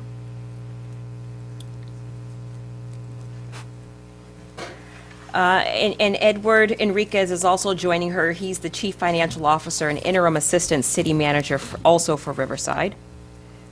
Please come join us. Right. And welcome you to make any opening remarks and talk about what makes sense for the state of California. Thank you so much for having us here today. And City of Riverside really appreciates not only the opportunity to participate, but also just your leadership that the BOE is taking on with this huge struggle that every single city is struggling with throughout the state, and that's meeting the housing needs within our community. So I've asked Edward Enriquez to join me today. He's the Assistant City Manager, but he's previously our CFO for the city, and so he has a good handle on our finances and some of the sources and things that we deal with and how that might impact, the tax abatement might impact us. So we are going to be tag teaming a little bit for you, so we're presenting different perspectives. So just to again, as Mr. Grundy did, give you sort of a context of what we have in Riverside. We are the fastest growing county. Riverside County is the fastest growing county in the state. And the city of Riverside is still relatively affordable, but not really, right? It's quickly changing. So, we are struggling with Los Angeles they reported their regional housing needs assessment numbers, which are huge, but ours are 18,000 units. We're on the hook for doing that over the next 8 years. So we are employing all sorts of tactics and techniques and partnerships in order to meet that need. But Riverside has long had a lot of housing. Unfortunately, we haven't had the jobs that go with the housing. We have a lot of out commuters. So we are constantly trying to balance this in Riverside with our housing. It's critical, but we have a good paying job and housing imbalance in the city of Riverside and the greater inland region. In 2036, the jobs to housing ratio, for example, is projected to be in Orange County 1 to 2.1, which suggests net in commuting, but Riverside County is the highest at 1.96, which suggests net out commuting. So more housing than employment creates a high level of commuters migrating outside our region. So as a city, we are constantly trying to balance this and bring that in. It doesn't mean we don't need more housing, but I'm just setting it as a context for you. So we are keenly aware of the inability of our region's workers to purchase housing due to the lack of middle-skilled and high-paying jobs. So that's something we're working on as well. And since the 1970s, Riverside County's population has been increasing, and we're the 12th largest city in the state, but Western Riverside County alone comprises 67% of Riverside County's population, so we have quite a bit. So that's our context, really, and I'm going to let Edward talk a little bit about what some of the challenges and opportunities are for various tools and incentives, such as tax abatement. So I'll let Edward speak. Yeah, thank you, Mayor. Chair, Honorable Chair, thank you for allowing us to be here and speak a little bit on this topic. Board members appreciate the opportunity. So just potential challenges from our perspective. Of course, while there's a strong need for affordable housing, as Mayor indicated, we're doing what we can. I'm not sure, maybe she'll talk on it, but I don't want to steal her thunder. We do have a robust pipeline of affordable housing projects currently going on. But there are some challenges. I haven't heard anybody speak yet to the redevelopment areas that we have. We have a significant amount of redevelopment project areas We have debt obligations of $160 million in those areas, and that in itself leads to potential problems with property tax abatement. I'll speak to that shortly. The 20% housing set-aside requirement in the redevelopment was discarded with a dissolution 10 years ago now. Having that 20% of incremental revenues to direct toward housing is really a lot different than some of the things I heard proposed earlier, having an apartment complex that was generating revenue become a not-for-profit and remove that revenue stream that may have been pledged as part of the redevelopment bond issuance. So challenges with that opportunity. For us as a mature city, a lot of our current projects are primarily infills, and so we're more susceptible to the conversion of multifamily housing projects to affordable housing.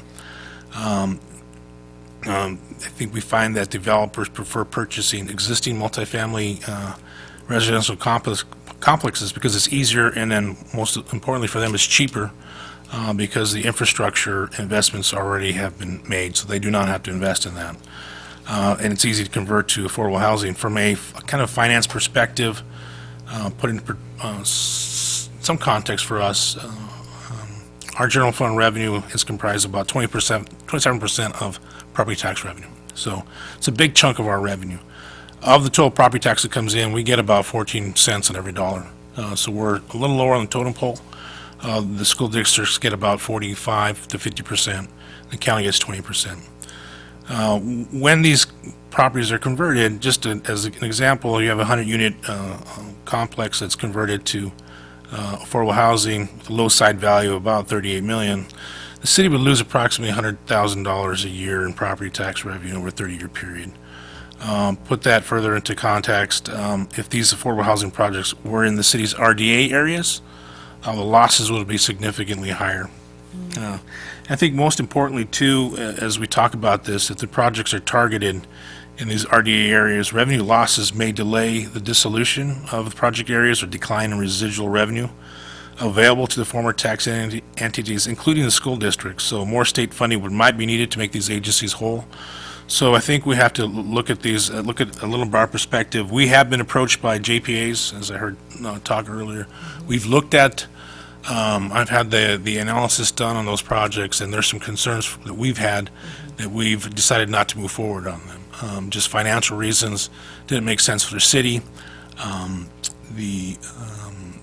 The numbers were really, skewed from our perspective. Rather than want to get into the details, but we have carefully looked at those, several that I've been involved in the last year, and just didn't make sense for us. So a lot of pitfalls that we need to be aware of as we go through this process. We're certainly on board with affordable housing, making sure that we can do that for our constituents and give people an easier barrier to home ownership or residential ownership, right? So with that, I will turn that back over to the mayor to continue her Thanks. discussion. Thank you, Edward. I appreciate that. And I'll just wrap up very quickly by letting you know that creating and providing affordable housing is a huge priority in our city. And so we've been doing all sorts of different things, and we have no shortage of affordable housing developers who are coming into our city. They want to meet with me on a daily basis because they actually can get it to pencil out through the different things that they're doing as well. But, I mean, the things that we're looking at within the city, we have, Edward mentioned this, but we have 600 affordable units in the pipeline right now that have been permitted and are coming online within the next year. But we're also looking at inclusionary zoning, which we don't have. So that's something, that we're looking at. We've also had a very robust accessory dwelling unit program that we are pushing for in the city of Riverside. Out of my office, I've held multiple workshops with the public and ensuring that our infrastructure and our public utilities is enough to make sure that we can handle additional ADUs. But we've just looked at many different tools. So that's all I just wanted to say is we are eager to see what potential opportunities there are for tax abatement. But please know in the city of Riverside, we've been grappling with the issue for some time and have a number of different Well, tell things us, what that have you learned? What wisdom can you share with us? Well, I just, the fact that having a developer at the table from the get-go seems to be the way to go. And as Edward mentioned, if it pencils out, it pencils out, and that's something we've seen again and again. However, one of the things we do hear from the developers is that the complexity of the financing mix they have to do is onerous unless you've done it before or you have a willing partner that can help manage that. That's, they take anywhere from 5 to 7 years to get one of these projects off the ground in the city of Riverside, despite our best efforts to streamline these things. So it's a struggle, for sure. It's a struggle. And I would just add on like the JPA side, some of the things we encountered was, I didn't see that there was enough skin in the game on the other side. We're in it obviously to provide public benefit and to provide opportunities to our constituents, but we can't make it lopsided and assume all the risk in the process. So that's where we've had a bit of difficulty when we look at these deals and don't see that we're assuming all the risk and we're reducing our revenue opportunities, but there's not an equal partnership in that process. Again, we understand that we're in it for the public benefit and we're trying to get affordable housing to folks that really need it, but there has to be balance as we approach it. Okay. So let's deal, no, there's more, but let's take these folks. We'll do with this tranche and then we'll go with the second tranche, okay? And I'm sorry, Ms. Cohen, can I just close, please, by Yes. saying we, I don't want it to make it sound like we are against the abatement thing. I just wanted to let you know what the complexity of the issue is within our community and how we are really very happy to be here at the table and have our concerns considered. So thank you so much. Oh, you're welcome. And listen, I wouldn't frame it as doom or gloom. I mean, this is a conversation that we're having so that we can make an informed decision. Not everybody's going to be on board. Not everybody's going to see eye to eye. And we understand that. That's why you're here, to help us learn, to help share some wisdom, to share your concerns, what happens in Riverside County or what might be successful in Riverside County might not be the same in Colusa or Alpine or some of the rural parts of the state. So I just want to be very careful in doing our due diligence when we're connecting with folks. What's interesting to me, particularly with the both of you, is that you guys represent municipalities that are growing. And so if you are not dealing with a housing crisis, you certainly will be looking at one into the future if these migration patterns still continue to move. So I wanted to see, Mr. Grundy, if you guys had any opinions or thoughts or maybe wisdom you could share with us around JPAs. And real quick, and I want to invite, if Shelley Scott is still on the call, she can chime in as well. And I think we also heard from Ann Sewell, who was on, and if you'd like to also jump in, Ms. Sewell, you're also welcome to be a part of this conversation. I'll defer to others because the jury's still a little bit out for us with JPAs. Okay, all right. Let me see if my colleagues have any questions. Go ahead, Mr. Vasquez. I was curious, actually, I caught my attention when, Ann, when you talked about how the BOE in the past handled, or pretty much was the one source that you could just get your tax credits from. You didn't have to go county by county. When did that stop? My understanding is it stopped in 2007. Oh, a while ago. I don't know if that was or maybe 2008. I don't know if that was a Great Recession kind of thing. That was, not sure why it stopped, but it did stop. That was my second question. You know why it stopped, but so we need to look into that. I imagine it was cost and devolution of responsibilities to the local governments, but I don't know for sure. And then I know you've done several projects, because I was talking earlier to Councilman Gil Cedillo, where I think in his district he came up with, and I think you were involved with this, 1,000 units, and of those, I want to say it was maybe 20 or 30% of them were affordable.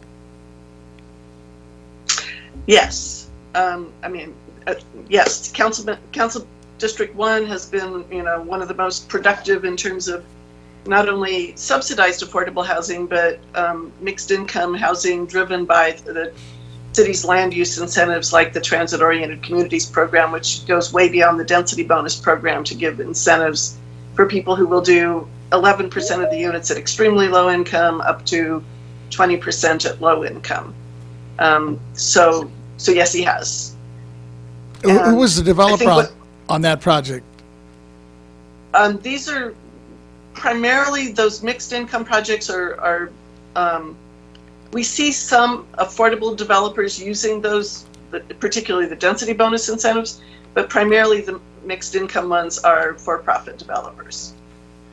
And I know you've done some pretty creative things in the downtown area to like repurpose a lot of the old hotel and a lot of the old buildings, historical buildings that are now coming online.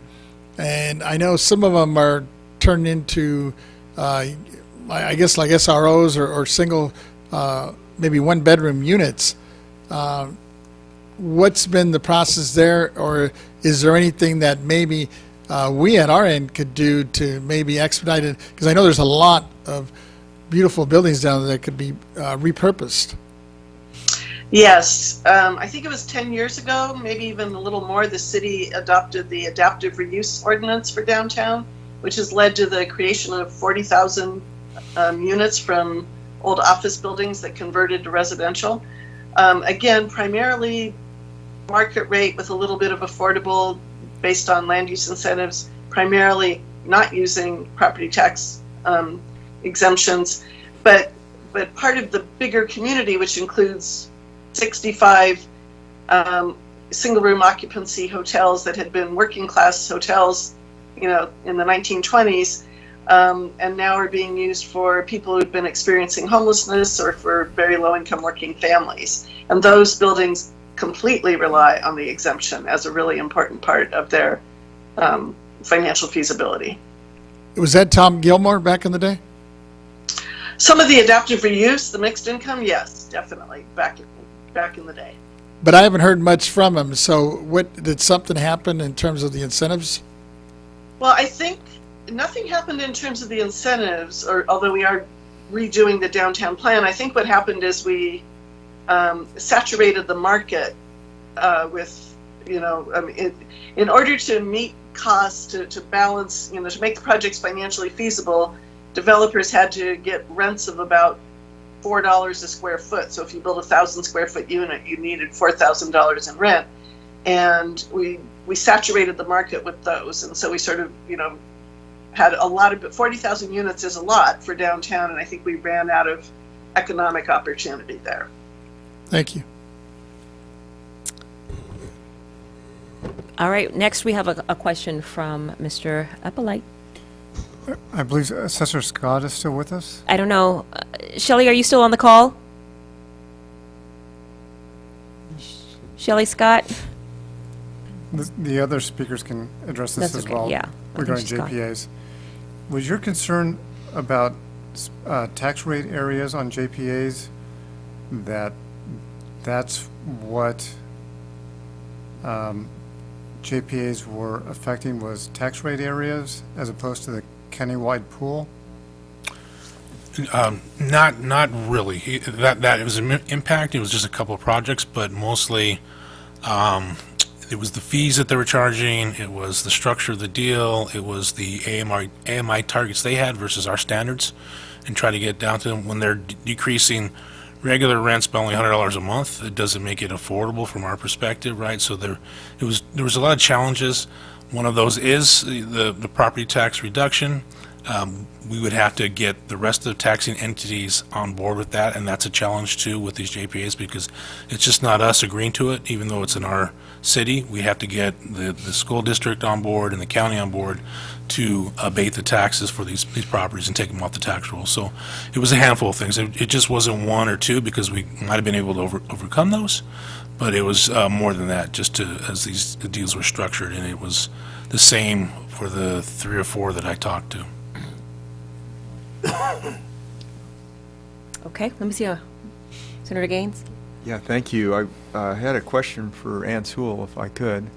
You mentioned 2 aspects of the streamlining the welfare exemption process through the BOE, and you talked about a recordable covenant, and then if the project had received that, then you wouldn't have to pay the taxes.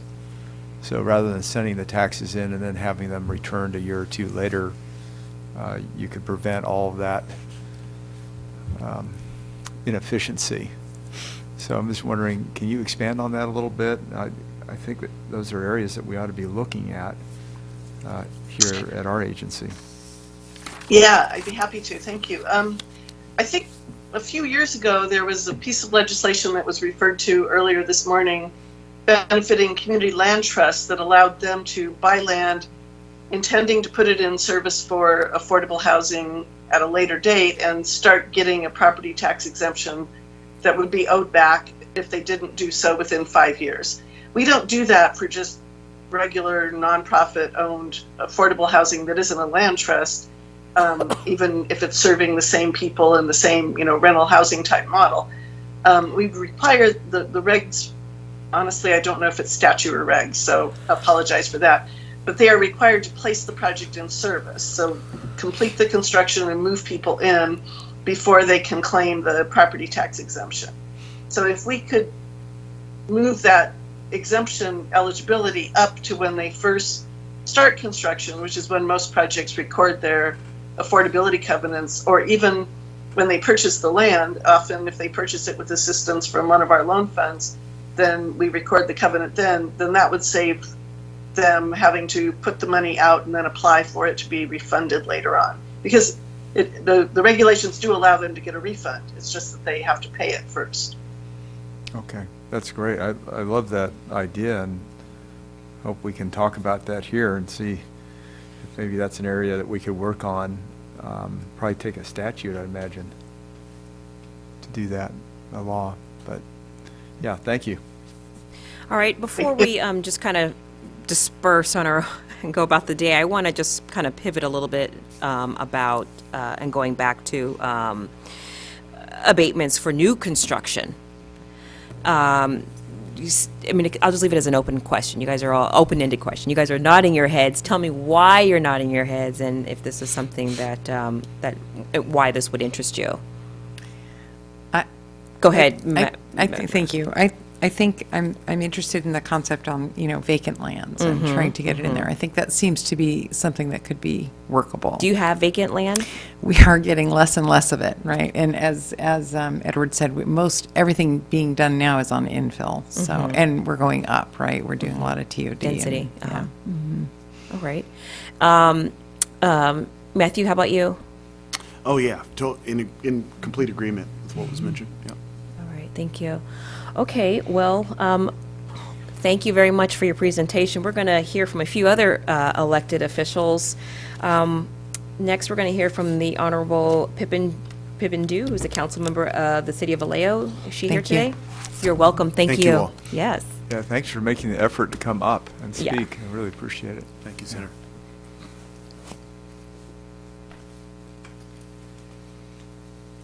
Councilwoman Dew, are you around? Are you on the call? All right. How about the Honorable Sue Heimerlich, Mayor of Santa Monica? I am here. Wonderful. Let's see you. There you are. Thank you for joining us. And do we have Tara Barakas? She's the executive director. I saw her come in, and there she is. Okay. Come join us. And then how about we have representatives from the City of El Centro and the County of Imperial. We've got the Honorable Tomas Oliva. Are you also with us online, Tomas? All right. And how about Jesus Eduardo Escobar?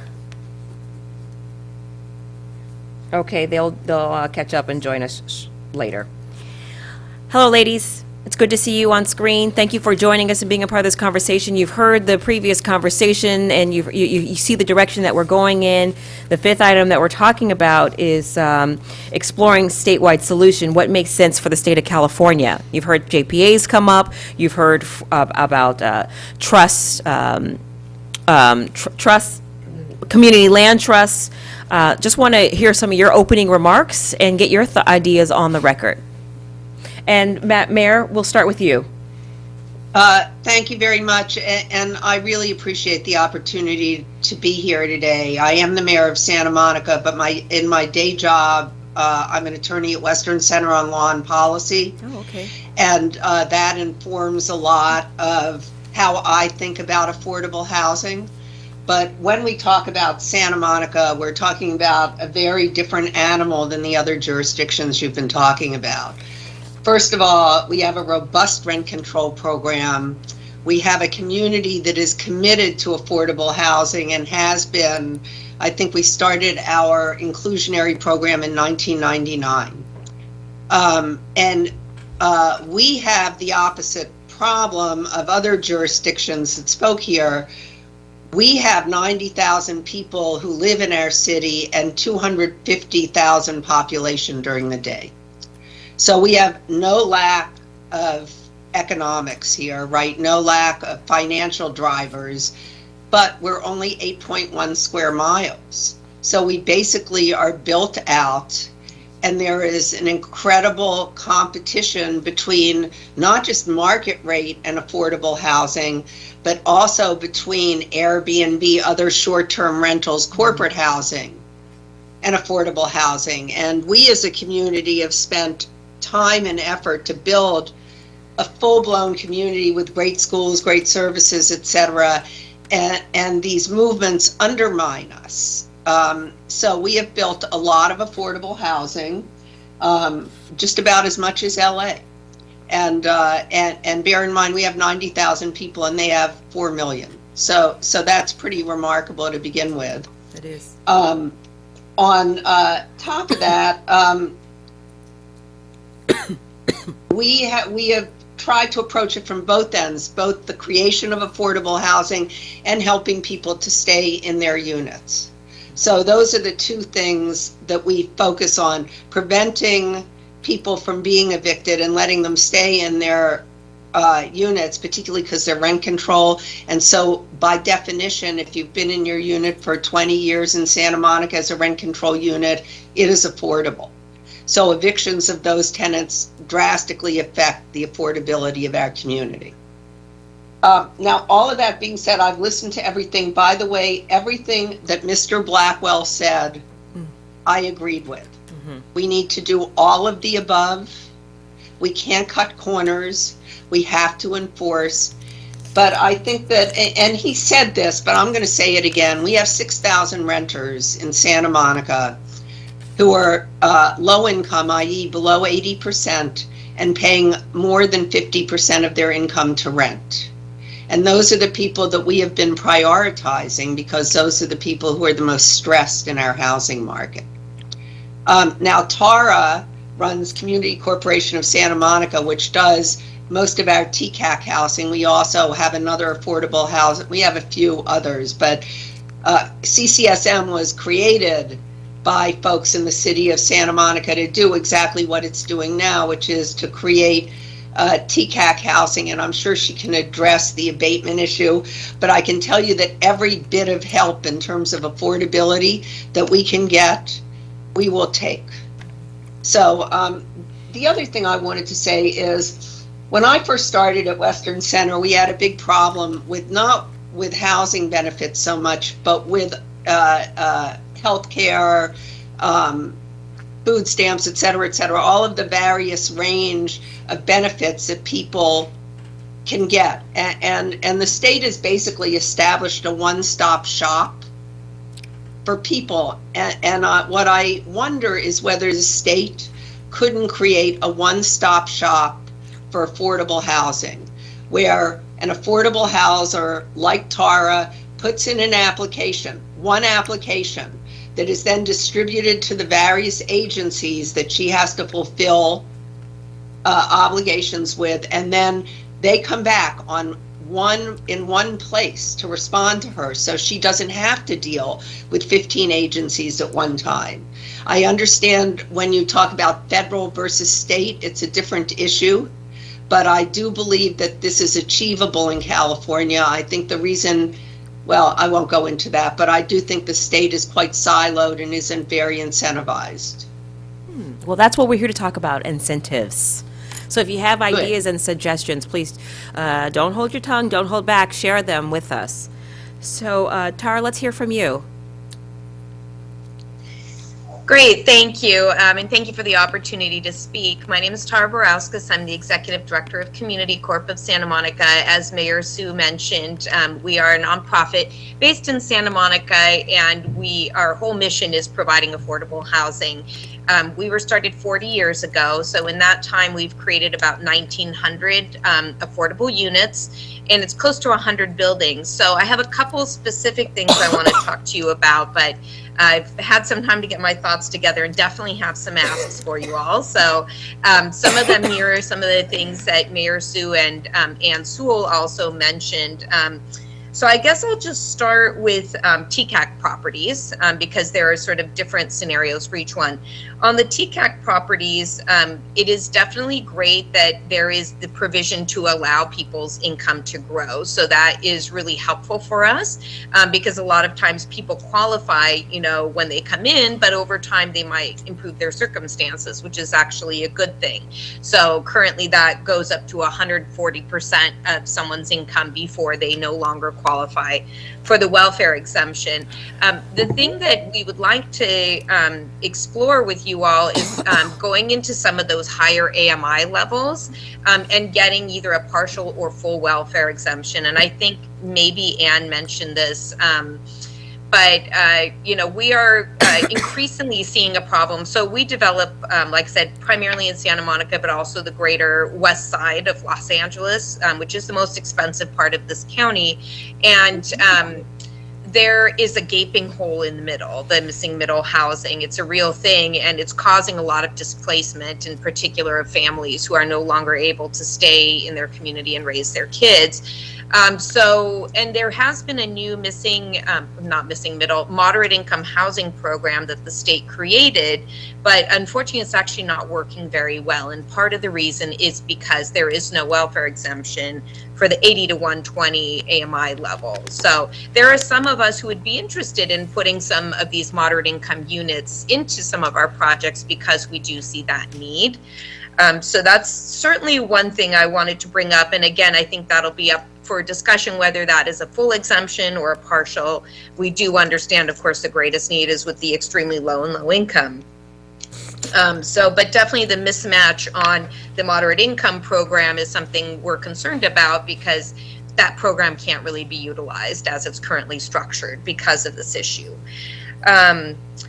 Next, I'll go on to non-TCAC properties. So we actually, like I said, own about 100 buildings, and we actually have quite a bit of rent-controlled units that are deed restricted. So what the city has done is kind of what Mayor Sue was referring to, which is trying to... Uh-oh. Oops. Uh-oh. Oh, sorry, is something wrong? So I know what you she's gonna froze say. for a We're trying second. to keep people in those units. But go I ahead. know what she's going to say. Right. Finish your sentence. So there's a little bit of a difference with these properties, and there's 40 or 50 of them that we have alone. So just so you know, we actually do 105 welfare exemption filings every year. So we do a lot of filings, so that's why we have a lot of good information to share with you. If a property is not a TCAC property, it has different rules. So on these rent control properties, what happens is if somebody's income goes up, we lose the exemption at the 80% AMI instead of the 140% AMI. And who that ends up hurting is us because we obviously, that means much less cash flow in a property where the rents can't go up. Right? And that's a good thing, obviously, for the resident, for the rent not to go up. So we really would like to see some help with this issue.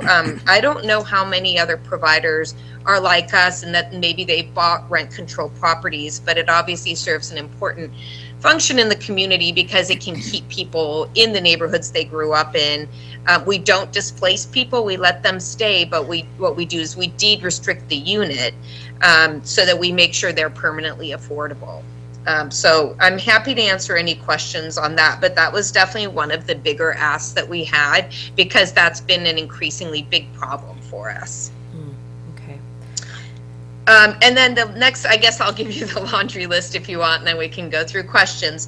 I want to second what Ann Sewell was saying about starting the ability to get the welfare exemption earlier. So if it's possible to get it when we purchase the property, that would be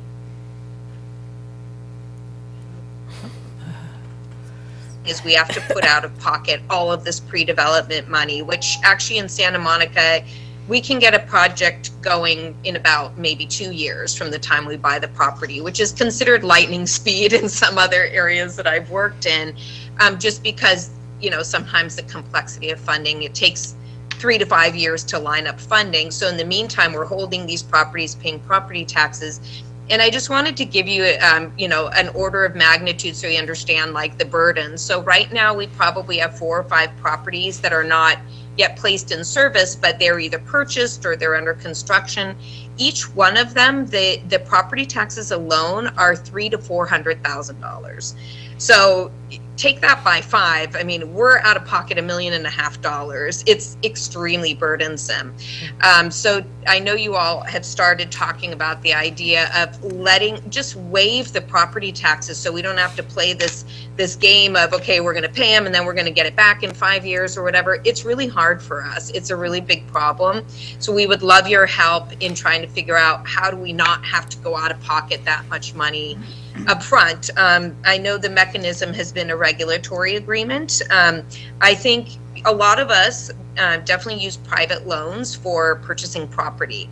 And, you know, in the landscape in West LA in particular, we're competing on the open market. We have to be aggressive, we have to take down property quick, and we have to pay market price.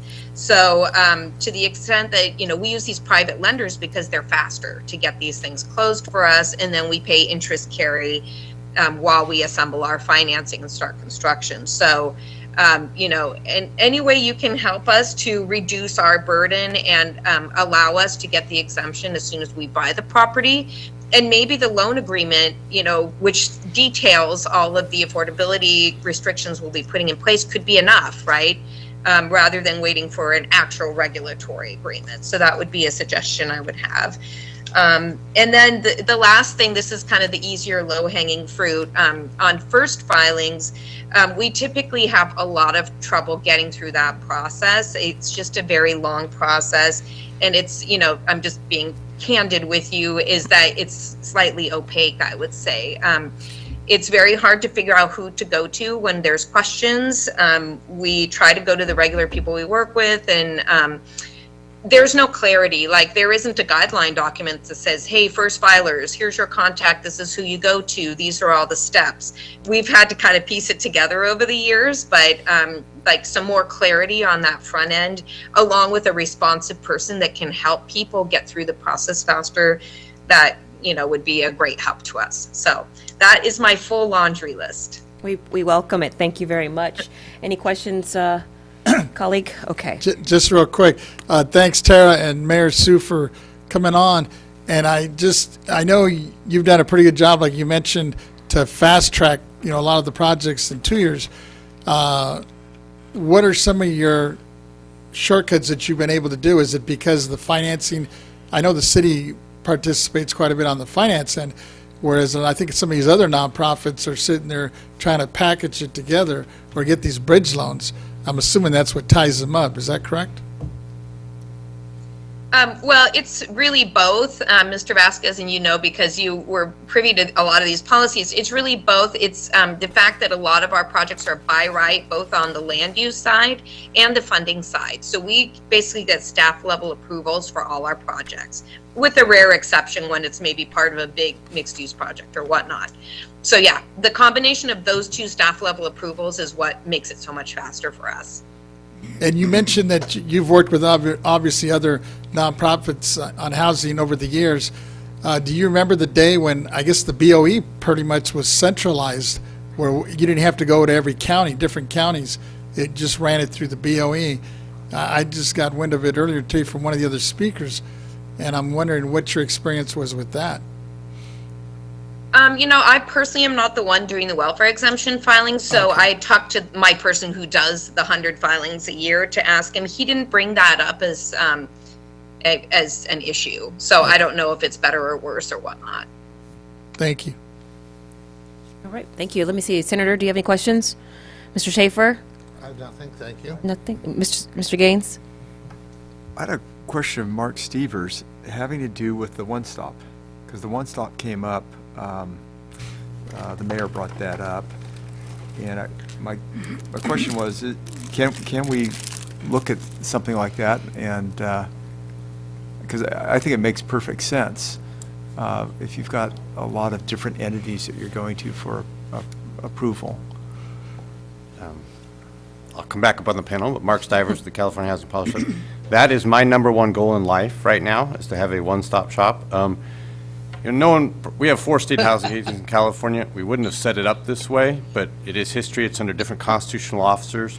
So the idea is not to merge all these agencies. That's probably a political nightmare. But the idea is to create a committee where all 4 state housing agencies sit on them together, and they jointly award all the various funding sources that they have. So the way I like to think about it is the state would pick the projects that they want to fund and then figure out what combination of funding are they going to give that to that project that's successful. And, if you're at the top of the list, you probably get your first choice. If you're at the bottom of the list, you're going to get your third choice, but you'll still get funded. And so that is what we were working on. There has been legislation, there's been a lot of politics, but I think this coming year, we hope to start anew, and we hope to make progress. Both our current treasurer, the administration seem to like this idea. It's been a bandwidth issue, but we will continue to work on this, but that is kind of our holy grail in the affordable housing finance world. Great. Can you keep us apprised of that process? I will look for you all and to help support that legislation if we introduce it next year. Great, thank you. Okay.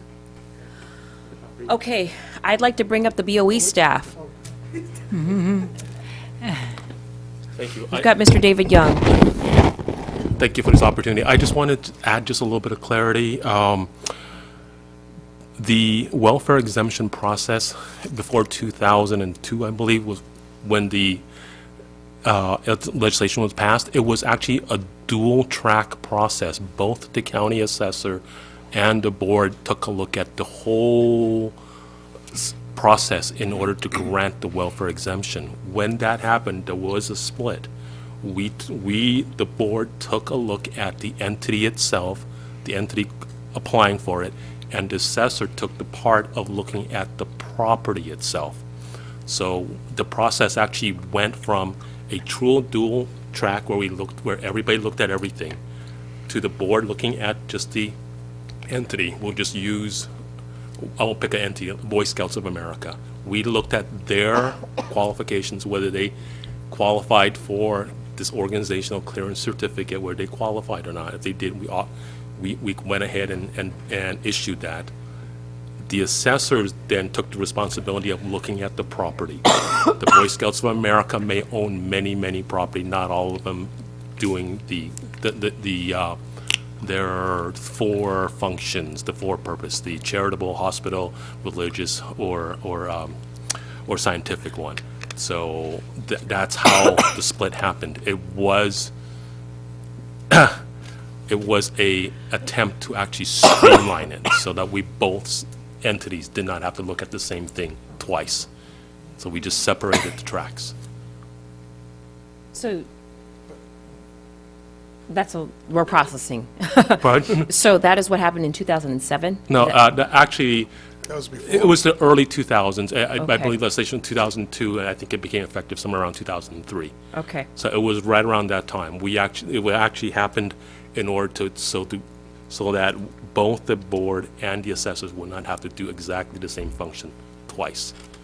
But it sounds like it hurt a lot of the nonprofits as a result of it. Well, what happened is now, if an entity comes and asks for to qualify their actual their entity, we only do it once, and so that organization then gets it, and then for every property that they develop, I'll pick a XYZ company comes and says, hey, look, we want to build affordable housing. We take a look at their formative documents. They apply. We think it's okay. We issue an OCC. They may have, when they go out and they build a project, they will have to go to the assessor in which that project is located in that county, and they will have to apply for this project here, one in LA. If they do one in San Diego, they will have to go and get. But why are we making them do that? If we approved it, We approved the organization itself, just that organization, XYZ company, your organization fits the requirements in order to get this. But every project they develop may actually be a little bit different. So the use of the property is a local decision. The assessors are located there. Their job is to take a look at it and to make sure that the use actually qualifies. In that use is also the income requirements and everything. So they look at that. We look at whether they're organized, it's a 501c3, if it's general limited partner, they have the right agreements. We take a look at that portion of it. We have a question on the side. It's not Yes. a question, just a comment. confirmation. Because once the organization qualifies, the organization never has to come back again. Correct. Until it's disqualified. Correct. But each property on a one-by-one basis has to Exactly. qualify. Yes. And that's what the assessor's for, because the assessor is localized Right. for the property. Correct. Mr. Gaines? Yeah, actually, that makes sense. But I think, maybe we can take a look at our process in terms of how do we make it more efficient so that we can turn that around more quickly, I think would be something we could take a look at to help the process. Absolutely. We're already in that process right now, and we've actually developed a checklist to go through. So we are making. That's great. I love that suggestion by Tara in reference to, how does she define it here? A guideline document with a name of someone that would kind of guide it through the process. So you're talking to one individual through that process. Right. Yeah, thank you. Of course. All right, thank you, Mr. Young. I want to go back to our online guests. I understand Mr. Gil Cedillo is joining us, the Honorable Gil Cedillo. Let's let him in.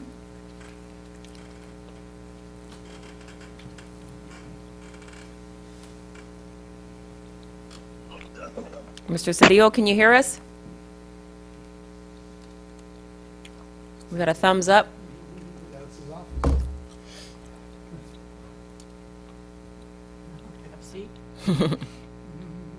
Hi, Gil, how are you? Good to see you.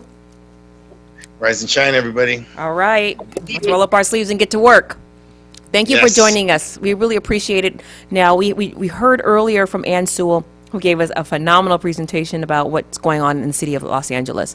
But we wanted to hear directly from you about what the Board of Equalization could be doing to explore statewide options to use tax abatement as a vehicle to stimulate and the development of affordable housing. So want to get you on the record, want to hear your perspective, things that we should be looking for, things that we should be avoiding. Just what say you, sir? So I would echo whatever Ann said. She is an incredible leader in this field for many decades. So as I said the other day in a very sharp legislative term, which she said, that's my response. Let me give you the highest level of an overview. I think that the challenges of housing and the housing crisis we have in the state is a challenge of leadership. I think we're losing on some of the messaging and branding as it relates to housing shortage and as it relates to homelessness. One, we start with the vilification of developers in the state. And, it was much like what happened to teachers a few years ago. We have great need to educate our children, and yet we were vilifying teachers. I see that in the broad brush that we, at least in my recent history, have vilified developers, yet we need housing, we need builders, we need home builders, and yet we vilify them. Two, I think we need to think about how we utilize the private sector. Government cannot do this all. Government is not the entity to build everything, but actually should be working with the private sector to figure that out. We're coming out of a pandemic, and we have to be thoughtful, innovative, and flexible. We have a lot of plans and schemes and tax programs and entities. All those rules, I think, in many respects, need to be relaxed. Thank you. Because there are circumstances that we miss. So, for example, I have three examples I'll bring up to you in a minute. But before I get there, public-private partnerships to me have been very important, and I'm a big advocate for them because I think that's what works. Two, recently we went through, and I have a motion with the city we passed another motion around equity. And we need to figure out, with respect to the housing crisis, where we build is as important as what we build. And so we found that in Los Angeles, and I speak to you as the person who built the most market rate housing in the city and the most affordable housing in the city.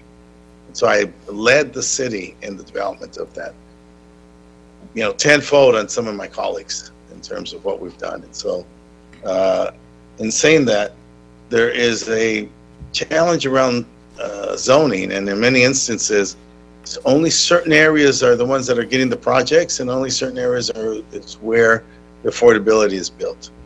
I think there's a couple ways to get away from that. One is in the zoning, being very explicit, and we had an incredible presentation of maps that showed us where the housing was and wasn't. And so that type of mapping out and then zoning, and then giving the incentives and the tax credits so that you begin to create the equity with respect to that is critical. The other part of that is the balance that we use. So for example, a lot of people think, well, we build affordable housing, we have to have 100% in a building of affordability. I think that moves us towards a process of ghettoizing where affordable housing is. And we're losing out on other aspects: supermarkets, transit corridors, good quality schools, all the other elements that create a great community. If we're only putting the affordable housing in one area, we're not going to get the types of investments in general that are needed. And so in my office, we have a minimum standard of 20% affordability in all our development. And as I said, we lead the city in market rate development, but those developments in many instances and now, as we leave, are all 20% market rate. And then we look to other formulas, 50-50, 20-80 in the other direction. But that type of working with the private sector and utilizing those formulas, and then having the type of flexibility from you guys, from the state, from the county, from the city, from the feds, then making that money flexible to make these projects successful, to pencil them out so that then they can afford that affordability within their market rate projects, I think is part of the way to go. Clearly, one of the things I saw yesterday, the CEQA abuse that takes place by a whole range of people, whether it's unions, whether it's affordable housing advocates, whether it's NIMBYs, whether they're NIMBYs from the left or NIMBYs from the right. But the CEQA abuse is huge. And I could cite you projects from 2013 when I was first elected to the city, 3 parking lots, 80 units, craftsman style, brick building, beautifully aligned with the Northeast Highland Park community, not built because of the CEQA abuse and then the impact on the developer. And that has to be addressed. There was a recent deal with the others. I guess that happens today. If the 2 bills pass, that will be a great step forward for us with respect to CEQA abuse from the union's side. But it's something that has to be addressed. Let me cite you 3 examples for us where we've worked with the private sector. Recently, from the pandemic, there is, as I heard you articulate earlier, the missing middle, and we have to pay attention to that, about the missing middle, workforce housing, people who are new professionals, law enforcement, public safety community. We've got to make sure that we have the adequate supply of housing so that members who work in their cities can live in their cities and live nearby and be more integrated, be more organic. There was a building that was built near MacArthur Park, Alvarado, a very dense area. My district has the density of Manhattan. And this building, I call it AVA. It's the Alvarado View Apartments. And it's incredible views. It's those kind of prefab housing. It was 76 units, brand new. But then the pandemic came. I mean, they barely put it in the ground, ready to cut ribbon. The pandemic comes. They go underwater. We were able, working with HUD, to purchase that And so as we moved 326 people out of MacArthur Park without rancor or fanfare, that became one of the options where we were able to place some people. So we purchased that building. We didn't buy it, but we purchased it. That was a great example of us working, taking advantage of what the private sector had constructed, and then being able to put people there. In Chinatown, we have a development, you may have heard, it has a little notoriety. Atlas Capital is building 725 units of market rate housing. Chinatown was dead when I took over in 2013. It needed vitality. I didn't believe that my district had to be where all the affordable housing was, and so I signed off on a 100% market rate development. But the developer, being a good corporate citizen, he agreed to subsidize the affordable housing across the street. And so there's 123 units of affordable housing, it's called Met Lofts, for which he agreed to subsidize the rent increases for the next 10 years. So rather than fight it around, is it 10% or 5 or 15 or 20, immediately we were able to subsidize rent increases and stabilize affordable housing across the street. Now, unfortunately, there's been bad faith on the activists, again, CEQA abuse, blocking the project, which was a condition of the funding, but nevertheless, the developer stood solid and has continued to subsidize that project, and now we're dealing with a new rent increase. We were developing a project, again, near Alvarado, 400 units, 440. The activists came, they were demanding 100 units, 25%. And what we did is we found a building down the street. It's called La Posada. It's a building for single parents, new mothers. And we were able to, rather than build on site and wait for that building to be developed, make an investment in that other building, ensure housing immediately, 60 units, single units with new parents, rehab the entire building. And it was a way for us to create affordability, working with the private sector. To the extent that all the generosity that comes from you guys, all the tax credits, all can be flexible to acknowledge these projects and not be stuck in some of the rules and criteria that we set up, but rather creates a broader sense of flexibility so that then your expenditures are enabling these types of projects, this type of creativity, and this type of organic development throughout the city of Los Angeles and the state of California.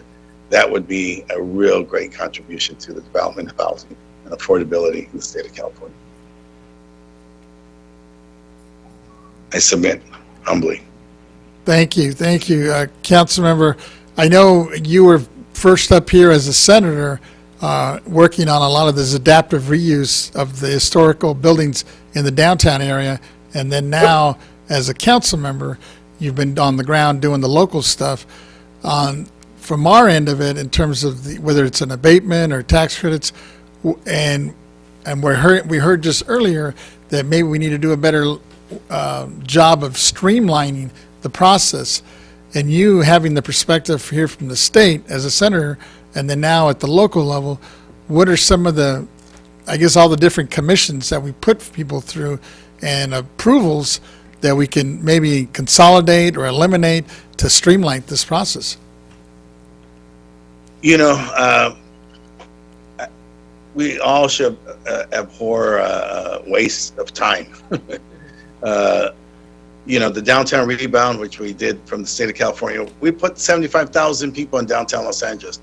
Buildings bought, and everything that we predicted has happened. Cafes, shops, investments, retail, and that even continues through the pandemic. We are 65% returned post-pandemic. The pandemic's been challenging because the commercial buildings are vacant, and now with new attitudes about returning to work, concerns about safety, and a different type of culture and lifestyle, we have to assess whether or not, and the commercial building industry has to assess whether or not how long they stay there, or is this another opportunity for us to create more housing. So I've seen this from the front end 20 years ago with the downtown rebound. And yet I sat the other night at what was the cathedral, and I was reminiscing with the developer there, how we said we will buy this building, create a cafe, house a city library, build an auditorium, adaptive reuse, and all those things are happening. Everybody was at work. People were productive. It was very, very robust down there at 2nd and Main. I encourage everybody to visit if you come to LA.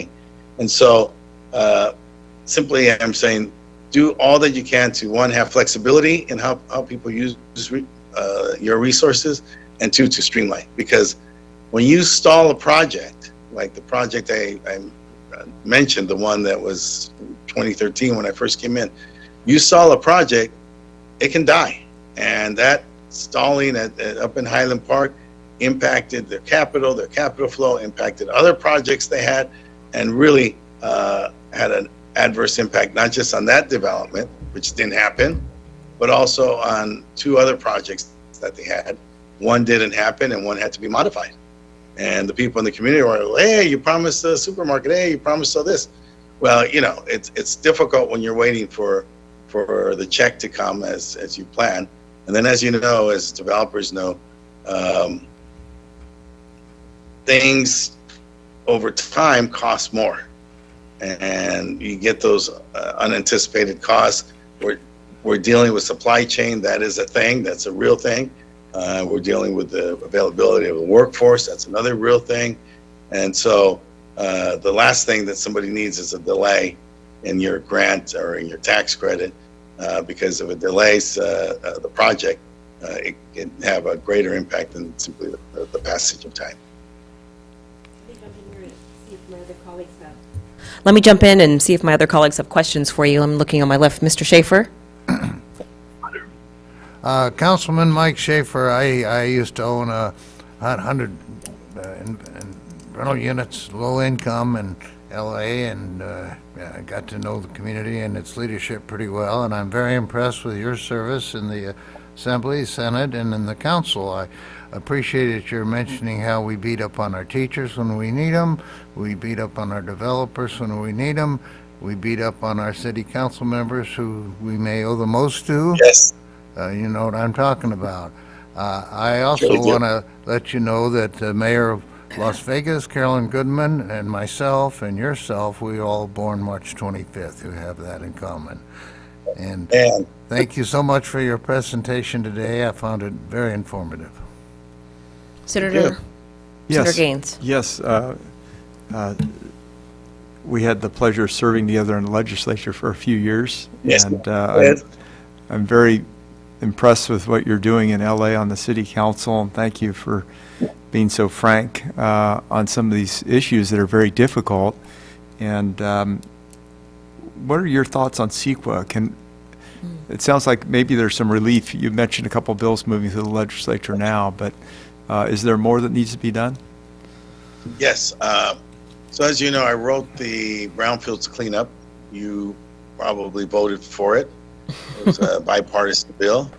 But one of the concerns that we learned at that time and continue, and working with Jennifer Hernandez, who's a lead in the state on this, really thoughtful, super smart, is the abuse of CEQA. CEQA is a brilliant piece of legislation, and it's so significant. And now, as the whole world is focused on the climate crisis, it's so important for us. We've led the way in California. The laws of California are very robust. But what's wrong is for people to abuse it. It's designed to protect the environment, and it should not be used as a sword to stop development. And unions do this, NIMBYs do this, people from the left and from the right. And I think, so for example, I talked about that project in 2013 in Highland Park. $800, you go file your claim. Real simple. Yeah. But then if you're wrong, who pays? Right. And so we've got to, shift this so that there's a cost to the person who's abusing it. And so if you're wrong and you're simply using it to be dilatory, to impact the project, to delay the project, then you should have to pay. And if you simply use that project, and I remember the guy being flip about it 4 years later saying, well, nobody could tell me what type of low-income housing was being built, so he did it. Very flip about it. Yeah. But yet the project didn't happen and continues to simply now 3 parking lots remain 3 parking lots. Yeah. And all that affordability is gone. And so I think that's the type of responsibility that people should take. And, losers should pay. If you're using this to abuse, you should pay. And I think people will be less flip about it. Let's take that sword out of the wherever it is, because people should not be using CEQA as a sword. It's to protect the environment. It's to protect us, and protect our environment. But it should not be a sword to delay or to stop development. And that's what it's been used for. And I think it's abusive. And I've seen it many times. These projects that I mentioned, fortunately, the one around the Posada, around MacArthur Park, that development has been blocked. And then come the pandemic. So here you go. The small building that we bought, the 60 units, got the money, but the development's been blocked, right? Same type of community group. In Chinatown, the same thing. The community group comes, oh, we need more affordability. We negotiate with the developer. He provides the subsidy, but then they, again, CEQA claim, blocks the project. Several years pass, everything's fine, right? It's not a legitimate claim, but they've delayed the project for 5 years. Yeah. And so it's just, and there are thousands of examples throughout the state. And I think the seriousness of our housing crisis and the challenges that confront us mandate that we get serious about the abuse of CEQA. Absolutely, I agree. And you also mentioned office conversion. Do you think some of that's going to happen in LA and throughout the state, for that matter? I think this, our world has changed since we served. We live in a dynamic time period, great opportunities. I saw this on this building that we bought a few blocks away from the park. It was built for the missing middle, but with the crisis, with the pandemic and everything that happened, and they were unable to get people into their building. We took advantage of that. I see that downtown. I meet with people. Commercial real estate's going to be very challenged because, we're Zooming. Look at this meeting, right? Right. We're on a meeting here. We're Zooming. There's a lot of that going on. My partner, she has a huge, important job, but, she Zooms. My sister Zooms. My sister has a big job. She does finance for one of the major agencies of the city. She Zooms, right? Mm-hmm. And so that commercial real estate, is going to be impacted. Law firms, accounting firms, big government entities, a lot of them are going to be impacted. And so commercial real estate, I think, has to look at itself as a new hybrid, just as retail had a few years ago. And so commercial real estate, I believe in downtown, we may have more people moving in. Right. The good news is we have the example of the downtown rebound. After my wife passed, I moved into downtown, and I moved into the Pegasus, the old Chevron headquarters, and it was adapted, and I love that mid-century architecture, so I'm really happy to live there when I did. And so it is an opportunity for us, and I think it's something that we have to think about when we have these abandoned buildings or when they're underutilized, that this could be something that we can work towards. Councilmember, unfortunately, we're out of time. Thank But you so clearly, much. I sense that you could go on and on about this topic. We need to bring you back next month to talk a little bit more about how labor factors into this conversation about building housing and being a partner. So I want to thank you for your time and your contribution to this dialogue. And folks, we are going to take a 10-minute break, and we will reconvene at 3:15. Thank you. I appreciate all of you. Thank you so much for your service. Thank And you. Thank you for what Thank you you. do. Thank you. Thank you.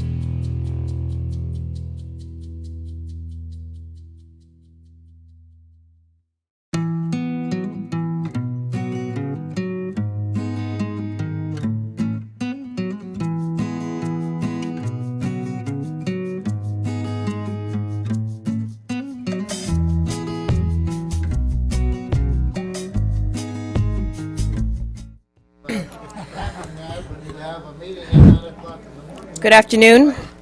We are going to reconvene. We're going to reconvene, and we're going to start with the City of Vallejo. Honorable Pippin Dew, where are you? I saw you earlier. Hello and welcome. Please come on up. You can have a seat right there. Ladies and gentlemen, this is Pippin Dew. She's the council member from the City of Vallejo. Yes. It's good to see you today. I'm so glad that you're going to come have this conversation with us. You had a chance to hear a little bit of the discussion beforehand earlier in the morning. We heard from other elected officials and nonprofit workers like Fred Blackwell from the San Francisco Foundation, another woman, Beatrice, who is the founder of the Women's Law Center and the New Economics for Women. She's the CEO of New Capital. So as you can see, we're trying to compile a very broad perspective of folks that interact and can help us think through the merits and the demerits of tax abatement as a tool to incentivize the development of affordable housing.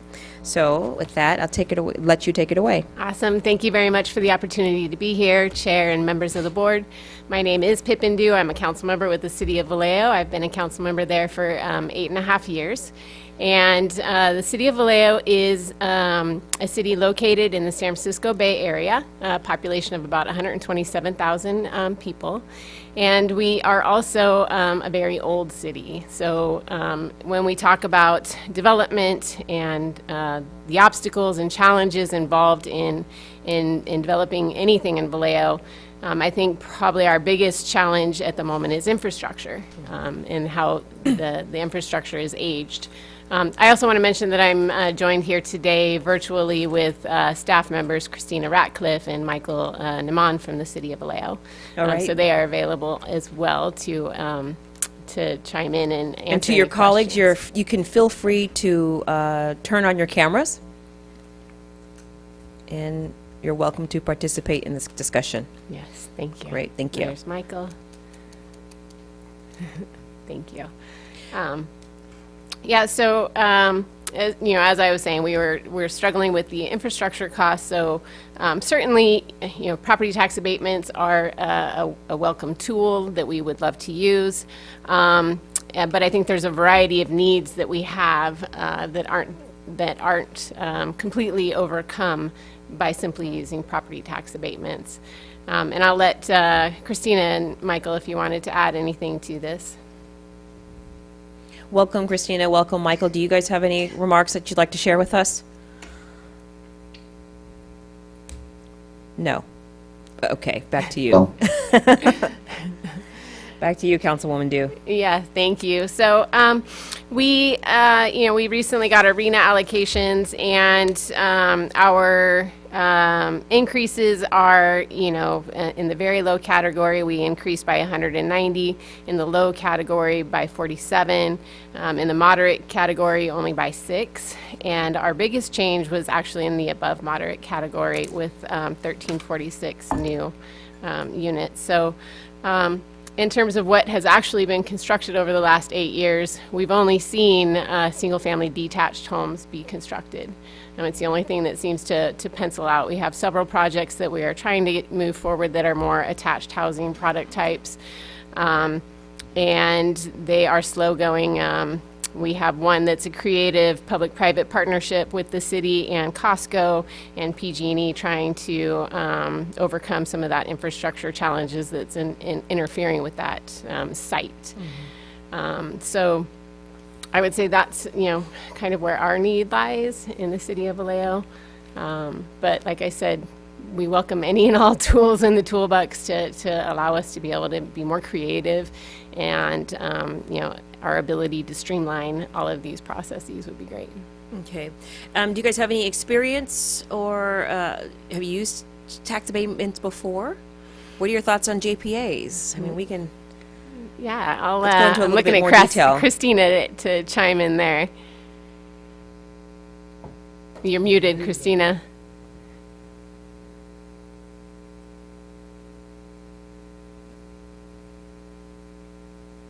You're still muted. We can't hear you. I wonder if she hears us. Yeah, She she can does. hear Oh, us. she can hear us, okay. Well, that's.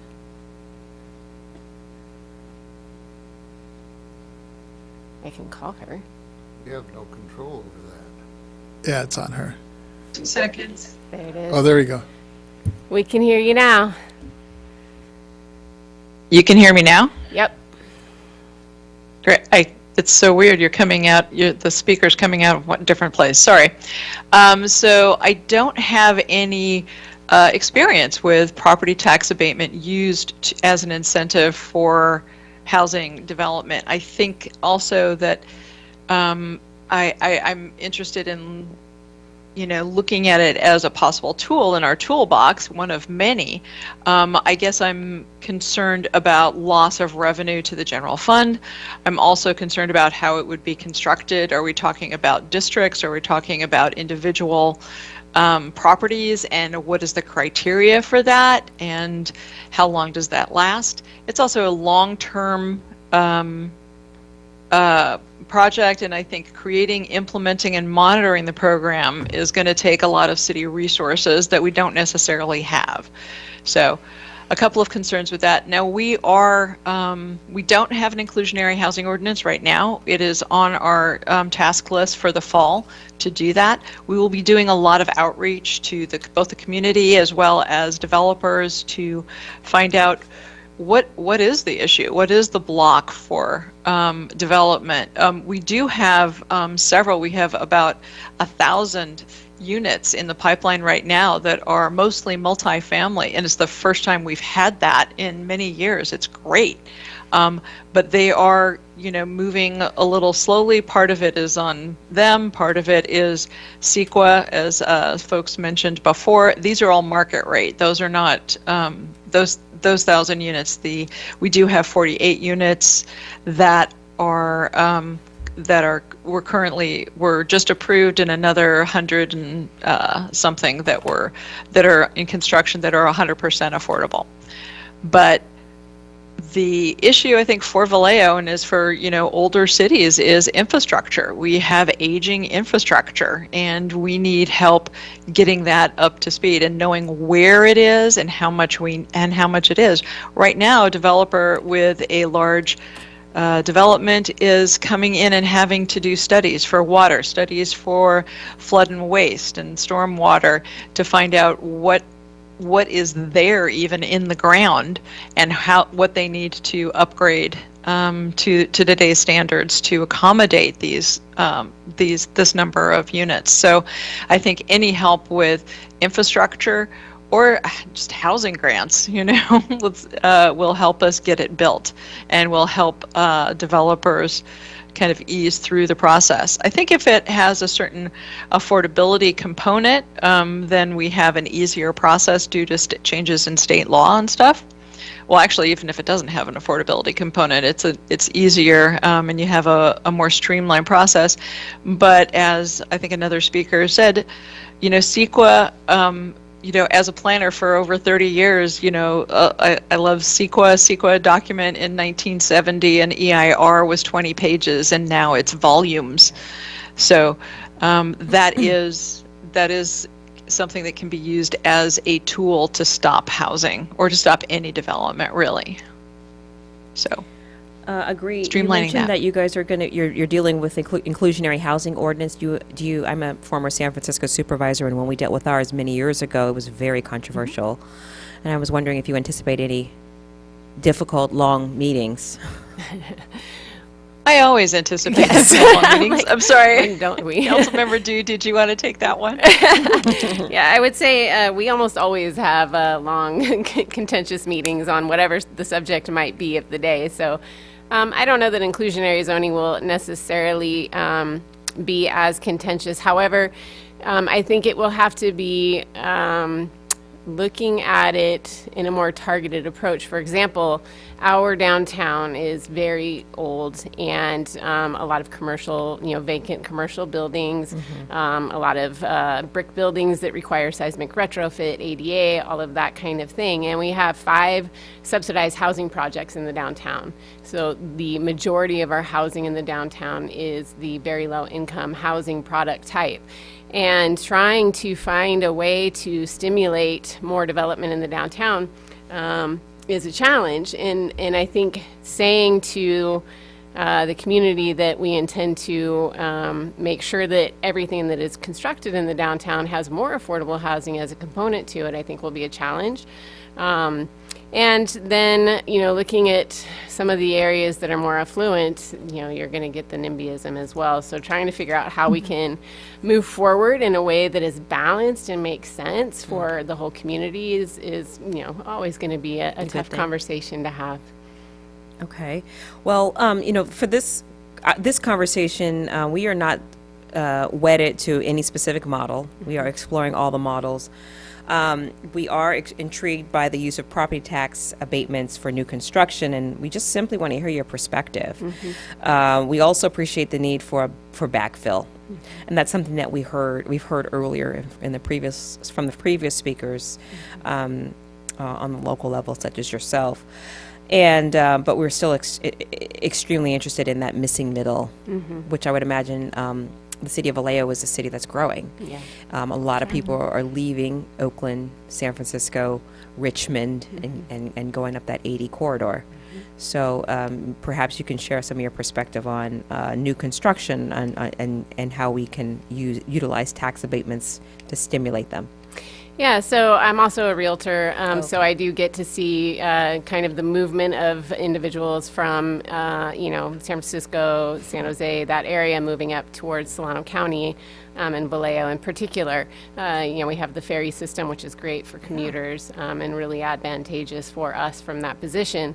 And, from my own personal perspective, I thought it was really interesting. I went to the National League of Cities City Summit in San Antonio and got to see how they really revitalized, the Riverwalk's always been vibrant and thriving, but above that had been very abandoned and desolate for a very long time and had absolutely no residential housing at all. And they did a housing first model where they waived connection fees, rebated property taxes, and waived permit fees for 10 years, and now they have 10,000 housing units and 2 office towers in construction. So I found that very interesting, and I think that a very targeted short-term approach like that could really make a difference in a community if it was used in that way, so that it's not just building housing, but really creating a vibrant community.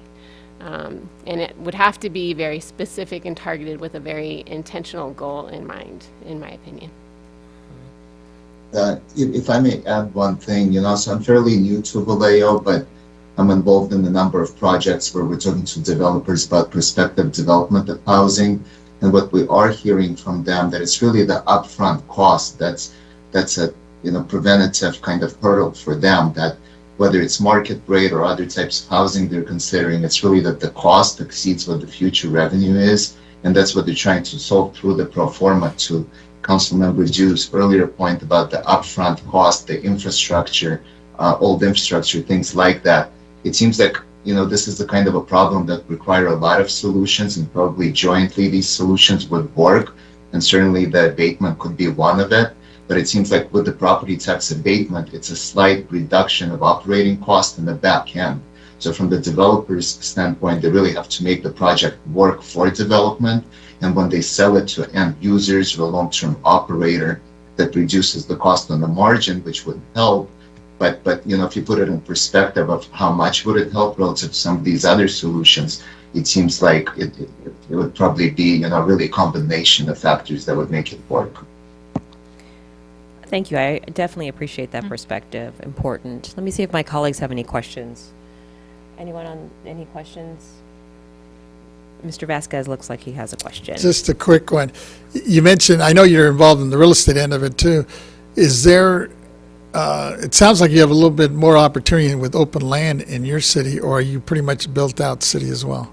We do have infill opportunities. I don't know that we have one last phase of, there's actually a couple different housing projects that are on the perimeters that have, acreage that they're able to build on.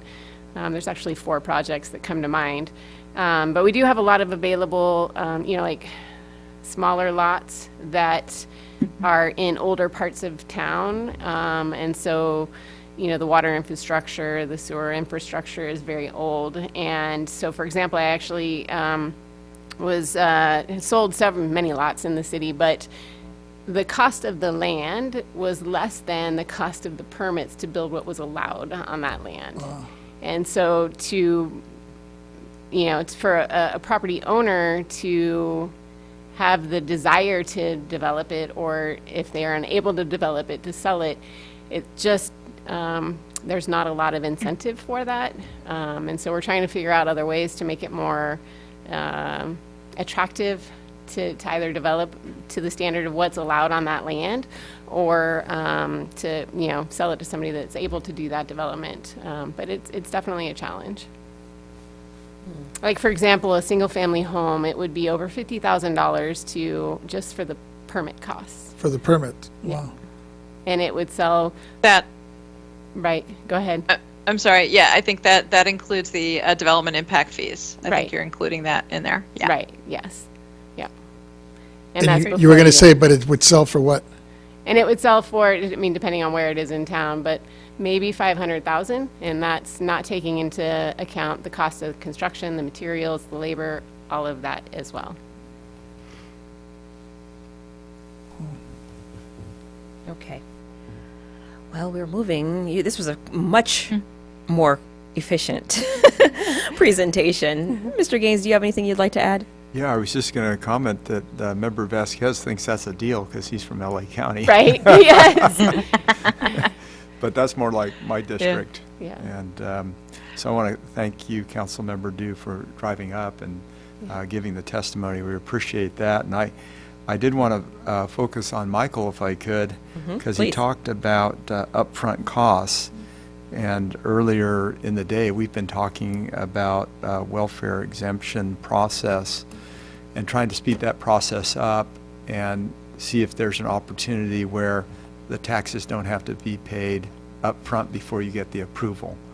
So I was just wondering if Michael could comment on that. Can you tell me a little more what the welfare exemption is? What taxes are you talking about specifically? So I'm thinking of, it'd be low-income housing projects that would be coming through the city. The application process for the approval of the nonprofit requires that the taxes be paid up front, and then you have to wait for the approval process through the BOE. You do it at the county level, and then you also through the assessor, but also through the Board of Equalization. And we've talked about trying to streamline that and potentially not require that money up front. Got it. Yeah, I can tell you that from the developer standpoint, definitely the thing that would help the most with making projects pencil is the reduction of cost. Because even looking at, what the value of the cost of the land is, and you're adding in your 50,000 in fees, then you have construction cost, your budget starts exceeding what the value of the unit is, right? So reduction in cost and finding some creative ways of doing it would probably make the biggest difference. And then the deferral of cost that you're talking about would probably be next, because if you can reduce it, you can still delay it, and that could make a difference. So certainly that's one of the, the tools that could help. Wonderful. Great. Well, thank you. Appreciate it. Let's go and see if there's any public comment. AT&T moderator, please let us know if there's anyone on the line who'd like to make a public comment regarding this item.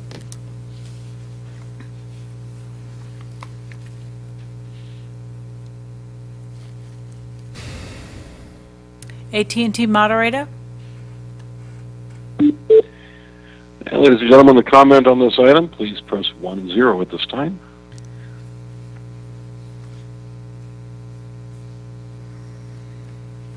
And we have no commenters in queue. Thank you. Well, if you don't have anything else to present, I want to thank you for your time and your perspective and being a part of this conversation. This is the second day of work groups, of work that we have done at convening. The first was held last month in July, at the end of July, and we have one more next month, and then subsequently we will be producing a report where we will share our findings. So thank you for being a part of that gathering of facts. Yeah, appreciate the opportunity. Thank you. Thank you. Mr. Keddy, I think we might be a little bit ahead of schedule at this point.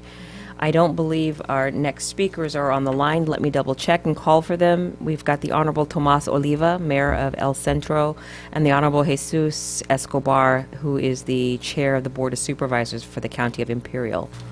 Are either one of those gentlemen on the call? No? Okay. I think we are working to get them on.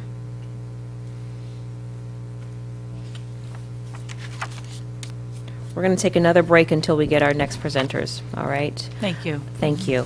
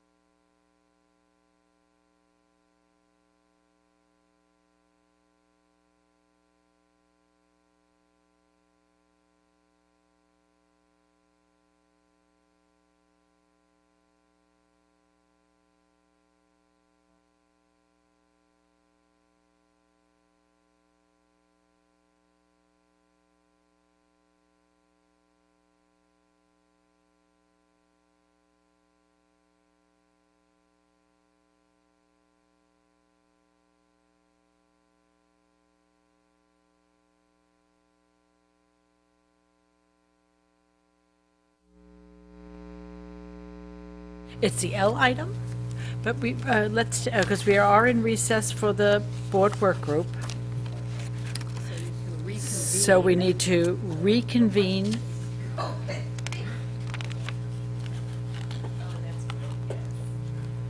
We will just reconvene the board meeting, and then I'll call the L item. So we are in recess right now for the board work group, which is fine. So we just ask you to announce that the Board of Equalization board meeting is reconvening. Okay, all right. I can announce it. All right. Good afternoon, ladies and gentlemen. I want to reconvene the California Board of Equalization's board meeting. The work group meeting is still in recess, but the board meeting is open. Mr. Cicchetti, could you please call the next agenda item? The item on today's agenda for the board meeting is the L3A, Board Member Requested Matters, Board Work Group Reports. The Board Work Group and the co-chairs will report on the progress of the Board Work Group, and they may present to the board any recommendations in the minutes if in fact they wanted to. We actually have nothing to report back.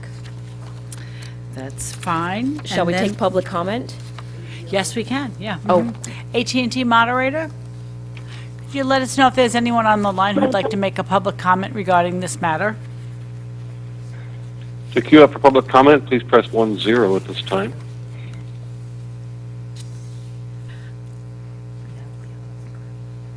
And we have no commenters queuing up. Thank you very much. And seeing that there's no public comment, I'd like to bring my colleague, Mr. Vasquez, up. He has a few comments that he'd like to close out the Board of Equalization board meeting with in memory of a phenomenal woman. Mr. Vasquez. Yes, I'm sad to say that a good friend who started on the Ventura City Council and then later got elected to the Ventura as a supervisor, I'd like to adjourn our meeting in her honor. Carmen Ramirez, Ventura County, she was the first Latina supervisor and longtime activist who died tragically on August 12th after bearing a hit by a vehicle in a crosswalk in downtown Oxnard.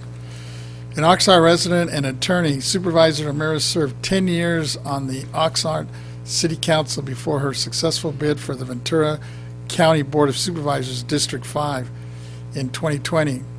She followed up that achievement this year by becoming the first Latina to be elected by her fellow board members as chairwoman of the board. Born Maria Carmen Ramirez, she grew up one of 7 siblings in the Pico Rivera in L.A., Los Angeles County, but went on to build her life in Ventura County. She was a graduate of Loyola Law School, who became her career as a legal aid attorney in Oxnard's La Colonia neighborhood in the late 70s. She served for a time as the president of the Ventura County Board Association and was later elected to the State Bar of California's Board of Governors, now called the Board of Trustees. She also served as a longtime board member for the Center for the Civic Education, a nonprofit that promotes the study and practice of democracy, and was appointed to the Commission on the State Mandates by the Governor Jerry Brown in 2012. She is also recognized for her efforts to prevent industrialization of the coast, slow climate change, support disadvantaged communities, and advocate for the transition from fossil fuels to renewable energy. Ramirez is survived by her husband, Roy, Prince, and her 2 stepsons. And she will be sorely missed. Absolutely. I had an opportunity to get to know her very briefly, and just an incredible source of inspiration. Smart woman dedicated to the Ventura County community. She will be missed. So I'm glad to join you in honoring her memory by closing out the Board of Equalization's meeting in her memory. With that said, our meeting is adjourned.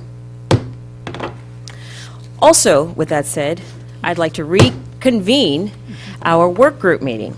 I understand that we have another dedicated public servant on the call, the Honorable Tomas Oliva. He's the mayor of El Centro. Muy buenas tardes to you. It's good to see you. Thank you for joining us. Chair. Thank you for joining us. And I believe the Honorable Jesus Escobar, who is the chair of the Board of Supervisors for the County of Imperial, will be joining us shortly. In the meantime... That's what I expected. Thank you. In the meantime, I'd like to welcome you to our work group meeting. We've been convening all day, and you're one of our last speakers. And I wanted to make sure that we get a diverse perspective when we're talking about tax abatements and stimulating middle-income housing. So if you have any opening remarks, I'll turn over the floor to you, and it's all you. Thank you, Madam Chair.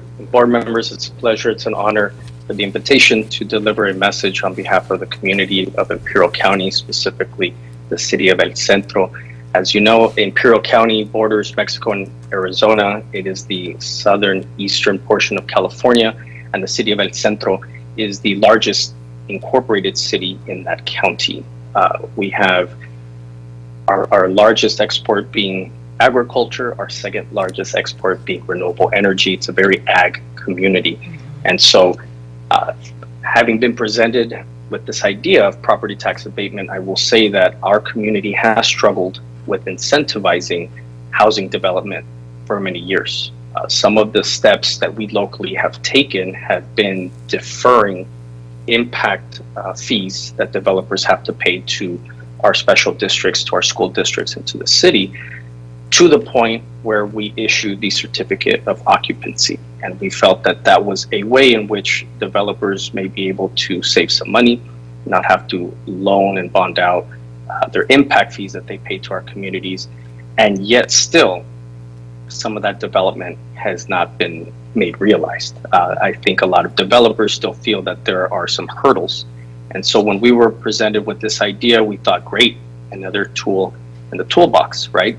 But it does raise some questions, and I just wanted to share the perspective of Imperial County, specifically the city of El Centro. Unlike other larger communities, coastal communities like San Diego, LA, San Francisco, we don't see as many tent cities. We do have homeless individuals in Imperial County, but we don't see the large collective groups that we would see in a coastal community. And the only reason why I highlight that is because housing for us not only addresses homelessness, but it would address economic factors that have long been needed and sought in our communities. So I wanted to just kind of differentiate for a minute the homelessness aspect of it all and the type of housing that would help homeless individuals, such as multifamily housing and affordable housing. I think that apartments, condos, townhomes, and affordable housing models would work really well in being able to rapidly house or temporarily rehouse homeless individuals to get them off the streets, to give them shelter. And so a property tax abatement would work very well in those models. But I would be remiss if I didn't mention that in Imperial County, we have sectors like Lithium Valley that is going to be coming up, right? We have a great need of engineers and a workforce that will be coming in the next several years that is going to be looking for housing. We have San Diego State University, Imperial Valley College, who are going to be huge stakeholders in developing that workforce in the coming years.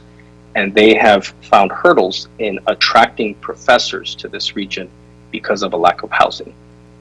El Centro Regional Medical Center, Pioneers Memorial Hospital District, Intercare hospital districts have found it very difficult in recruiting and attracting physicians and nurses to this region, which I believe personally attributes to the great impact of COVID-19 to our community. We were the poster child on a national level as to the impacts of COVID-19.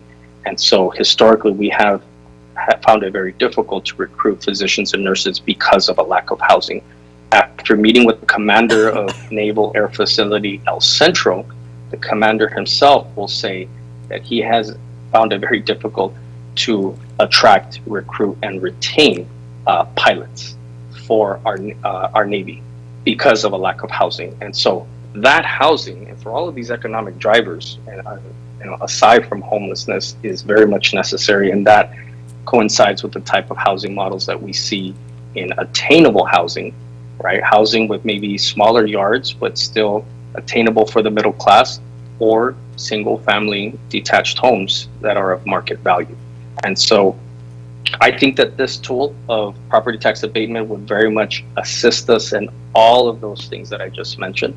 And lastly, Madam Chair and members, I would just add that our main concern is that the concept of the property tax abatement would in somehow, shape, or form not leave our local communities whole financially. And so I would only ask that this plan make sure that our special districts, our school districts, our counties, and our cities be made whole at the same time as if this program wouldn't exist, right? And so with that, I yield back, Madam Chair, for any questions the board may have. Well, when you say you ask that we make you whole, maybe you can expand a little bit on that. We've heard some concerns about JPAs taking resources from the county, and I don't want to make assumptions, but I assume that's what you're referring to. Maybe you can clarify.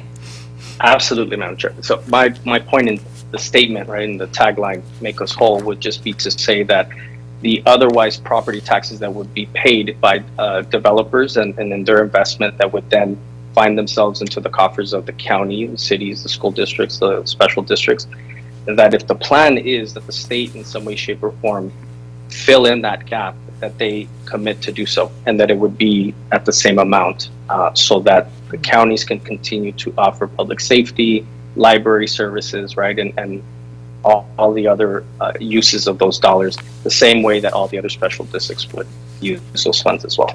So what I'm hearing you describe is backfill. Correct, Madam Chair. All right, thank you. Let me turn to my colleagues.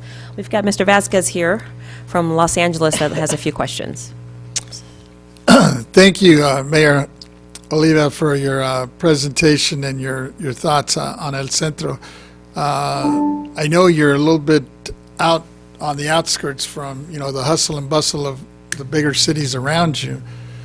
So I welcome your thoughts and ideas, especially since you are kind of in a unique situation. Unlike some of the downtown areas we've heard from, or the more urban areas we've heard from earlier today, land is probably a little bit easier in terms of land costs on the development side as we're looking at affordable housing. So I wanted to get your thoughts on that. But before I move into or open it back up to you, based on my sources, I understand that you are to be congratulated. I understand you just received like $15 million, I heard, to build affordable housing, or low-income housing, 96 units in this, I guess they're calling it the Jacaranda Gardens. And I was wondering if you could share your thoughts and ideas moving forward with that pretty significant project that's going to be coming up in your city. Thank you, Board Member Vasquez. I appreciate you highlighting those accomplishments. I'm very proud that the City of El Centro has not shied away from accepting and bringing in affordable housing into our communities and integrating them in various parts of our city, because many people need to live, and they need to live somewhere, right? Whatever home means to you, we believe that we should be able to provide that, whether it is an apartment, whether it's a shelter, whether it's a single-family detached home. And the City of El Centro has largely championed that concept here in Imperial County. And so whether it's the Jacaranda Gardens or Girasol, there are many affordable housing projects in partnership with Chelsea Development Group here in our city. And so, as you mentioned, yes, the cost of properties here in Imperial County are not as high as our coastal brothers and sisters, our neighbors. But also the reality here in Imperial County is that unlike some of our well-developed communities, we exist in a reality where we have our city boundaries in one location, and then there are fields, and then maybe 5-10 minutes later, you reach the boundary of our next city. And I think that's the beauty of our community, that we have not been filled or developed to capacity. And so we have a lot of opportunity here And for whatever reason, the economic factors of it all as to why some developers may want to still develop in our coastal communities versus our inland empire, that's fine. But we have found it where we are attracting a lot of residents from our coastal communities because of high cost of living and housing, right? And so we certainly want to play in that role. We want to find our place in the overall economy. I think that we are sustaining the state very well with our water, our agriculture, and our renewable energy. But these sectors require a workforce, a labor force, and they need to live somewhere. And so that is why we're very excited and open to this program. No, I commend you, and I'm looking forward to seeing some of your grand ideas. And I'm hoping we can take some of those examples, especially as you look to build some of these larger affordable unit communities, to share them with other folks throughout the state. And anything we can do on our end to help expedite some of that process. And I don't know if you've gone to that level or if you have some experience on that level that you may want to share with us in terms of what we up at the state here on the BOE side could possibly do to facilitate that. Certainly, sir. I would love and welcome the opportunity to do that. I wasn't prepared to go into that depth today, but I certainly would like to at some point in the future. Appreciate it. Let's see, Mr. Schaefer. Thomas, Mike Schaefer here. I met you at one of the parades in connection with the rodeo. I think it was in 2019. Bob Medville's had me down a couple of times to visit. I'm very impressed with a large military facility and groups of airplanes popping in from Ireland or Germany or wherever. You do get a lot of attention, and the rodeo was a knockout. And I just want to thank you for coming up to see us, electronically or personally. I'm your champion, and anytime I can assist you, I want you to give me a call. Thank you, Mr. Schaefer. I really appreciate that. It's good to see you, sir. Again. All right. Just a quick question, just to assess your city. Have you guys independently explored using tax abatement to stimulate development for housing? Individually, no. Our city has not entertained that concept because, again, it's just the fear of the backfill. Yeah. And we're not willing to just kind of give up on that. What I will say, Madam Chair, if I may, is I think one of the things that our community wishes existed again was redevelopment agencies. And redevelopment agencies. We all, at least I do. Yeah. Tony Vasquez does. And You're singing to the choir here. Yes, no, and for the record, I just say it to the general public and whoever else is listening, and that I wasn't fortunate enough to serve in office when redevelopment agencies existed. When I was elected, they were just a memory, right? And so part of our housing issue is the fact that we have, in our downtown, a lot of vacant properties and abandoned properties. But the city itself does not have the tools to purchase or to force to purchase those types of properties so that they can be redeveloped.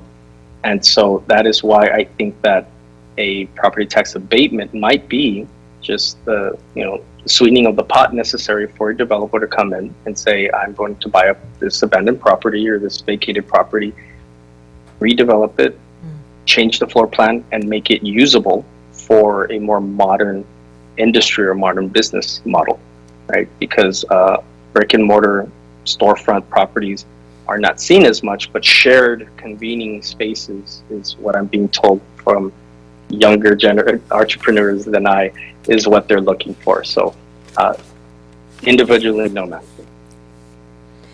All right, thank you. Let me double check the line to see if Mr. Escobar has joined us.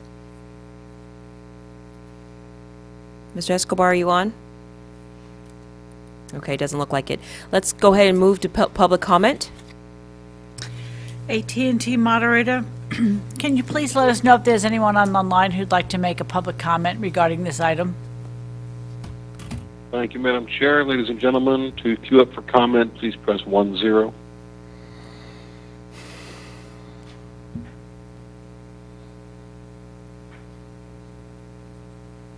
And we have no commenters queuing up at this time. All right. Thank you, Mr. Mayor. We appreciate your time and participation in this work group convening. We are going to continue moving. I think we are at the end of our agenda and want to thank you again. Goodbye. You're welcome. Okay, Ms. Cicchetti, what's next on the agenda? I believe we have one other person that we're waiting to participate, Oh. Louise Carroll, and Oh, that's right. Yes. Is she here?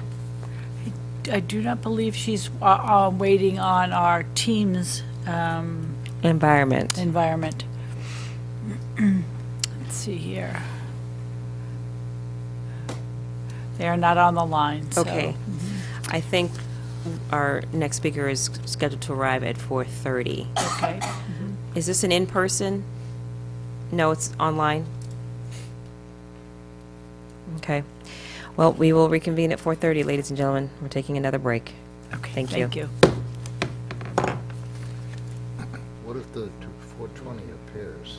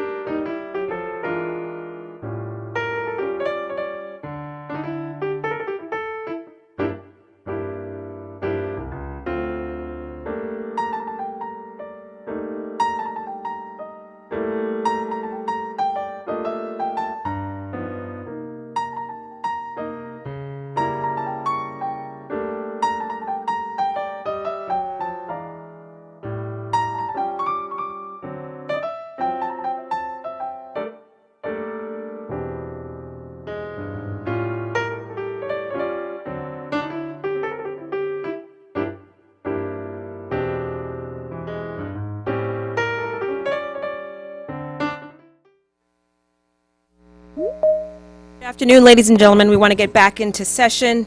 It is 4:26. It's 4:26. I understand that we have a very special guest, Carol. Miss Louise, Yes, hello. Louise Carroll, are you here with us? Yes, I am. Thank you very much. Please turn your camera on. Unfortunately, I'm going to do this by audio. I just got in from St. Lucia. I just got off a flight. Okay, not a problem. So I'm going to ask Mr. Ketty to call and introduce you, and we will hear from you next. Mr. Ketty. Okay, thank you so much. Ms. Louise Carroll is a partner at Caden Newsham, Rosenman, and a former New York City Housing Preservation and Development Commissioner. Thank you very much. We appreciate you hustling to join us. Your voice and perspective is important, and we are eager to receive your words of wisdom. Thank you so much. Thank you for convening this this meeting on an issue that's important throughout the country, and I'm honored to be invited to participate with you as you consider whether it's appropriate to have a property tax abatement to incentivize affordable housing. The affordable housing problem is an economic one. It is basically an issue of whether it's cost effective or profitable for the market to not only build housing, but to rent it to persons of low income and still afford the maintenance and operation of a building. And in high cost cities like New York and cities in California, Chicago, Denver, land prices and the cost of construction make it very difficult for market players to make construction of housing that is affordable to middle income and moderate and low income households and persons and still make a profit. So what's required is for the government to step in.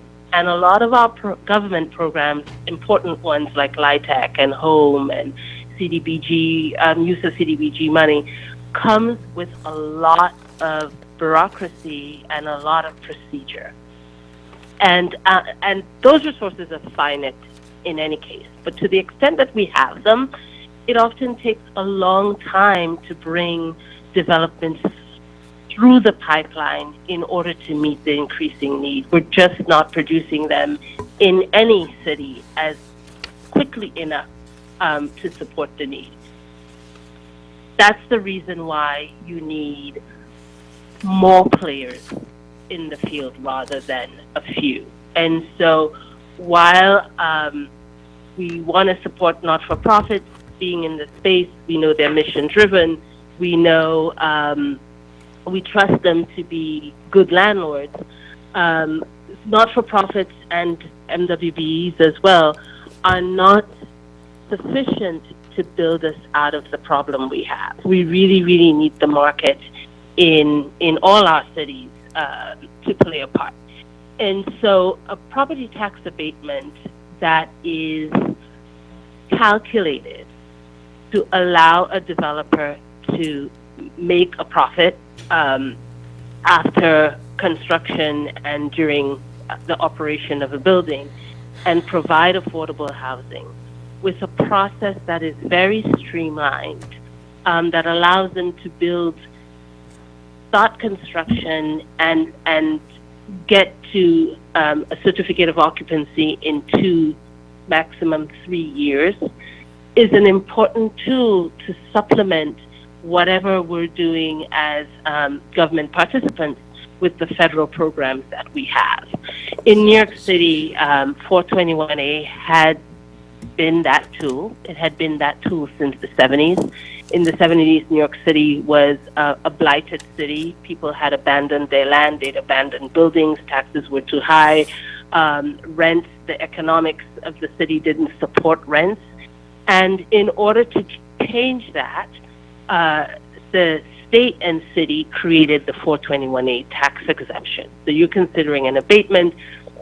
Abatement works in, I'm sure everyone here knows an abatement works in that you owe the taxes and then it's reduced, and the exemption just zeroes out the taxes completely. In New York, that's what we did, and it was to spur development. If you built any residential housing, you got the tax exemption, and that was hugely successful. It was so successful that in New York City, we started to discuss, well, maybe you shouldn't just give it for market rate housing, you should give it in exchange for some affordable housing. And so there came the 80-20 program, 20% affordable, 80% market rates, and later became 25 up to 30% affordable and the rest market rate. I would say that that program provided annually a minimum of 5,000 units of affordable housing that were entirely market-driven. But it wasn't just the affordable housing that was produced, it was also the market rate housing that was produced as well, the other 80% or 70% or 75%. If it's a supply and demand issue, just putting in the supply helps reduce the pressure, right, both on the market side and the affordable housing side. There is a concern sometimes, or debate sometimes, about, well, you know, if you're abating taxes or you're exempting taxes, then you're reducing tax collection. But in fact, the economic activity that is generated from sale and resale of land, from mortgage recording taxes, from transfer taxes, is significant. And eventually the abatement wears off and you have an even broader tax base. So for example, the Real Estate Board of New York put out a report in 2020 basically shows that real estate related taxes make up 53% of New York total New York City revenue. And of that, there was additional revenue from real estate taxes was generated by transfer taxes, which was $1.4 billion, and mortgage recording taxes, which was $1 billion. So, and commercial rent around $900 million. Just generating that kind of economic activity allows cities and states to gain taxes in other ways, and increasing the tax base. I really feel that in order to do that and to make it successful, though, there's got to be a process where it's streamlined so that there is very little bureaucracy, because itself adds cost to production. And so if the time frame for getting in the ground and getting a certificate of occupancy and being able to get the tax exemption in order to run the property and reduce maintenance and operating costs, if that time frame starts to be too long, then it changes the economics and you're not able to attract market forces. This is my just basic initial take on how successful New York City's been with this program, and at this point I would turn it over to you for questions. Thank you very much. So New York is actually an outstanding example of how tax abatements helped build affordable housing. But if I'm not mistaken, I believe the program that helped build this housing has not been renewed. Is that correct? That's correct. Can you describe? Despite our best efforts. Pardon me, what? I said despite our best efforts. Despite your best efforts, what are some of the contributing factors that prevented it from being renewed? I think it's the unique politics on the ground in New York City. There are folks who believe that if you don't give the tax exemption, the money that is saved from that tax exemption can go directly into building more affordable housing. And they're mistaken. In the New York City Housing Preservation and Development finances between 25,000 to 30,000 units of affordable housing a year. In order to do that, it takes a small army to create this, to create an additional 5,000 a year of the housing that's created by 421A in high opportunity areas and around the city would basically eat the entire pipeline budget, because the housing budget is made of a lot of federal subsidies, including low-income housing tax credit, which is used to bring in equity. The tax abatement deals are entirely market-driven deals. They're a market loan from a regular lender, as well as developer equity and the tax exception. That's it. And so all of the other sources that go into subsidized housing would be eaten up if we were to produce that housing. The other argument that people have is that there's such a need for low-income housing that it's a waste to produce middle-income housing with this tax exemption. So the tax exemption had changed over years based on what the needs of the city seemed to be at the time. So there was a time when units produced in the 421A were at 60% of the area median income and 80% of the area median income. In 2016, there was a policy shift to allow developers to choose options. There was a low-income option, a mix of a middle and a low-income option, and a middle-income option. And what developers chose was the middle-income option. And that angered the advocates on the ground, who advocate mostly for housing at 60% and 40%, 50 and 30% AMI. And so the politics on the ground right now is very progressive, and people, basically the Senate and the Assembly, did not feel that they could support the program as is. The city agencies, including myself and the deputy mayor, recommended that they change the program to change the AMI to suit what they felt the city needed, with a view that it had to pencil out. It had to be financially feasible for anyone to take it up. And the advocates, the governor had put it in her budget. She intended to pass it.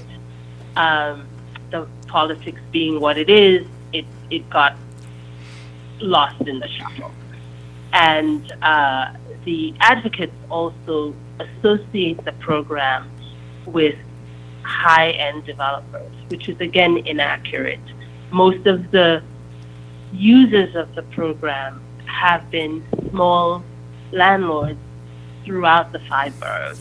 However, when they see shiny big buildings that also use the program, they focused on it as enrichment for big developers. So there's a lot of misinformation, a lot of misunderstanding on the advocate side, but right now we're in a very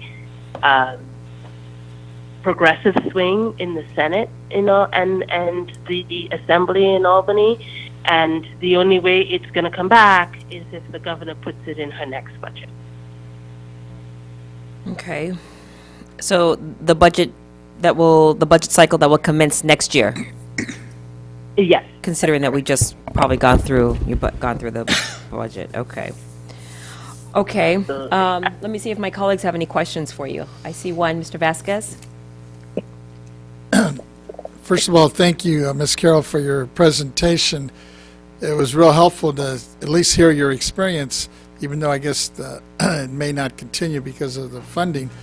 I was just curious on that, I guess it's the 421A tax exemption.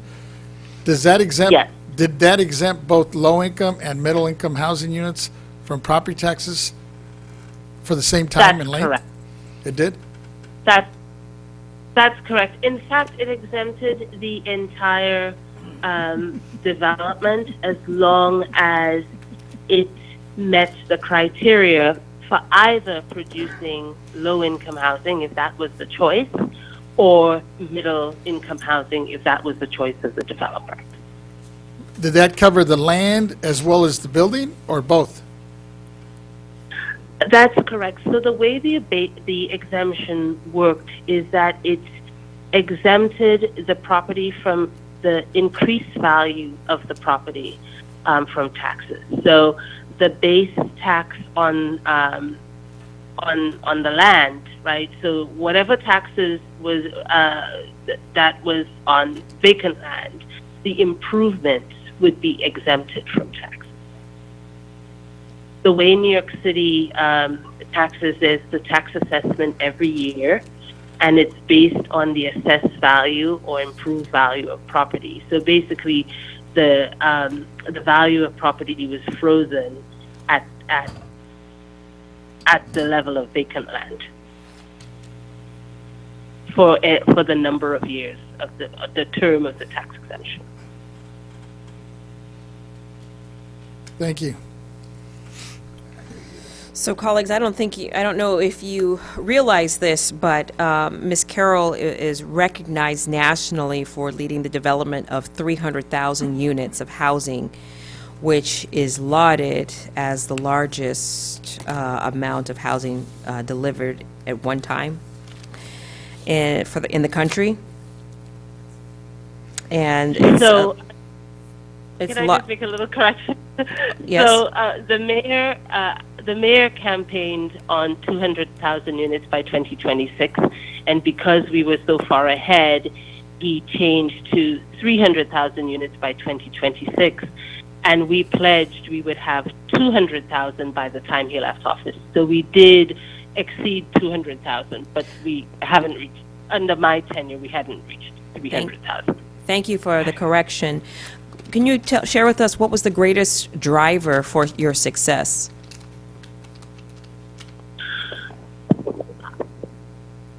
I think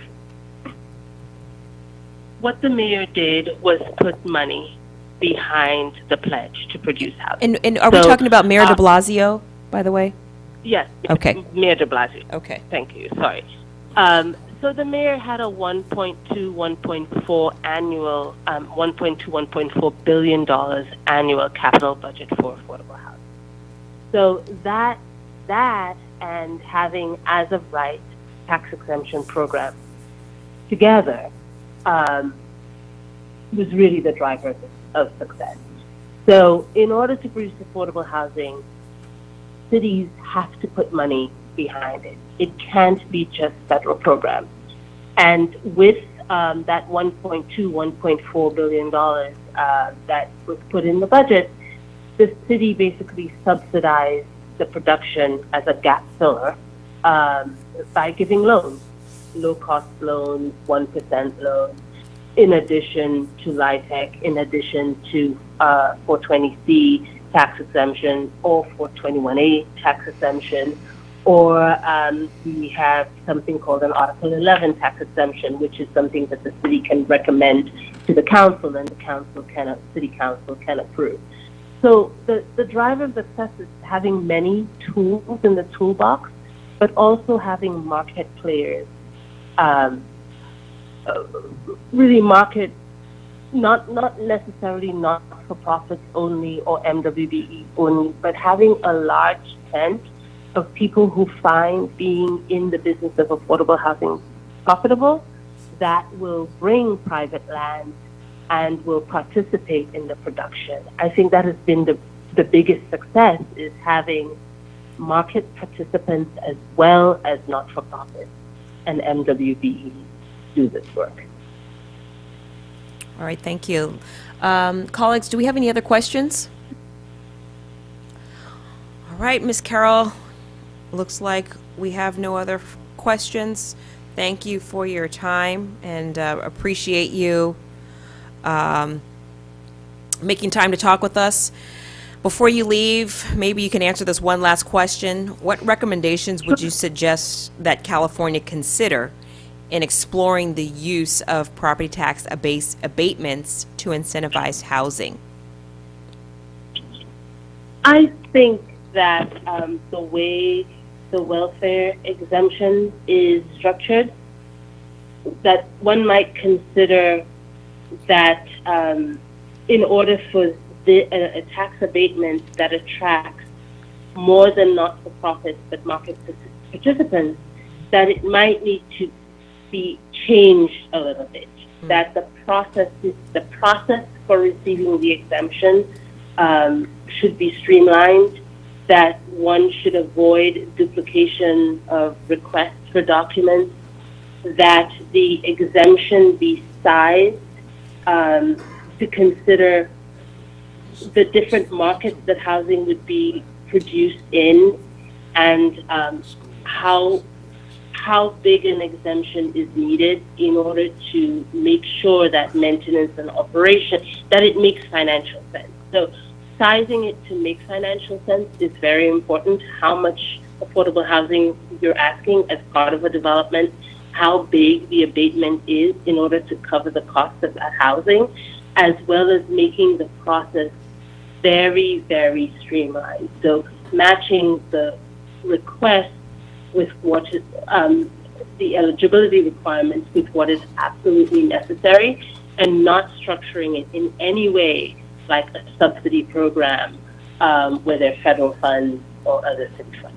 I think that's just critical, otherwise it doesn't work and it doesn't produce the housing at the pace you need it. All right, that's excellent. Thank you. All right, that's all we have. Again, thank you for your time this evening. I'm sorry, we do have one last question for you. Yes, Senator Gaines. Yeah, thank you so much. Really appreciate, Ms. Carroll, your comments, and I'm just trying to get a handle, because you mentioned, was it 300,000 units that were produced? Yes. There were over 200,000 units. Over two, okay. For example, yeah, even in COVID, we produced, I think, in 2020, 29,000 units. In 2021, it was 28,000 units. I mean, a year basically to get to that number. And to get to that number, you need a lot of tools. It can't just be the federal program. Yes. Now, do you know how many affordable units were provided by for-profit entities versus nonprofit? I'm just curious, because you talked about volume and how important it is to get the numbers up. I would say, I don't know the numbers, but I would say there are a lot of joint ventures between not-for-profits and for-profits. There are many for-profit developers who find it attractive to participate, and I would say it's probably about 50-50. Okay.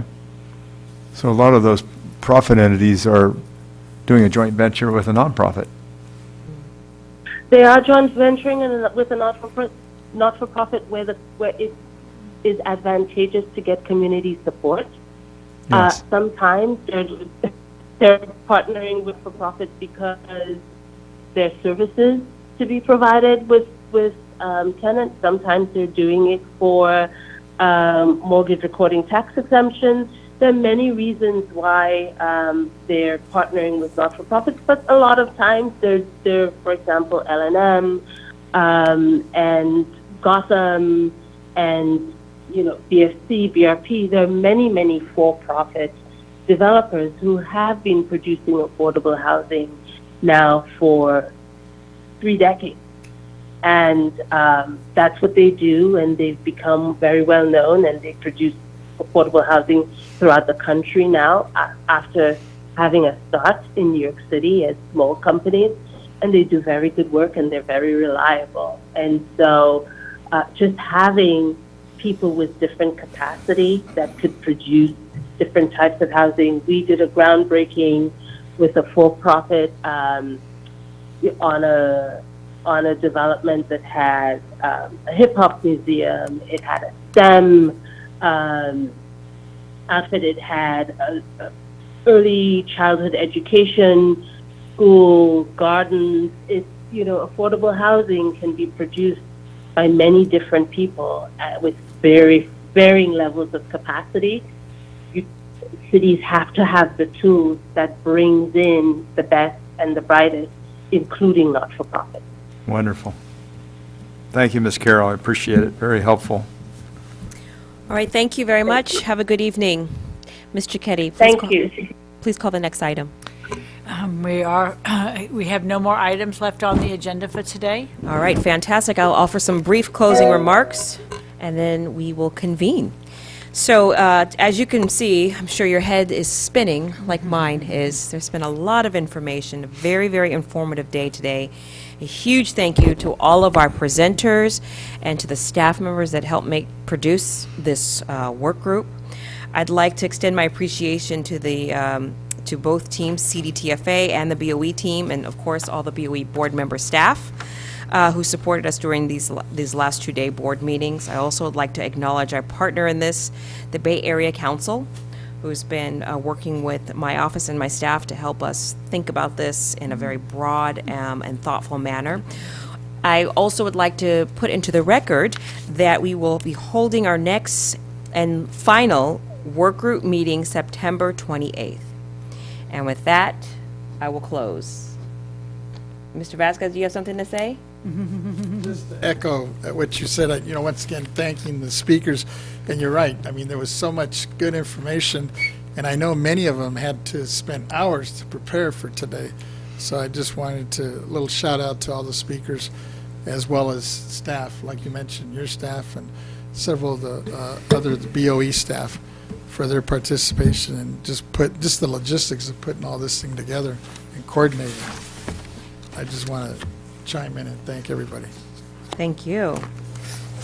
Yes, please. I am astounded at the quality and number of executives we've heard from today. It would take us 6 months and weeks of traveling to otherwise duplicate that. I was sorry New York with lady with all of her assets, we couldn't get a picture because I'd really like to have seen what such a talented person looks like.